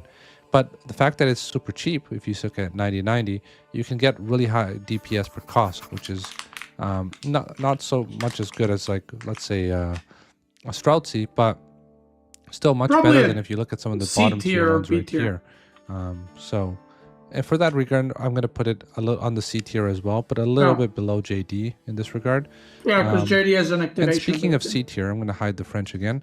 I'm going to go to House of Lancaster here. Now, the House of Lancaster is also a vanilla hand cannon. It doesn't have any special text as far as I know or can tell. But it also, if you go through the landmark, you can get that technology, which makes it cheaper. So it's going to be 90 resources for food and 90 resources for gold. So it's the same price as a French one. C tier. But albeit this landmark is not really that used, right? Now, if you go for kings, you can get some extra HP stacking. But I feel like in the late game, you know, it's very easy to snipe target these guys down, right? So it's not going to benefit so much from it, but it is there. So I would also put this in the C tier, and I'm going to put this below the French. Dude, mostly because the landmark is not being used as much in the current meta, whereas the French enlistment incentives can be used almost every game. See, Magic and I are now on the same wavelength because he's calculating in the cost. and it's very easy to use. Byzantines don't have anything special, right? You can get a landmark which gives you the gulp, right? Which restores HP, but how often are people using that? I just don't think that it has anything really special going for it, and I think this is probably the worst hand cannon in the game. So I'm gonna move that out of the way. Abbasid, you can get 2 really good techs, make it a very sturdy hand cannon, which one is camel support, so you can get +2 armor. And then you can get boot camp, which is +15 HP. So it's probably one of the tankiest hand cannons per pop in the game. So where would I put it? I think I would put this a little bit higher up than these ones here. These ones are better in terms of cost. Oh my god! This one just has something special going for it in terms of its stats. And in the Imperial Age, while cost is, like I said, it's important, stats I think do play a very important role as well. So I'm going to move the Abbasid one a little bit higher up the list, and we're going to hide that. And now we're going to go to China. Now, China has probably one of the most famous hand cannons in the game because people love pyrotechnics, which can get you an extra 1.5 range.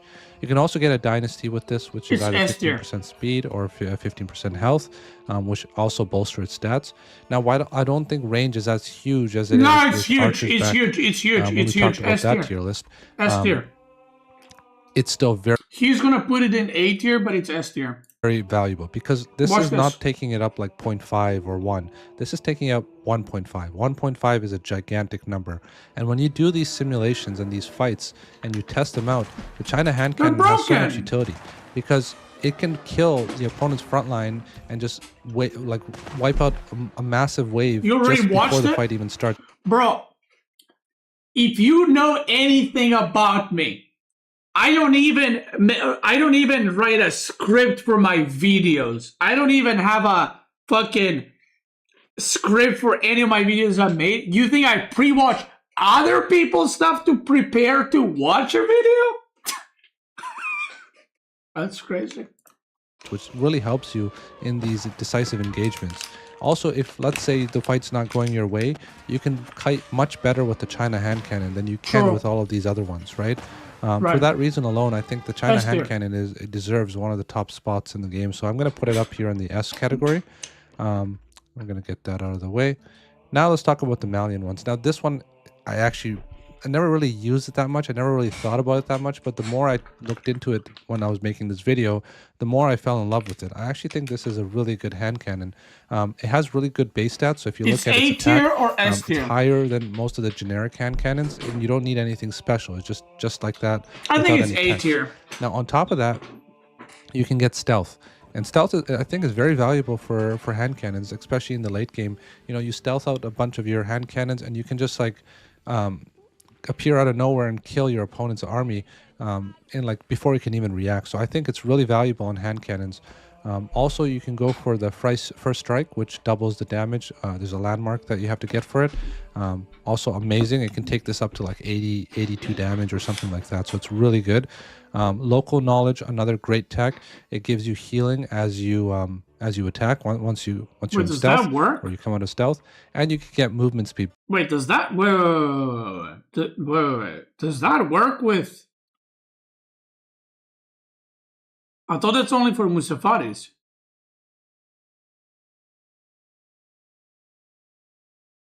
What?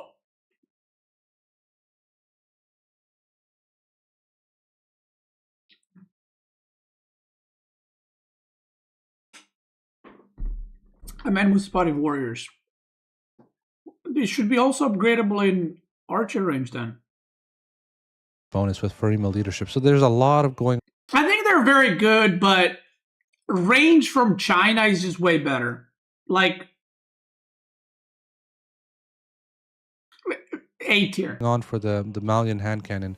It's a very utility based unit with good damage overall. So I really like this unit. And it can go up to 1.44 speed with Farima leadership. So 1.4. I'm putting this in the A tier for sure. Oh my god! Right, so that one's done. Holy shit! Okay, now I'm like, am I gonna nail all of them? Holy shit! Japan has the Ozutsu. I told you I'm not gonna talk about it, but it also has a good regular. Okay, now there's a lot of pressure. Just because the Bannerman gives you an extra 15% damage, which is exceptional in my opinion. I think it's a really nice thing to have. 15%. It can go up to 44 damage, and I think it's the one B thing I tier. like about this is it's so easy to actually get this, right? Or A you have tier, like fuck. a couple of these nearby in a fight, and it just buffs your entire army. Whereas stuff like, for example, Inspired Warriors, you need to do a little bit of work to get it, right? Or the Mongols, you need to... Wait, let me see what other ones are left.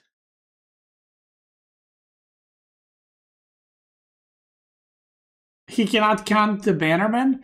I mean, the thing is...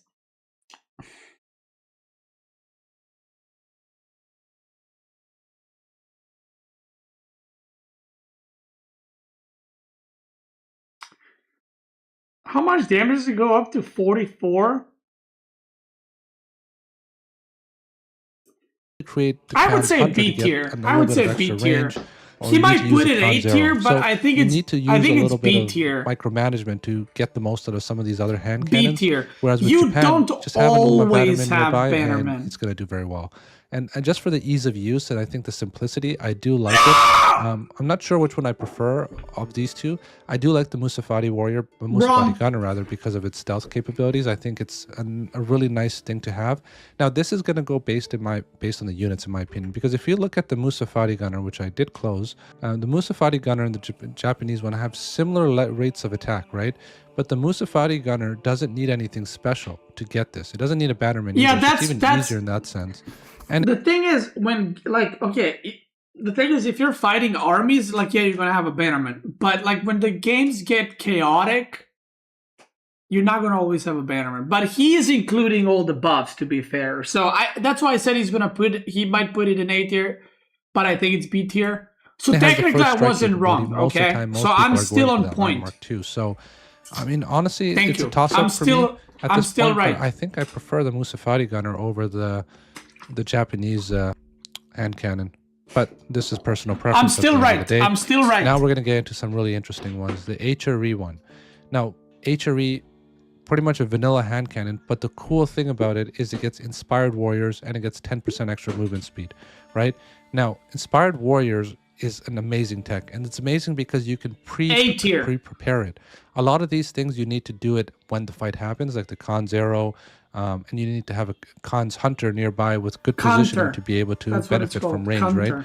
But with the HRE hand cannon, you can just buff up all of these hand cannons in one shot, and a move. It's that easy, and I really like that, the fact that it's easy to use in that sense, right? I don't think I put it above the Musafati Gunner. I still like the Musafati a little bit more. And in that sense, I would probably put it up to... where is it? Right here. Oh, yeah, right here. I think I'll put it somewhere in between this, because once you do get Inspired Warriors, you're going to get the same amount of attack as a Japanese Bannerman. It is a little bit faster. It has a little bit armor. I am on a roll. Put it below the Japanese one. I think Why am I not sub to Magic? I'm not logged Bannerman buffs it much easier. So it's incognito mode. I'm not logged in. Of course, I'm subscribed to Magic on 4 accounts because he's the GOAT. Really surprising, because when I first looked at it, I didn't think there was anything special going on. S tier. You look at its base stats, you're like, okay, S tier. It's good, right? It has a little bit of extra range, 4.5. It's 42 damage per second, which is really good, but you got to divide it in 2 because it's cost 2 pop, right? So it's 2105, but still very good unit. The weird thing was when I buffed it up with all the Inspired Warriors, when I gave it this tech and I used it, it did exceptionally well, much better than the HRE one, and it was just kind of weird to see, like, in actual practical testing. And when you're not looking at just the numbers alone, the Order of the Dragon hand cannon actually performed exceptionally well, and I really liked it. S tier. Now, I was conflicted. I mean, I definitely think this is an S tier. If you guys are playing Order of the Dragon, definitely test it out with Inspired Warriors. It just does so well, and you'll be very surprised with the results. I haven't missed one myself, right? So I don't think I put it above the Holy shit! Between these two, it's kind of close. I haven't. No. It's not. China is more OP. Don't move it. Don't move it, dude. I am. You missed the Japanese? No, I didn't. I said B. No. I said A or B tier, but I forgot he's including all the text at all time. I did not. Stop right now. A little bit more for its range, and I kind of have mixed feelings on this, but I do like. I mean, I like simplicity. Even when you talk about inspired warriors, right? Like you might not be able to get every single hand cannon inspired, because games are really fast paced. Bannerman ain't a tech and a prelate is. Shut your mouth! Especially when you get to the higher levels. So for that reason, I'm going to put it below the Chinese one, but I think it definitely deserves the top spot right there. And then we're going to go to English. English gets network of citadels, 30% extra attack speed. In my opinion, it's excellent, right? It's just 1.71. You can look at it as DPS per cause. It's better than a generic hand cannon, but I don't think it's quite as good as these other ones right here. And wait, he's talking about English one?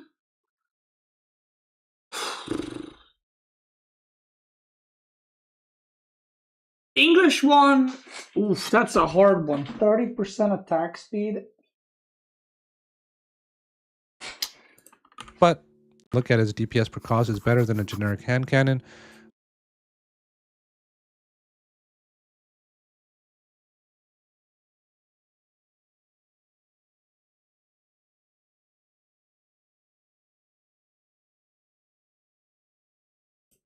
But I don't think it's quite as good as these other ones right here. And to double check, let's just compare it. Like, let's take the English one and let's compare it to the HRE ones. We're gonna find or the dragon right here. I don't know where English one is. You can see that if we're looking at just raw damage in terms of attack, the HRE one wins. But when we look at DPS, the English one comes out on top because of the 30% attack speed. And also network of citadels is way easier to use, right? So I guess if we're looking at it in this perspective, and if we put HRE in the A tier, and you look at it, I think the English one is just not significantly, but quite a bit better. So I'm going to put the English one above the HRE one right here. It does have a little bit less speed, but it's just so easy to get this off, right, with network of citadels. So yeah, I'm going to put the English one in the A tier, right below HRE, I think. Now we're going to go to Ayubits. I told you this one has the highest attack in the game, but you need Mamluk's bravery. D tier. This is kind of a weird tech because D tier. It only works if you kill a unit. So let's say that 10 hand cannons kill one unit. D tier. Then only one of them is going to get benefit from Mamluk's and it's for bravery. 10 seconds, However, bro. Who cares? Mamluk's bravery is a really good tech. So for that reason, I mean, I'm going to put it. No, don't. In the B. No. What? Personally, to be honest with you, for I would put the cost higher than these, magic.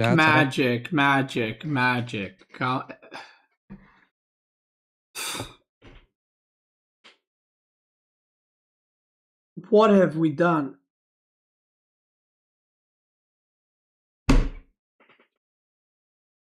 No, then not two mistakes. No, I was right about Japanese. I said A or B, but then I said B, but it was A. This one, magic is wrong. See, this one, magic is wrong. I think these measly stats are going to be that influential in the game. I prefer cost, actually, to be honest with you, and I'm making a last-minute change. I'm going to put these ones... No, bro. No. Abbasid is not... That's crazy. Nah. 15% HP and they got 2/2 armor? Nah. Cheaper hand cannons in B tier. Dude, these ones no, stop. Magic, you did not. No, stop. Wrong. These ones have some good stats, but overall, I think cost still wins out in my books. Now, Mongols, this is an interesting one because you get extra speed with Yam. You get Con Zero, which is going to give you 50% extra attack speed, and you can get this to last like 13 seconds or so, right? So it's very useful in these big fights. Yeah. And then you get extra range with the Khan's Hunter. And finally enough, Mongol Hand Cannoneer S tier. This is huge because this has almost the same range as a Chinese Hand Cannon. No, it's not almost the same. It's the same range as Chinese Hand Cannoneer. It's the same range because Counter gives you 1.5 range on Imperial. Chinese Hand Cannon we put in the S mostly because of its range, 5.5. S tier. But this one has a better performing hand cannon in terms of overall damage. So and he has where would we speed put this? I think we're going to put this up above all the China. way in the A tier as well. What? Now this one requires micromanagement.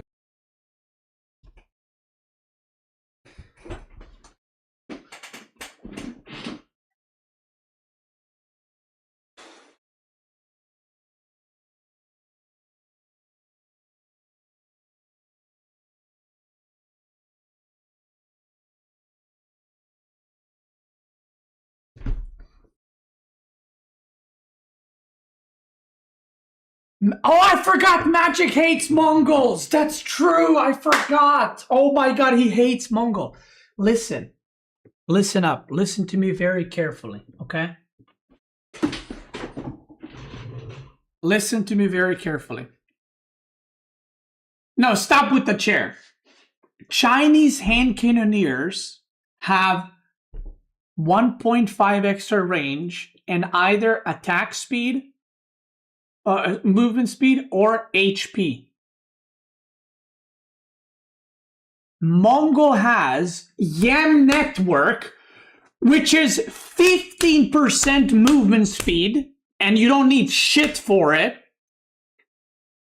It has also 1.5 extra range with counter. It has same range as Chinese hand cannoneer. And Khan gives it attack speed by 50% increase for 13 seconds. How the fuck is it 8 tier? What?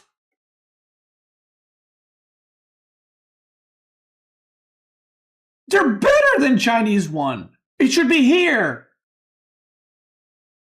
And Kurultai, that's true. That's true. And Kurultai too. Bro, Kurultai too. It's literally, bro, Mongol Ancunar, I'm not even joking. It's broken. It's crazy good. So it's a little bit tougher to get off. But if you are able to get this off, I think it's definitely better than the HRE one, especially with the Khan's utility. And I also think it's better than the English one too, because you're not you don't have to be situated under a tower or defenses to be able to benefit from this. So I would put this a little higher up. I would think I would take the Japanese and the Musafati over it. Let's go on to the Ottoman Janissary. S tier. Now this one is very strange compared to the rest of them because it has this bonus. I'm muting it. S tier, S tier, S tier, S tier, S tier. It can also repair siege, but it does take additional damage from archers, and it does get movement speed from Meter, right? So this was a tough one, but honestly, like let's unhide most of these right here. Bro, don't put it in B tier. Right? If we're looking at DPS per cost, and we're going to sort them by best to worst, so let's sort right here. Sorry, the other way around. Z to A. Okay, you can see the Ottoman one's right there at the almost at the very top.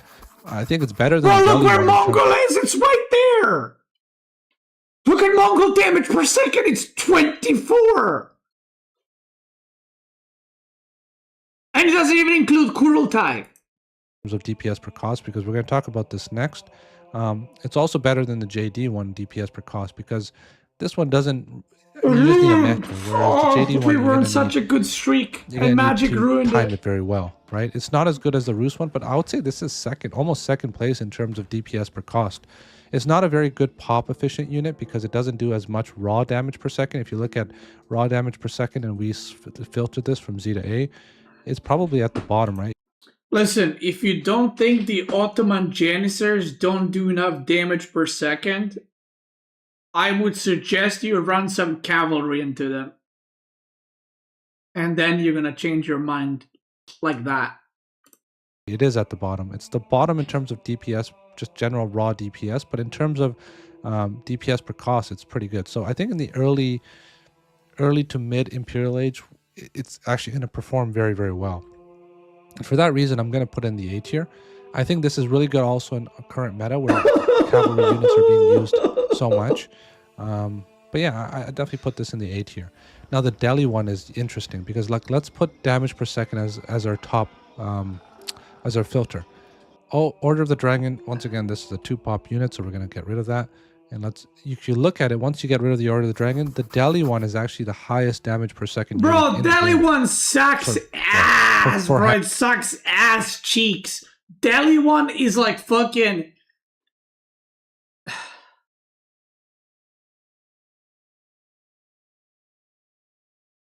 hand cannons, rather. But it's hard to get because you need to get Tower of Victory, which a lot of people are not getting. Nobody's getting that. And Zeal is a iffy technology because you're only going to buff the attack speed if your units are being healed, right? Right, So if it's your useless. unit's not being healed, you're not going to get this extra 50% attack speed. But it's still very useful, and I really like Force March because these are expensive units, as I said. So if you're losing a fight, you want to just jet out of there, right? So I think this extra 100% speed is very useful. Just run away your hand cannons if you're, if you're in harm's way. So I think this is a good kit, and I would personally put it, I think, in the A tier. I think I would put it above even these cost-based units right here. Personally, if it were me, I would move this one a little bit lower down because this is a landmark no one's using. I think it's probably one of the worst. But this one is also the landmark no one's using. Magic! Hand cannons, so I'm going to move that a little bit down. And I think that concludes our segment on the best hand cannon. I think I got this right. Let me know if you guys disagree. Let me know if you have any questions. And yeah, I'll see you guys in the next video. I might be a little bit delayed on the next video. Big shout out to, there's going to be a Denver LAN tournament, which I'm going to be attending. Big shout out to... So there's a lot of good players there. It's a big event from Rising Empire, so make sure you guys stay tuned. And yeah, I'll see you guys in the next video. Wait, is Magic going to be there? Because if he's going to be there, I'm going to fly there just to shake his hand. I'll fly back. Let me know if you have any questions. Okay. Correct. I'm not going to rank them in order, whatever. Correct. This is S tier easily. This is S tier easily. A tier, A tier, A tier, A tier. This is B tier. This is C tier. This, I would... probably this probably B tier, this C tier, this C tier, this is D tier. That's it, fixed. Boom. Right there, boy. Doesn't House of Lancaster landmark increase the damage of hand cannons? No. IB 1, bro. IB 1 is useless. IB 1 is useless as hell. It's like you gotta kill a unit and the buff lasts 10 seconds. Like, what? If you play IB, you make Desert Raiders in the late game. That's how it works. But anyway, as always, I fucking love Magic's videos. Shout out to Magic, the fucking GOAT. I hope he keeps making more of these so I can watch more of these and react to more of these. And by the way, just letting you guys know, I linked it in the chat for everybody. Go subscribe, go like the video. I already subscribed and liked on my main account. Again, I'm not signed in.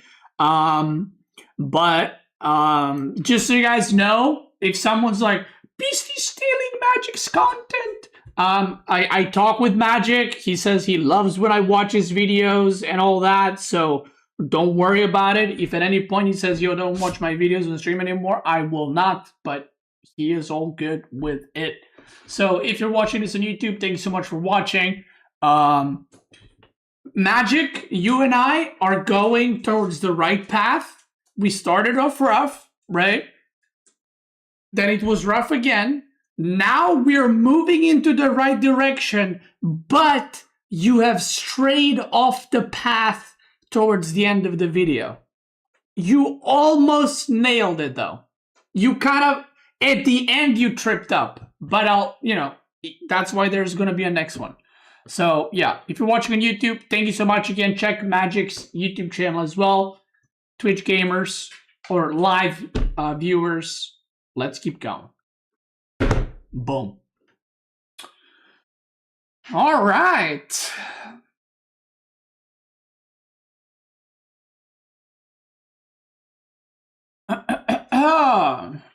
Trout, thank you so much for Prime. Guys, I lie to you. Otter. Kom hier. Otter.